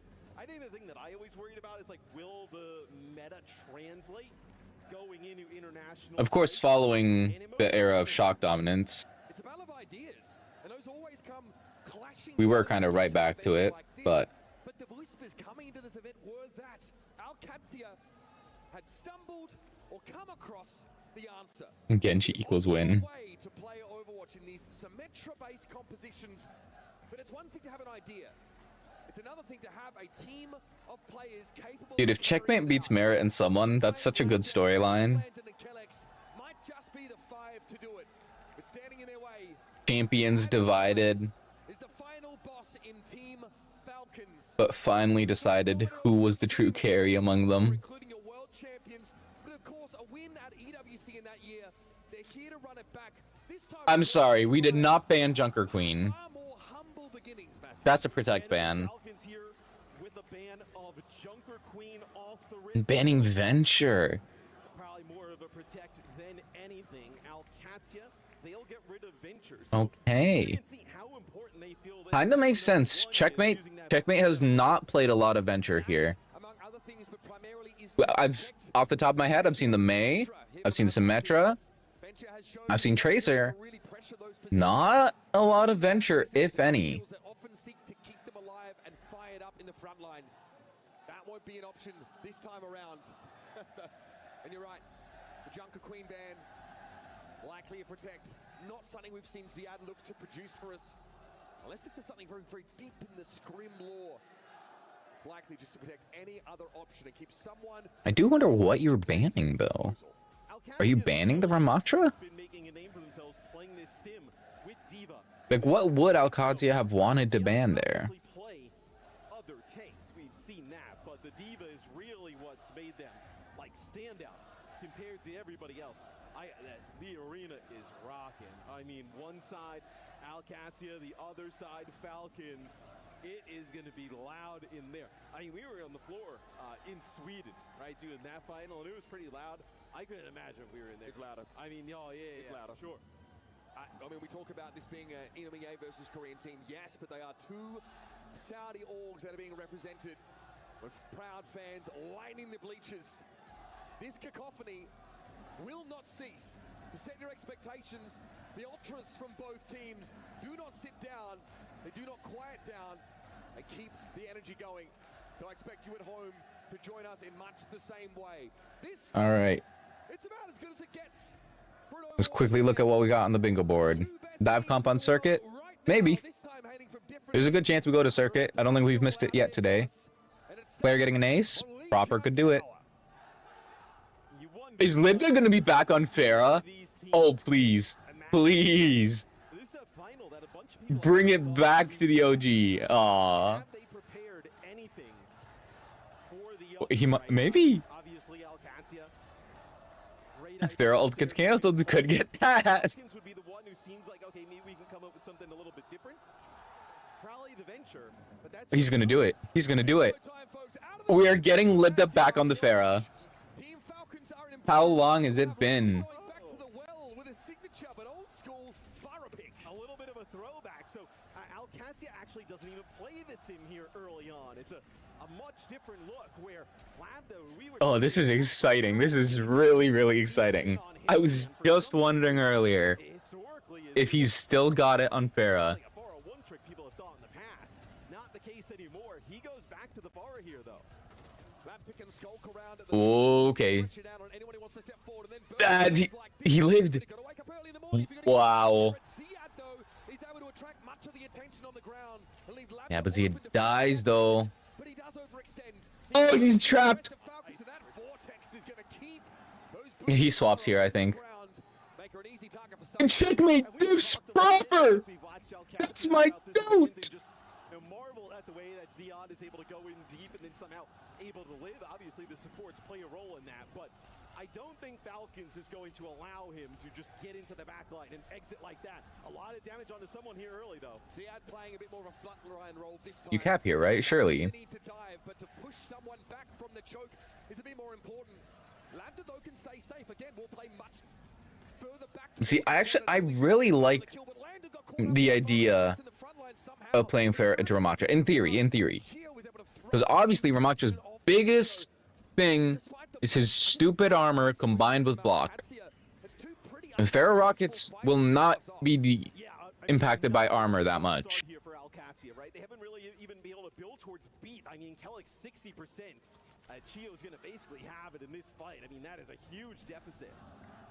Lambda again needs a longer fight to find success. These Rockets take time to come in. Oh, that's a bad opening pick. Wait. No, you're resetting, yeah. All right, listen. Here's what you do. Solo ult someone. You just go in, drop a barrage on his head, and Landon has to be there to throw Suzu onto you in midair.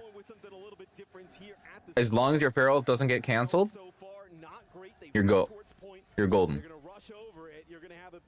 Never mind. Advantage though for Falcons, and Proper takes out Kellex. I mean, he has had a rough go here in round number 1. Proper has been very deadly in his Oh wait, they almost capped point.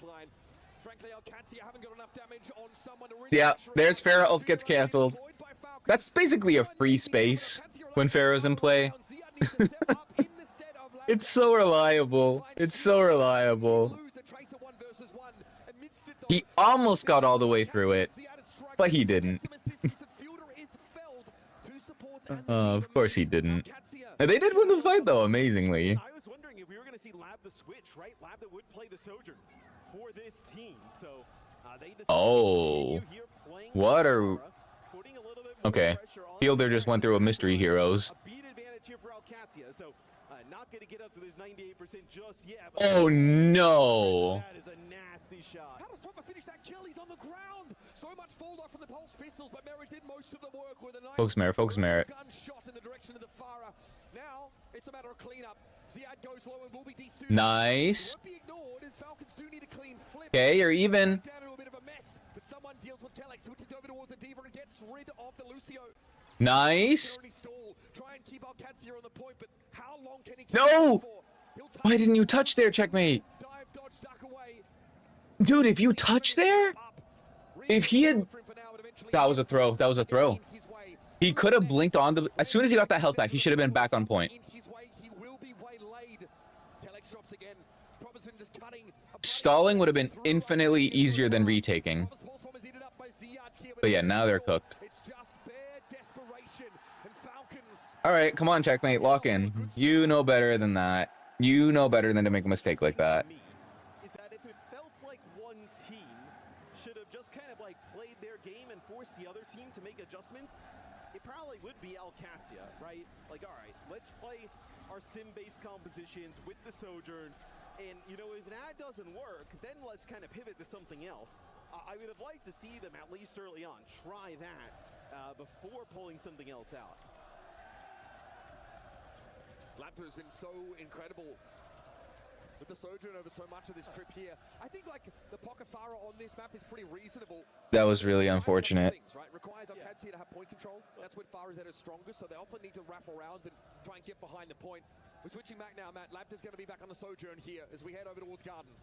And this is what I want to see from Alcatia. I think this will tell you a little bit about where this series will. All right, lived up back on the Sojourn. Yeah, I'm not gonna lie. Is Farah not the most inspiring thing? It was fine, but you got to do better than fine here. You got to be carrying here, and fine is just not gonna cut it. The cohesion isn't quite there. On multiple occasions, Fielder and Chio have been first casualties, and so I'd kind of rather checkmate stays on Tracer, if I'm being honest. Ooh, yeah, that's a lot of damage right off the bat. still need a transition to the point from here. Dude, the Ramatra slow is nasty, and someone pushes right on in. Proper is no recall. Oh, wait, landing goes down? Alcatia has to split, right? It splits the room. Is this gonna end up being a Falcons 4-0? Pick a side and take players out. Never mind, okay. Checkmate though, Proper gets just a little bit too close. Now the Kiriko is absent for Alcatia for now, but would be able to join them relatively easy. They're on an awkward Kellex with a really fast beat. I think you need to take advantage of this. You could be engaged. No, beat? Beat? Beat? No, beat?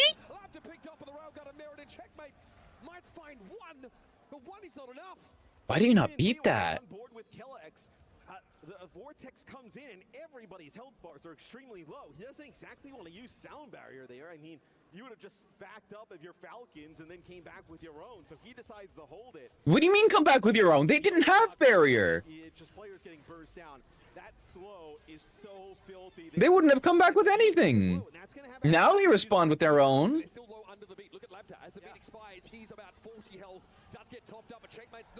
The only explanation is that Alcatia assumed that Chio would have ult as well. They must have ult tracked incorrectly. Alcatia has probably got one more shot at this. Keep themselves alive here in map number 1. Wow. Nope, it's done. Now they break up the TP here as well. So only 2 players going to make it through. Yeah, like they don't even get pity points here. He's done enough to trigger overtime, but not to flip the point back. That would have been even more stall. That would have been possible. Someone has the annihilation here and can hold on until an opportune moment. Whoa. Checkmate. That was a checkmate TP. No way. I can't believe that worked.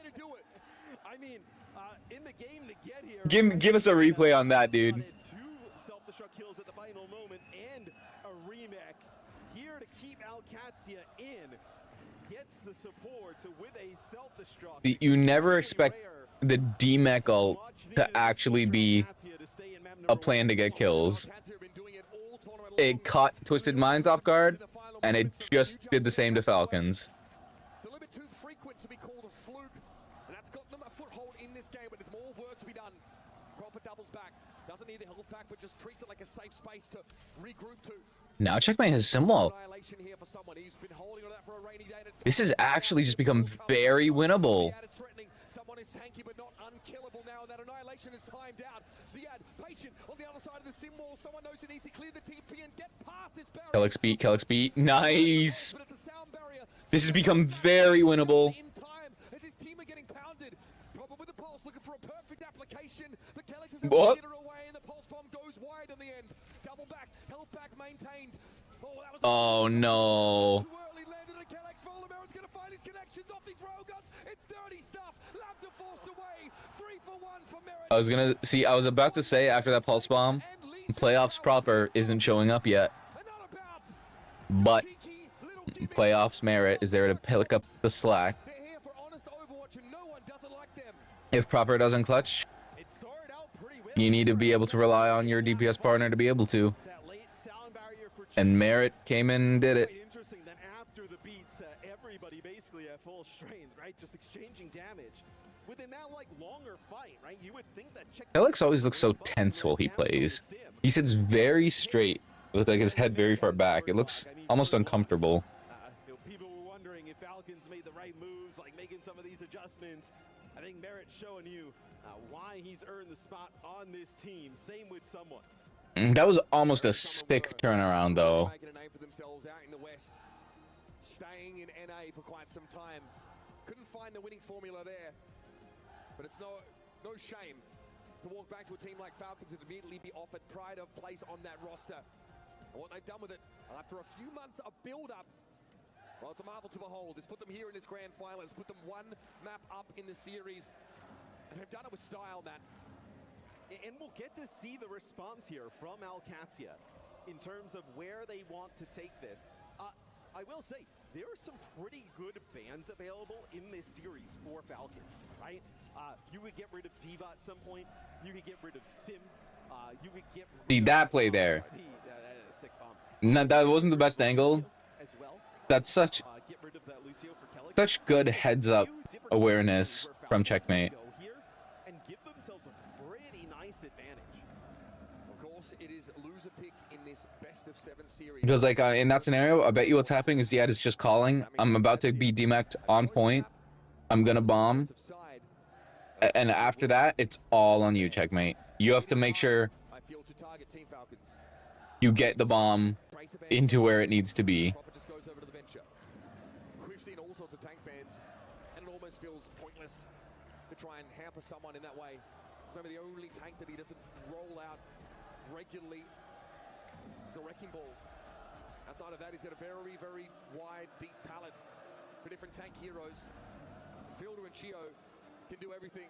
They've done it at the top level. They've earned themselves world championship titles doing so. So Alcatia got rid of Venture in map number 1. With map number 2, it'll be their map selection. They'll also get first ban, and they pick Esperanza. I wonder if there's a world in which you get rid of Tracer here. You're obviously going to have Falcons probably end up playing the Venture, but do you feel like that is a potential path to victory, taking the Tracer? I don't get why Lepto was standing still there. Have some success with that here in Riyadh. So a potential avenue they explore. I think if you're Falcons, you could answer that with, like, let's say, like a Diva ban, right? I think that would be something you'd have. If you ban Diva, he's just gonna go to Orisa. Whether it's a Ram or Orisa out of Alcatia. This is not Falcons' preferred push map by any stretch. They like to take us to Colosseo whenever possible. Alcatia gets first ban, like I mentioned. They get rid of Doom. This is a clear protect for Diva, right? I mean, they feel like that is kind of the best look that they have. So I wonder if this is a strategy. When we get Lifeweaver being banned as well? We don't care what else you bring in. This is the second. That's so disrespectful from Falcons. That's practically BM. I had to search for the words there because I wanted to. It's not a protect ban because you ban second. Do not play the Lifeweaver. No. Falcons don't care. They simply don't care. And it's so funny because speaking with their coaches, Raccoons did this as well in scrims. They banned just like this, just to see what would happen, just to limit test. Yeah. The fact that Falcons are doing this in a grand final, and the mid-season champion grand final is just otherworldly levels of audacious. It's also interesting that you feel so much you have to protect the What is this machine? I've never looked at it that closely. But what was it supposed to be doing there? Is it scanning? Is it painting? Is it cleaning? Only if they start losing maps, in fairness. This is the formula that works for them. They may as well keep pushing it. Admiral is saying it. I mean, you can hear it. Alright, Ziad's not gonna play Wrecking Ball. You can't even hear each other backstage. Oh, are we really gonna do a Ram mirror? A full mirror, rather. Yeah, I guess we are. And then obviously for Alcatia representing EMEA, be able to get a title win. So we'll actually see a mirror matchup here. So a rare occurrence that Ziad will roll out here on the ramp. Proper going to be on the Symmetra. Falcons go in this I gotta say that the crowd is really loud, like impressively loud, without a doubt. Lab to glance and glow, lucky to be alive there. That's a warning shot fired off by Merit to start the map. Proper's going to be a nuisance here, but not really threatening enough yet to garner that level of attention. Dude, see? Wait out that TP, and now, yeah, engage onto him. Delete him. There you go, yeah. You could have done that even sooner, honestly. After his initial TP up there, and he didn't back out. I don't know why Proper didn't back out the second time either. Like, Proper lost the plot a bit there.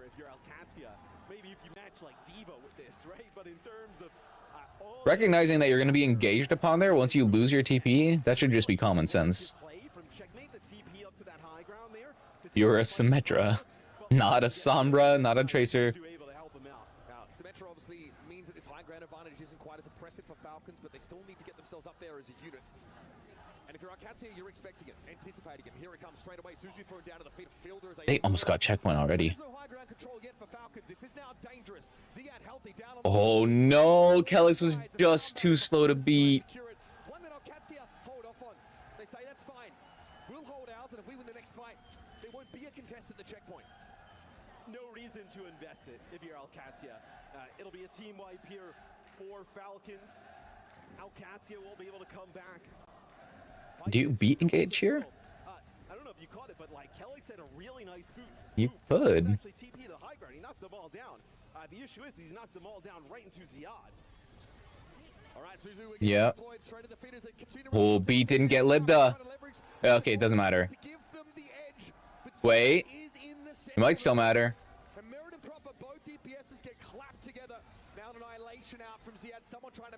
Oh no, Ziad fell off the high ground. He can't take advantage of that. Now we'll be able to move the bot forward as Falcons, short-handed as they are going to have to give some of this ground. I don't really Oh, wait, Falcons used both their DPS ults. They used so much. And Alcatia used comparatively nothing. Not able to get crazy value out of it. Unclear what someone's looking for. He's going very, very deep. Kill Proper, kill Proper. Look at how isolated Proper is. Look at Proper! What? No way. Okay, no, Alcatia, what are you doing? There you go. That's, yes. Punish these people who are just flying off by themselves. They think they're invincible. Like, Falcons are low-key showing their ego here. And you gotta punish it. You gotta punish it more. That's checkpoint. That means checkmate got good spawn. Alcatia trying to play the bar at the beginning. Dude, Lauda is good enough in the Sojourn head-to-head to go up against Merit. If I said that a few years ago, you'd be like, he only plays bar. But no, he is on another level now on hit scan. Kitsune rush here for Falcons. Yeah, but you TP high ground and rush there? Maybe try and set up a TP here, lay it over the high ground to kick this off. You, kind of do. To this strong position. Let Falcons blow ultimates just to get into a remotely parity spot. Here's that center for the high ground, but who's the target supposed to be? Okay, a lot of posturing here, but Ziad's a little bit low. Kellex is slightly later. Yep, Kellex's beat was slightly better by like a frame difference.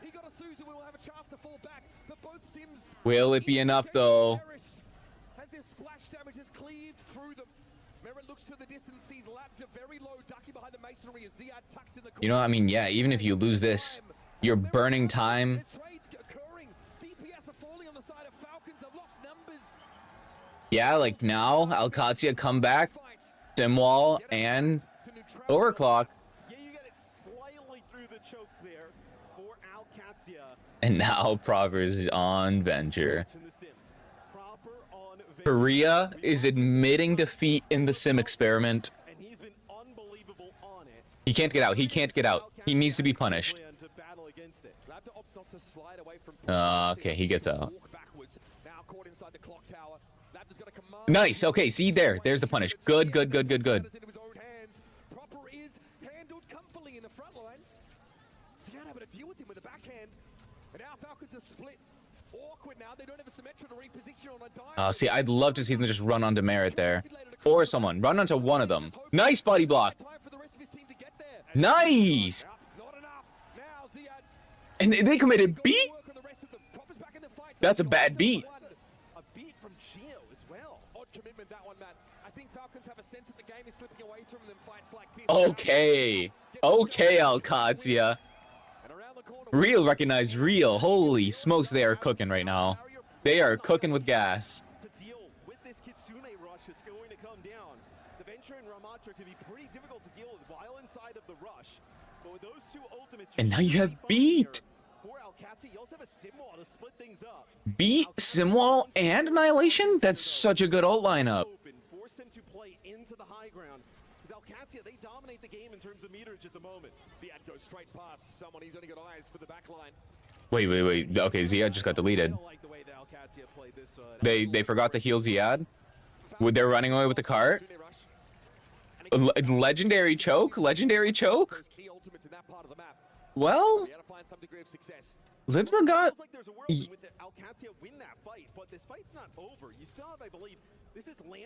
Falcons shouldn't get space here. They shouldn't get cart space, yeah. someone now trying to back out as well. He should be able to get away. Oh my goodness. Behind him. The bot is now moving back into position, and once again, OWCS can sit. No, okay. I thought they were gonna get engaged on, but Now, someone should be familiar with this because this is exactly what they did to win an Overwatch League championship. This is exactly how they played Esperanza. Dominate the high. that's true. But Checkmate was on that squad too, man. Checkmate also knows the game. And Fielder dies. Chio's won. Landon. Handing out those kunais one after another. It's 2-for-1 special on lobotomies if you're Team Falcons, and they're buying them up. Oh. He knew it. He's a bit belated. Oh, Landon did die though. Marches. And a little bit of an interesting thing here where He must have just been, dude. Chio was all the way on those back steps, and Landon went low from proper, and he just got hit by a few random Cheerios. so that's when they're able to focus down proper, take advantage of that aggression. Oh! Nails Merit, pops his head like a cherry. He turned it up. From someone. It's just Oh, he's turning it up. Labda back on the Soj, and all is right with the world. The guy is tearing through Team Falcons. And if OWCS are going to win this series, it's off the This is crazy. this very composition. This comp that Falcons don't seem to have a good answer to. I completely agree. This is The Symmetra comps have completely dismantled if you were going to take it to Falcons. You're the originator of this. the Korean teams. Have to play it at a high level. It'll be Kitsune Rush here from OWCS. They don't want to run into Oh, Merrick actually straight up got stuck there. with the annihilation. Now, notices someone wants to get his attention if he can, but the sound barrier means the Falcons can ignore that Ramatra a little bit more. That annihilation not nearly as That's block slop right there. So Ziad will offer. Oh, let's do it some more. Do it some more. Got too close to the sun, apparently. Oh, he got greedy and tried to go for Chio as well. But it still keeps OWCS in He should have just held the right click. It just burns a little bit of clock. You're going to burn maybe like 4 or 5 seconds here. Which in push makes a little bit of a difference, but just a huge lead here for OWCS. See, the biggest thing here is that Chio and Kellex became desynced with the beats. You're going to have this Kitsune Rush. I guess you use the sim wall here to break it up. You see how nasty that slow is. Nasty, bro. Because Chio will not, I don't think Chio's going to have another beat in this game. Unless it's like an overtime fight. Ziad playing from the safe side of it, still conserving that bot, contesting it. Oh, Fielder. Looking low. Wait, Linda, you TP'd wrong! Probably didn't need to go back through the TP. You definitely did not. Doesn't have slide available, right? So there's not much he can do to get out of dodge in that situation. Is you see Ziad and both. That's okay. That's okay. We all make mistakes. Yeah, Labda's going to come back, but it's going to be a little bit too late here. You are gonna have to give up some meterage here. There's a wall there from Checkmate. Lets them contest the bot, but they're coming back in with the Kitsune Rush and sound barrier. But Falcons can make these types of comebacks, but if you're OWCS, But now the desynced has been taken care of, actually. Winning that fight allowed Chio to get his beat back up. in the series. Kitsune Rush from Landon could overlay the point. Merritt's one? Seconds, and Ziad will contest for now. The high ground's a bit of a problem. It'll need to be dealt with for OWCS here. Overclock is available. Proper hiding. Uh-oh. That's big. No! Landon didn't get the beat. are in deep trouble. Knocked away. Drill Rush is a problem. Very, very low on the low ground is Kellex, and he's chased down. Here come Team See, now, charging back into the map. I don't like this. now things get a little dicey. Because you now have to play into Overclock and Kitsune Rush with just Overclock of your own. End up losing him. So Falcons have a chance here, right? No support ultimates available for OWCS. No. They need to take this next fight as soon as possible. Kellex almost dies. Oh, it's Merritt's Overclock is better. Libdas gets nothing. Okay, he gets one. He needs another. He needs more. Two. Both DPS down. That might be enough. They have a spawn advantage as well. Vortex is problematic for him though. He gets out. In the fight, and he needs to duck back for a health pack. This has to be a regroup for OWCS. Ziad and Landon just now spawning back in. He switched over to the Diva. Oh, this is going to be so tough. Merritt got too much value from that Overclock. Falcons, an opportunity to steal this second game. Someone dangerously low. It's going to be the Kitsune Rush. That's going to keep someone standing for the time being, but he's taken maybe too much. He's so low. Good pressure. Really good pressure. But Libda dies. You need Simwall right now. Simwall right now. Oh, it's not going to be enough, though. Ziad gets demeched. No. Falcons won. That's unbelievable.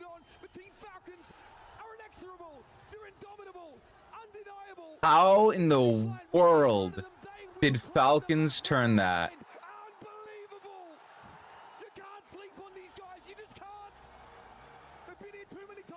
Man, I'm not gonna lie. That all started with Libda sliding into the wrong or TPing back. If Libda doesn't take that TP back into someone's face, he stays set up on the high ground, possibly on a flank angle. He has such a free space. I mean, that is a horrible loss there for Alcatia. It's backbreaking, is what it is. The whiplash that you've suffered as an Alcatia player, a fan, immense. And now, they don't have time to mull over this. No one's gotten an ace yet. They need to plan their next steps. We'll have a chance to take a breath, though, here. With 2 maps down, it's Falcons with a healthy 2-0 lead in this first to 4 game. You'd be crazy to change the channel.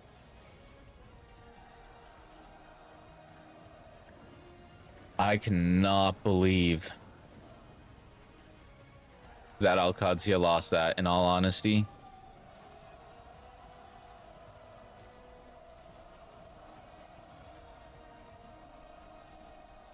Yeah, Kellex, Loki right here. Right there, beat needed to come out earlier. If he had been able to beat right on this edge, then Ziad catches beat as well.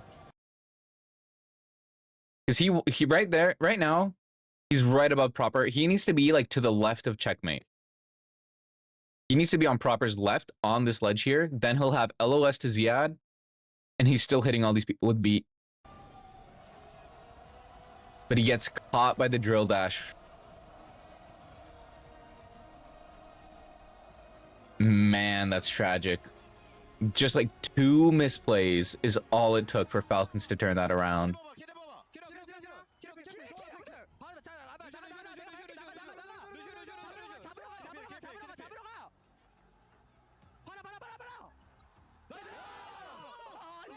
I also don't think the Diva swap was worth it. Like, instinctually, you're like, oh, I gotta get back fast. I gotta go Diva, but you had the teleporter. You could have played Ram. You needed the block slop. Defense Matrix slop just doesn't compare.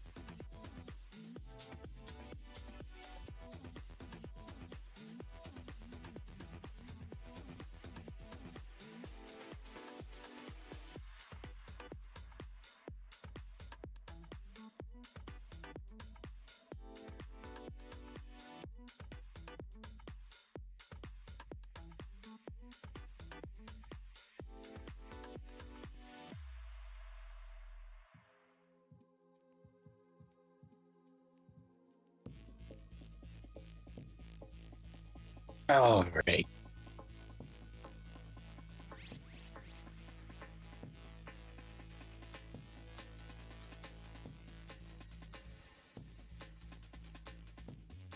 Well, for my prediction to be correct, we need Alcatia to reverse sweep now. But after that, I can only imagine that if they aren't boomed after that, I would be amazed.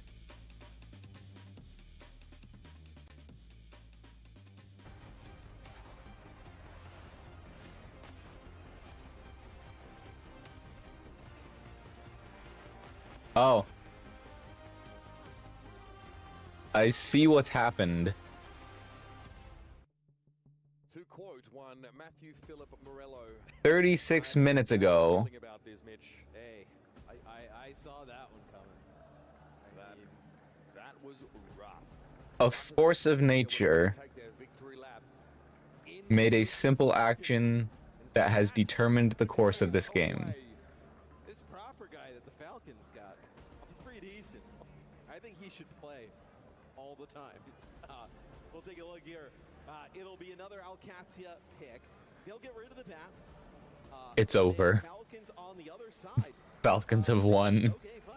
We'll get rid of Diva, one of the Unbelievable. Absolutely unbelievable.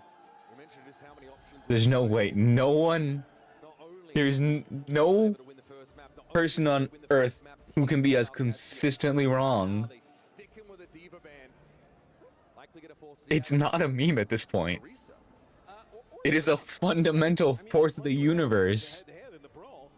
It really only started to turn when Proper started to play the Venture. So There's no explanation. It defies all logic. I think the one, obviously Alcatia has been tremendous. But, they don't have the biggest kind of arsenal of different comps they put together, right? They have a few that they've really, I think, Unbelievable. mastered, but they don't have a deep bag, right? They kind of have a few things they're extremely good at, and that's kind of what they go to. So we'll see here. It'll be just the Ramatra version of this comp. Interesting that Falcons is deciding to run out with the Sim yet again, instead of trying to play Venture here. All right. Once again, looking to test themselves in the Sim mirror, something they opted Okay. for the previous map, and maybe that's Checkmate. Popping off to start. Merritt getting the runaround. He's dead. Yeah. Okay. Yeah, see, here's the thing though. At this point, I can't feel overly excited about this because this is just like how the last map went. Like last map looked to be starting good, and then it was all thrown away off a couple mistakes. So I can't be too. I can't have too much faith.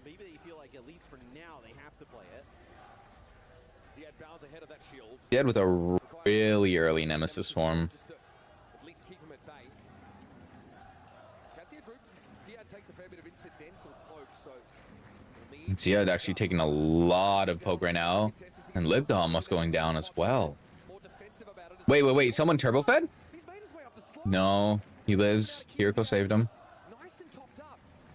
And Labda might have lost a brief exchange there, but he's still standing. Ooh. It's all percentage that Katia are able to Gio went down, really? caught inside that disruptor shot to the left of screen. And I'll call yet another cancer for Falcons. They have been failing to launch so far this map. And I have to say, Alcatia is doing a really good job, like chunking down the armor of someone and getting him weak. Look at the difference in ult charge between Checkmate and Proper, though. Pound for pound, Proper's doing a lot more than Checkmate. At least when it comes to the things that ult charge measures.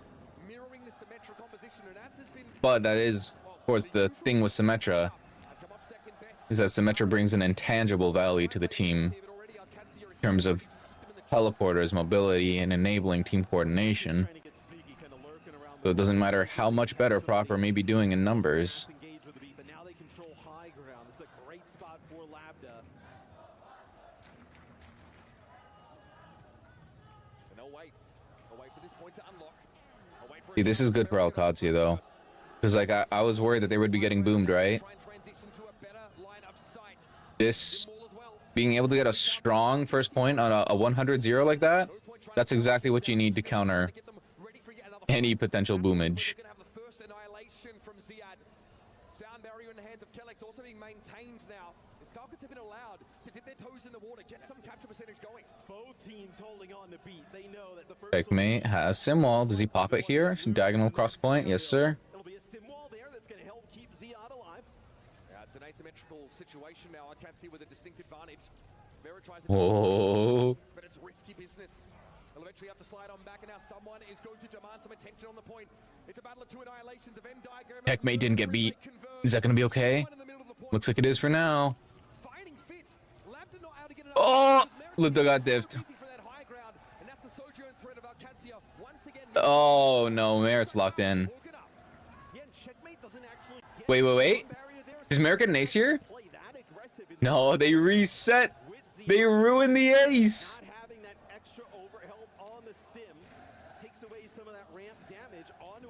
Come on, take a bullet through your skull like a man. Stand and fight. Well, that's a complete... They flipped the table entirely. Back-to-back 100 zeros, but not for the same team. And at no point were OWCS really able to have that sort of dominance of height. This time, though, over on Ducks, they very quickly take up the bridge. Alcatia did win the last neutral engagement. High ground if you're Falcons with a TP, or just kind of going up the ramp here. They actually drop that TP here. Oh, everyone is split. Here, so it's going to kind of force Alcatia into an But yeah, Falcons are just going to regroup in main. Canvassing the area with these turrets. Alcatia have had to wait out until being able to capture, and immediately Ziad dives in. This will provoke someone to come forward now. Vortex. Where did the TP? Warning shot from Ziad. The Falcons know they've got to commit anyway. They're going to take this fight. Amerit tries to get up on this high ground. Cheeky little peek around the corner from Checkmate, though. He knew what was coming. Still no cap. Kitsune Rush is in effect. Both teams are playing so safe now. I mean, 30% beat advantage here for Chio. They may be able to just use this here to bully Alcatia off the point. It's a short window. Merritt didn't get beat, though. Merritt didn't get beat. You have to engage on the Merritt. Play around the symbol if they possibly can, but Falcons can play that much more aggressively. With no self-preservation instinct. Now the Simwall follows it up. That sound barrier for Kellex is late, and it's just not going to have an application in this fight. You know what, though? Decide to end up holding on to it here. Kellex with one, Lambda with another. They still have Ziad alive. Clearly, Yeah, you lose this, and you come back way better. trying to extend that. And this is actually going to be the first person to cap the point. That fight goes for so long. Nobody gets capped early on.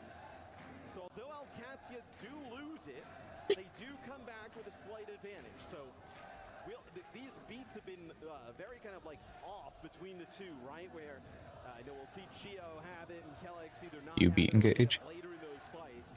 This is an opportunity now for Alcatia to use it aggressively. Lambda's knocking on the front door. No one's answering. Someone just contesting. It's all he has to do for the Dude. Suzu comes in, healing thick and fast for the tank of Falcon. Fielder farming up this healing. Yeah, so much of that, and the Kitsune Rush is just Now we beat... No, Kellex died! Are you kidding? that never seems to end, but someone eventually comes. Kellex is gone. That's the trade. I think you take that if you're on Katsi, but it's a sound barrier that still hasn't been able to be used. Merritt steps up and he knows I think you needed the sound barrier there. I really think you needed that. Wait, they get the point flip. with Checkmate falling on that high ground. Even Kellex might not be enough to keep him honest. Ziad's off the point. I almost think you beat if you need to, just to keep point control. I think you beat here. Yeah. No, but you gave up point control. Kellex comes forward with a sound barrier, but he's low. Shot after shot into him. Even with the beat he's brought down, he held that for 3 fights and couldn't find a good use case. And then they use it. This is a Falcons 4-0. It's a 3-player beat when Chio has his sound barrier back again, and it's the entire team for Falcons.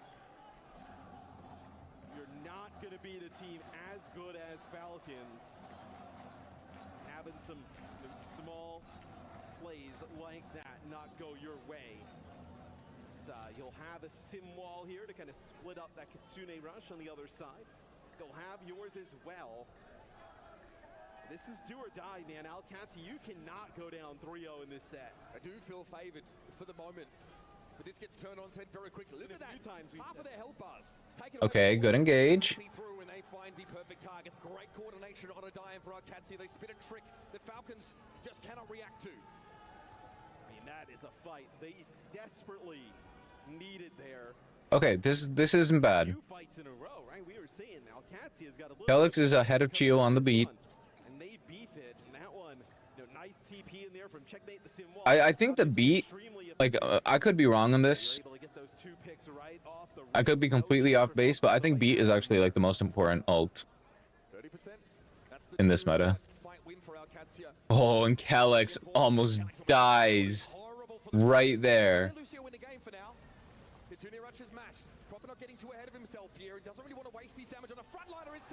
Yeah, not a lot you could do there. I think Ziad shouldn't have ulted.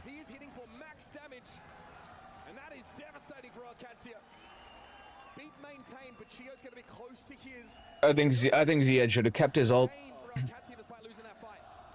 what I'm worried about is Merrick's been able to find Kelix a few times and has the overclock here. So, gotta be careful with how you lay this beat down if you're Kelix. Nice, good beat engage. You need to be fast though. You need to be faster. Good. You had to get kills before Chio got his beat there. Oh, wait, it's not going to be enough. It's not enough.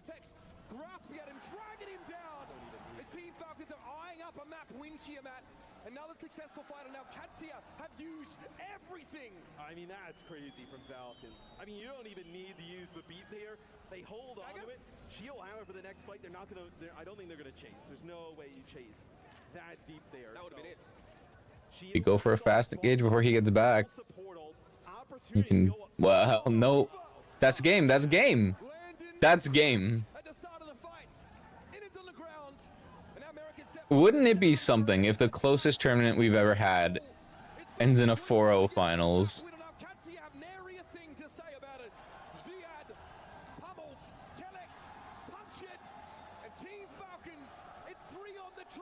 Wow.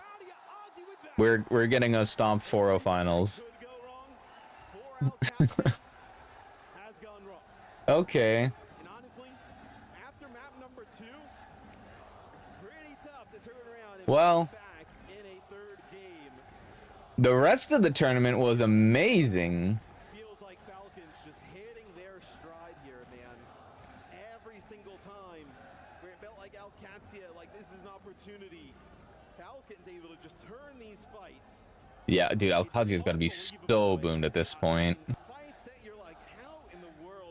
I don't know if they're choke artists or what, but this is looking rough. Let's have some fun. He might be having fun. Coach Junkbuck is in the tank. What has he got left? Is it more than dregs? Or will this be over in straight games? It will be crazy if the finals ends up being the worst of the matches outside of like the Zocorp and Pacific teams. It may not be enough. I don't know, Matt. It wasn't enough in this map, at least one map away. See, say what you want, but you can't convince me that Crazy Raccoon would not have put up a better fight. I mean, heck, Weibo Gaming did put up a better fight against Falcons. Is just out of control. You can hear the Falcons fans in front of me just going wild. They're chanting one more game. They know that the Falcons are on the cusp of taking the title here at the Esports World Cup. Even T1 took a map, I mean. I thought this was going to go 4-2, but it's looking like it might be a 4-0 instead. Falcons fans, how are you feeling? The energy in here is wild. The Alcatia fans have been quiet, but honestly, I don't know, man. Like, it really feels like it's just over for Alcatia. We would need to see some dark magic being pulled out here. This is kind of classic Falcons, right? I can do whatever you can. I'll just do it better. You know, I actually found Smash, Coach of Virtus Pro, on the way, and I spoke to him and I said, who do you think was going to win? This was before the finals began, and he said, well, Falcons probably because Proper is just pooping on everyone. Now, he didn't use the word pooping. He used a different word that I can't say. But right now, it's looking like MVP Proper. It's looking like Falcons potentially. Proper and Merit. Honestly, both of them are playing at 100%. And when you have two Titans like that at 100%, just something, a time to collect yourself. You know, if you're Junkbuck backstage in this kind of a moment, down 0-3, it's like, what can you say? How can you take the pressure off of the team? How can you just get them back into the game, thinking about Overwatch, back to basics? Because honestly, I feel like this Falcons is playing well. I won't take that away from them, but OWCS, they're a shadow of what they've shown this tournament so far. And they look like they should have been able to win a map, because we look at the Esperanza, Jake, that second map, Brutal. that huge comeback, 20 meters for Falcons, 115 meters on the OWCS side, then the overtime push, unbelievable stuff. Even 2 members down in the middle of the overtime, Proper and Merit come on back, they pull through some ultimates, and then they clutch out and they actually win. That's an insane comeback. I'm not gonna lie, I read OWCS and I got a little bit worried on map 1. Merit started to come out so hot, and then on map 2, you know, even with things turning against Falcons, they were always yeah, I can't believe they lost cheeky picks here and there. And despite OWCS this Esperanza. be an insurmountable lead, you know, typically you'd look at that and say, okay, this one is over. OWCS are going to tie this one up 1-1. I for sure said it myself backstage. What is it with Falcons and Esperanza? They have some good mojo on this map. And I mean, there's a real struggle here to just Once again, choked on this map. Now OWCS have choked on this map. This is a different team than we even saw in the last. Maybe there is some dark magic involved already. For some time now, look, they had a tough journey getting even to this event. 5th and 6th in the regular season in Korea, stage 2. They had to go through the LCQ, beating Zeta 3-0. They had some tough games in the group stage here as well. Weibo took them the distance. GK took them the distance. But now in the grand finals, this seems to be the one game where they're actually looking flawless. What a long road it's been for them, right? To have such a struggle this stage, to be looking so weak, so beatable, picking up champions like Merit and someone, and not being able to quite put the pieces together. But it seems now that it was just a matter of time. They needed that moment to gel.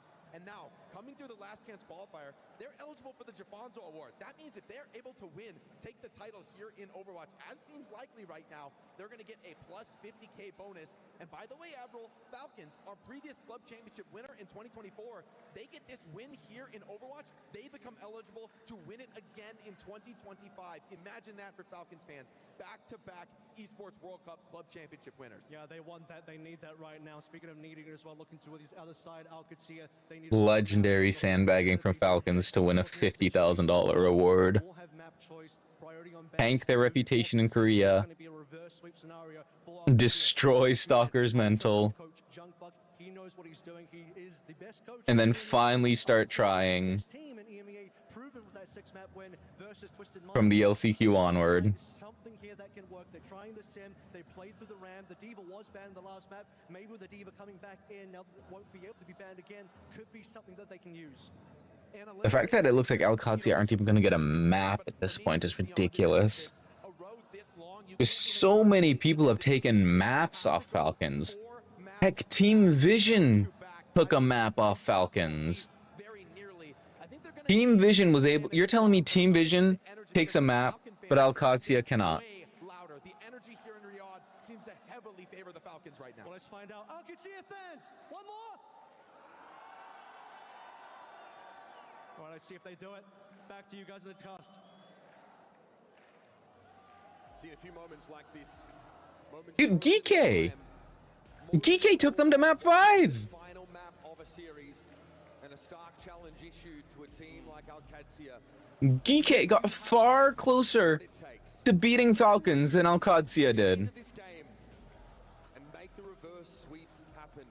It would be a comeback the likes which we rarely see in Overwatch against one of the most dominant teams we've ever had in this game.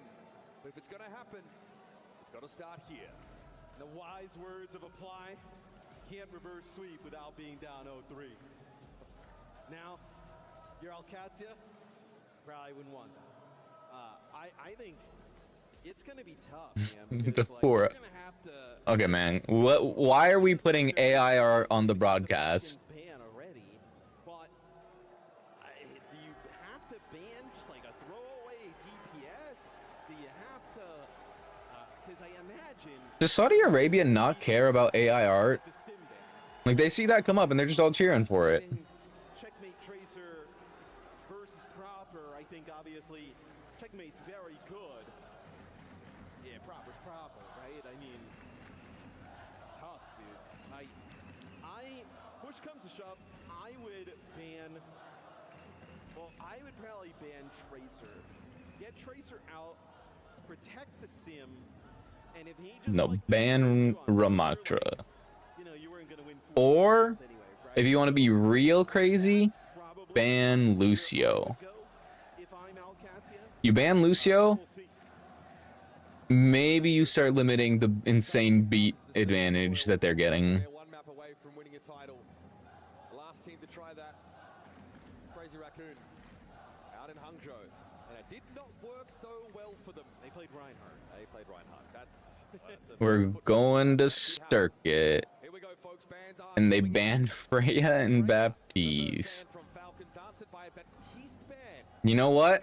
Circuit is the map. Circuit is the map that Vision took off Falcons in the LCQ.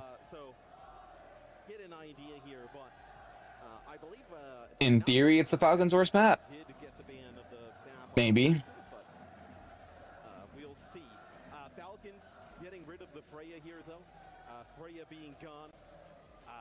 That's not a character that, you know, Labda would play, per se. Labda is definitely more of like a Sojourn, so we will see how that impacts things. So, yeah, Matt brings up a good point.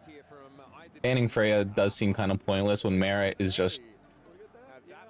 He's just tearing them a new one on Sojourn. So banning, like, I don't think Merit would have wanted to play Freya anyway, really. Falcons banning Freya, taking it out of Merit's hands doesn't make any sense. Shout out the Ops. We love our Ops team. We love them. Right, honestly, they've ridden along with us. Many of them have been doing this as long as you and I are Matt, and that is a long ass time. Yeah, I mean, that's really long. Owning Pepperidge Farm. Remember that? The bans now, obviously, like I kind of alluded to, they couldn't have obviously banned the BAP, so it is a flip. So Alcancia banning the Freya makes way more sense. Not something Labda would play. Is Proper actually going to play Mei? I guess so. We don't see him play Mei very often. Also, did Libba change his crosshair? He was not using this bright purple crosshair the whole time, was he? Have an awful long climb, and I'm not just talking about the topography of Circuit Royal, folks. It'd have to be a reverse sweep for them. Am I going crazy? Proper gets rid of the TP, so now Am I having a Mandela effect with his crosshair? Alcancia to kind of flip the script and get right back into the mix. Merit's off on the side, yeah. Okay. Good start, but again, I probably sound like a broken record at this point. They have a good start every time, and by the end of the map, they're getting turned into Swiss cheese. They're getting stomped on the pavement. They are on the road. Yeah, Merit's playing to like that left-hand side and just kind of not able to get back to the rest of the team. I think it already used slide, so not able to get back behind that barrier, that natural cover there. He just gets taken out. On to the next corner now, one that Falcons haven't really been able to regroup on. Alcancia have really gotten ahead of them here. They'll have that high ground to play from defensively, but already someone is feeling the heat there in the front line. This right, the shot will keep Ziad back for a time, along with the Vortex, hugging him towards the rest of his team. I think Falcons are grouped up here to maybe make a play. Proper has his ult already. That's very quick. Pretty conservative about this. Waiting on some of these cooldowns. Kitsune Rush might have been the go signal, and here they come. Twin rushes. It's reciprocated. Checkmate trying to use the card to break line of sight and put that damage down on someone. Oh, Kellex, his beat was almost cooked. Libda, hit the shot, Libda, no.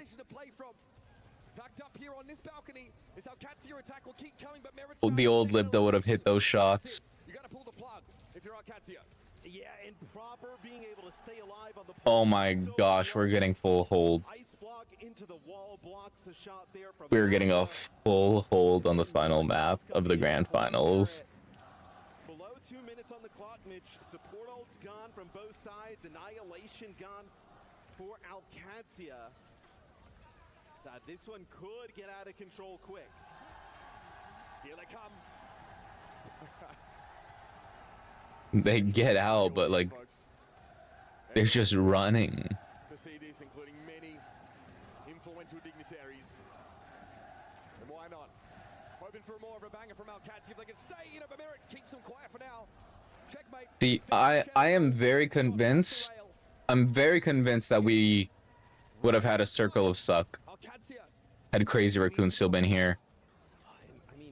I don't think Crazy Raccoons looks anywhere near this bad against Falcons. I would be confident that Crazy Raccoons could still be capable of beating Falcons, given how Stage 2 went. Unless we do presume that Falcons just had the greatest sandbag of all time. We got pavement everywhere as Ziad tumbles into the back line of Falcons, but they keep themselves safe behind these barriers. Someone with Annihilation now. He'll be healthy enough for this. And Alcatsi are waiting. Ziad's still 30% away from his Ramatra ultimate. And all Falcons have been able to do now is just to go for it. Sound barrier. It's time to throw caution to the wind and take to the skies. Kellex and Landon. Wow. And proper. Proudest punch out there in the open. Wow. And staggers Ziad. There is nothing. What a way to go out if you're Alcatsia. They're flexing on him now. That's a worse. That's a sound barrier in the spawn. Oh, buddy.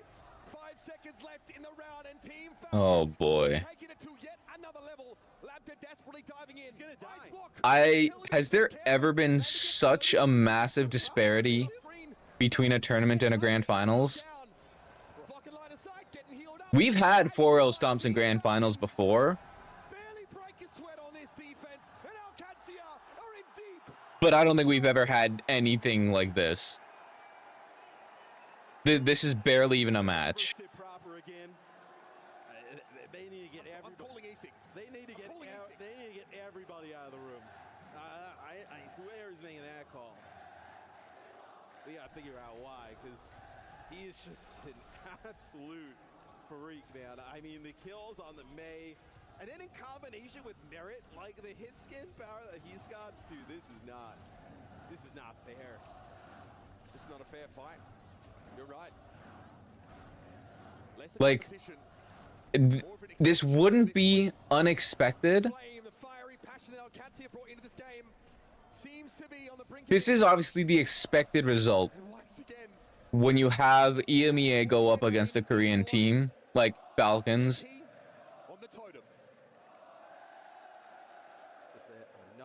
But what makes this make no sense is how T1 fell, Crazy Raccoons fell. They fell to teams that have been bested by Alcatsia.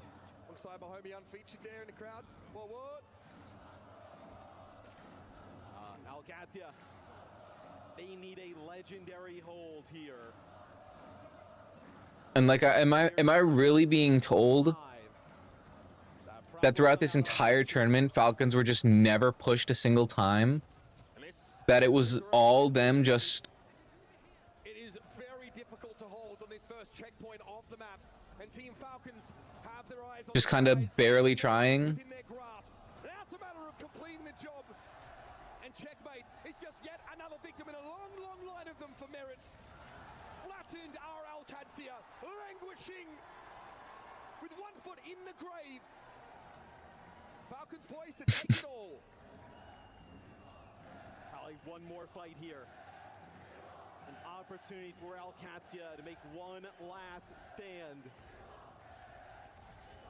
The crowd wants to see this. I mean, the Esperanza, I guess, was a cool comeback. For the club championship as well. They need a That was a good map. It is right there. Someone surging ahead. Propper's got himself on a tight little off angle with that TP to be cleared. In we go. Listen, the least Falcons could do at this point is just throw at the last minute so I could fill out the rest of my bingo cards.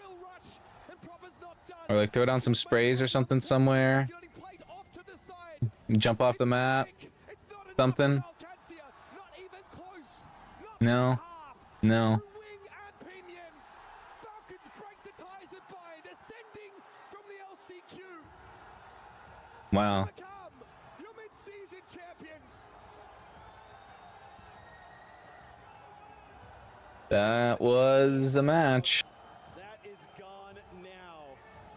Alcatia, the great That was grand finals done in, what, an hour? at the Esports World Cup. Falcons had some Yeah. close calls early on, but once An it gets hour. to these big 58 minutes. nobody's better. It almost feels like Matt, that last match Oh, wait. formality Just over an hour. Just over an hour. and a convention. Because up until that point, Falcons had broken Alcatia down brick by brick, play by play, shot by shot. One of the greatest weekends of Overwatch I've ever seen to culminate in that.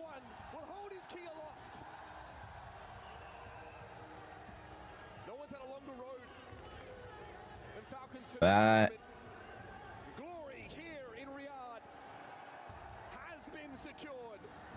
that was something. Team Falcons cement dominance in this era of Overwatch esports, the likes that we've never seen before.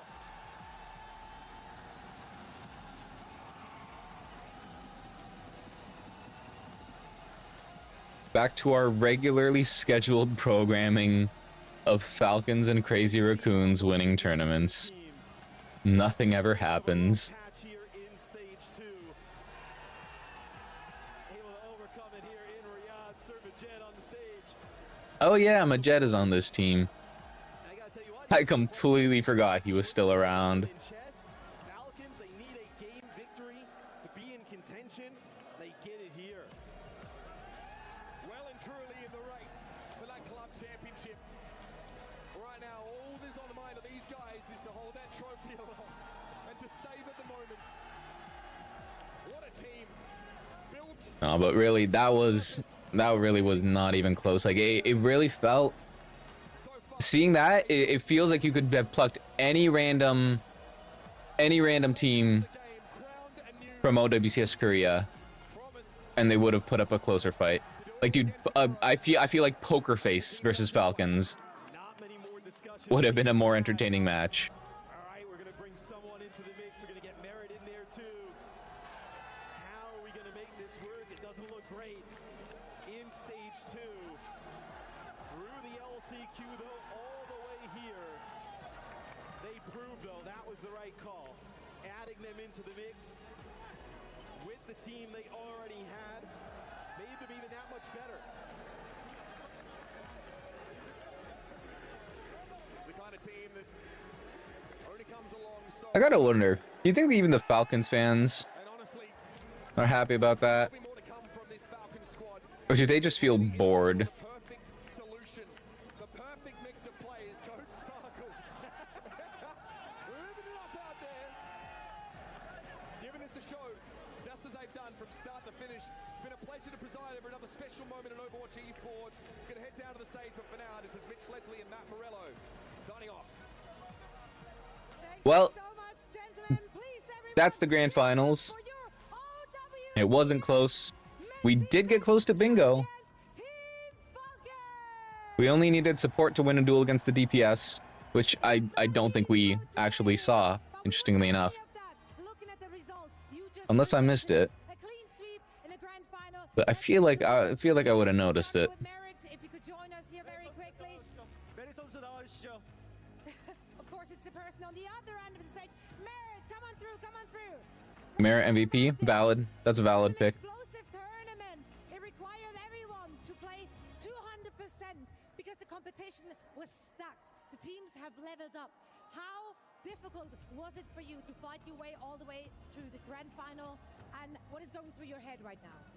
일단 메릿 선수 승리 축하드리고요. 일단 첫 번째 질문은 정말 상향 편준안에 이렇게 또 된 리그에서 이렇게 LCQ를 뚫고 지금까지 올라와서 다시 한번 이렇게 정상에 올라서게 되셨는데 지금 기분이 어떠신가요? 작년에는 EWC에서 2등으로 마무리했는데 이번 연도에 1등으로 마무리하게 돼서 기분이 되게 좋습니다.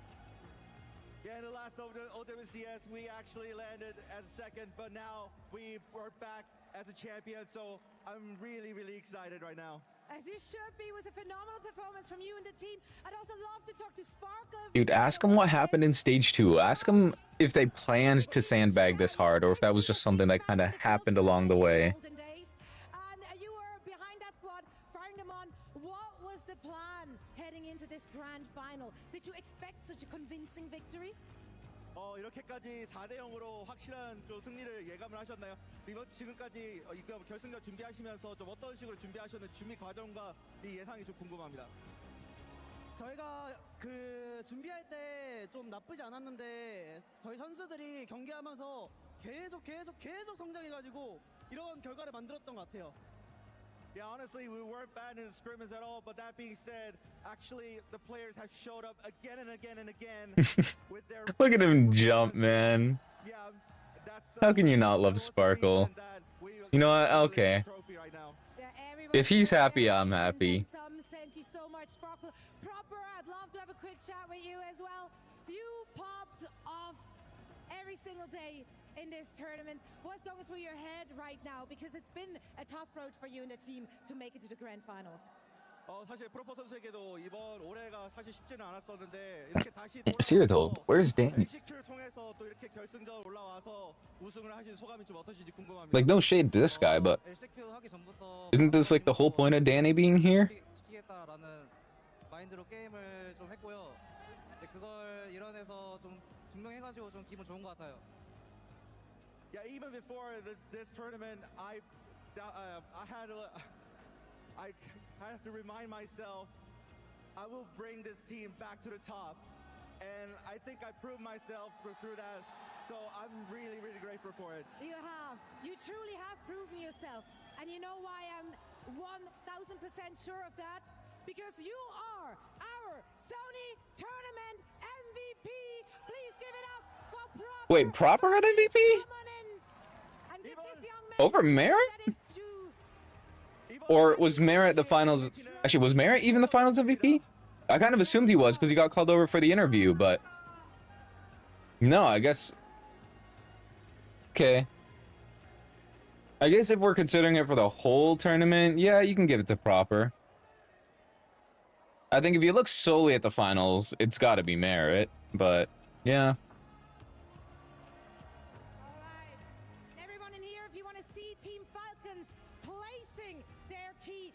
Totem, then please head on over to the STC Gaming Hall right now, as that's where all of that is going to go down. And now Team Falcons, But didn't they just put their key in the trophy? the honor of coming with me in order to grab some loot. It's time for the key looting. Give it up one more time for your champions, Team Falcons.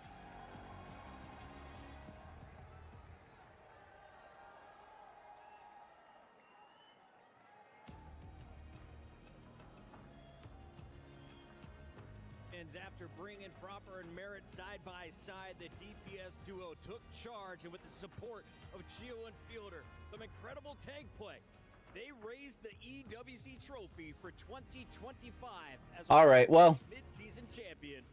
I'm joined by Avril. We'll end our co-stream here. It has been a blast to watch this team from the LCQ all the way. Somehow, our final day ended up being the least exciting one, which is a little bit unfortunate, but I guess that's what happens sometimes. Or did they get to pick which one they want the most? Yeah, the T1 was split in half. T1 is going to be one of those teams. They cannot take Crazy Raccoon's key, but maybe they'll be taking some other very interesting keys here. How many are they allowed to pick? Of the second key loot, making it to the grand finals. Do they each get one? Bit of a team discussion, surely. And Weibo, huge respect. I love that. This is a historic choice, right? Weibo may have left the tournament relatively early this time, but last year at the Esports World Cup, Weibo really stole the mojo from So I guess they picked their 3 closest competitors. Wait, what was the second one? They picked T1. Of the second key loot, making it to the grand finals.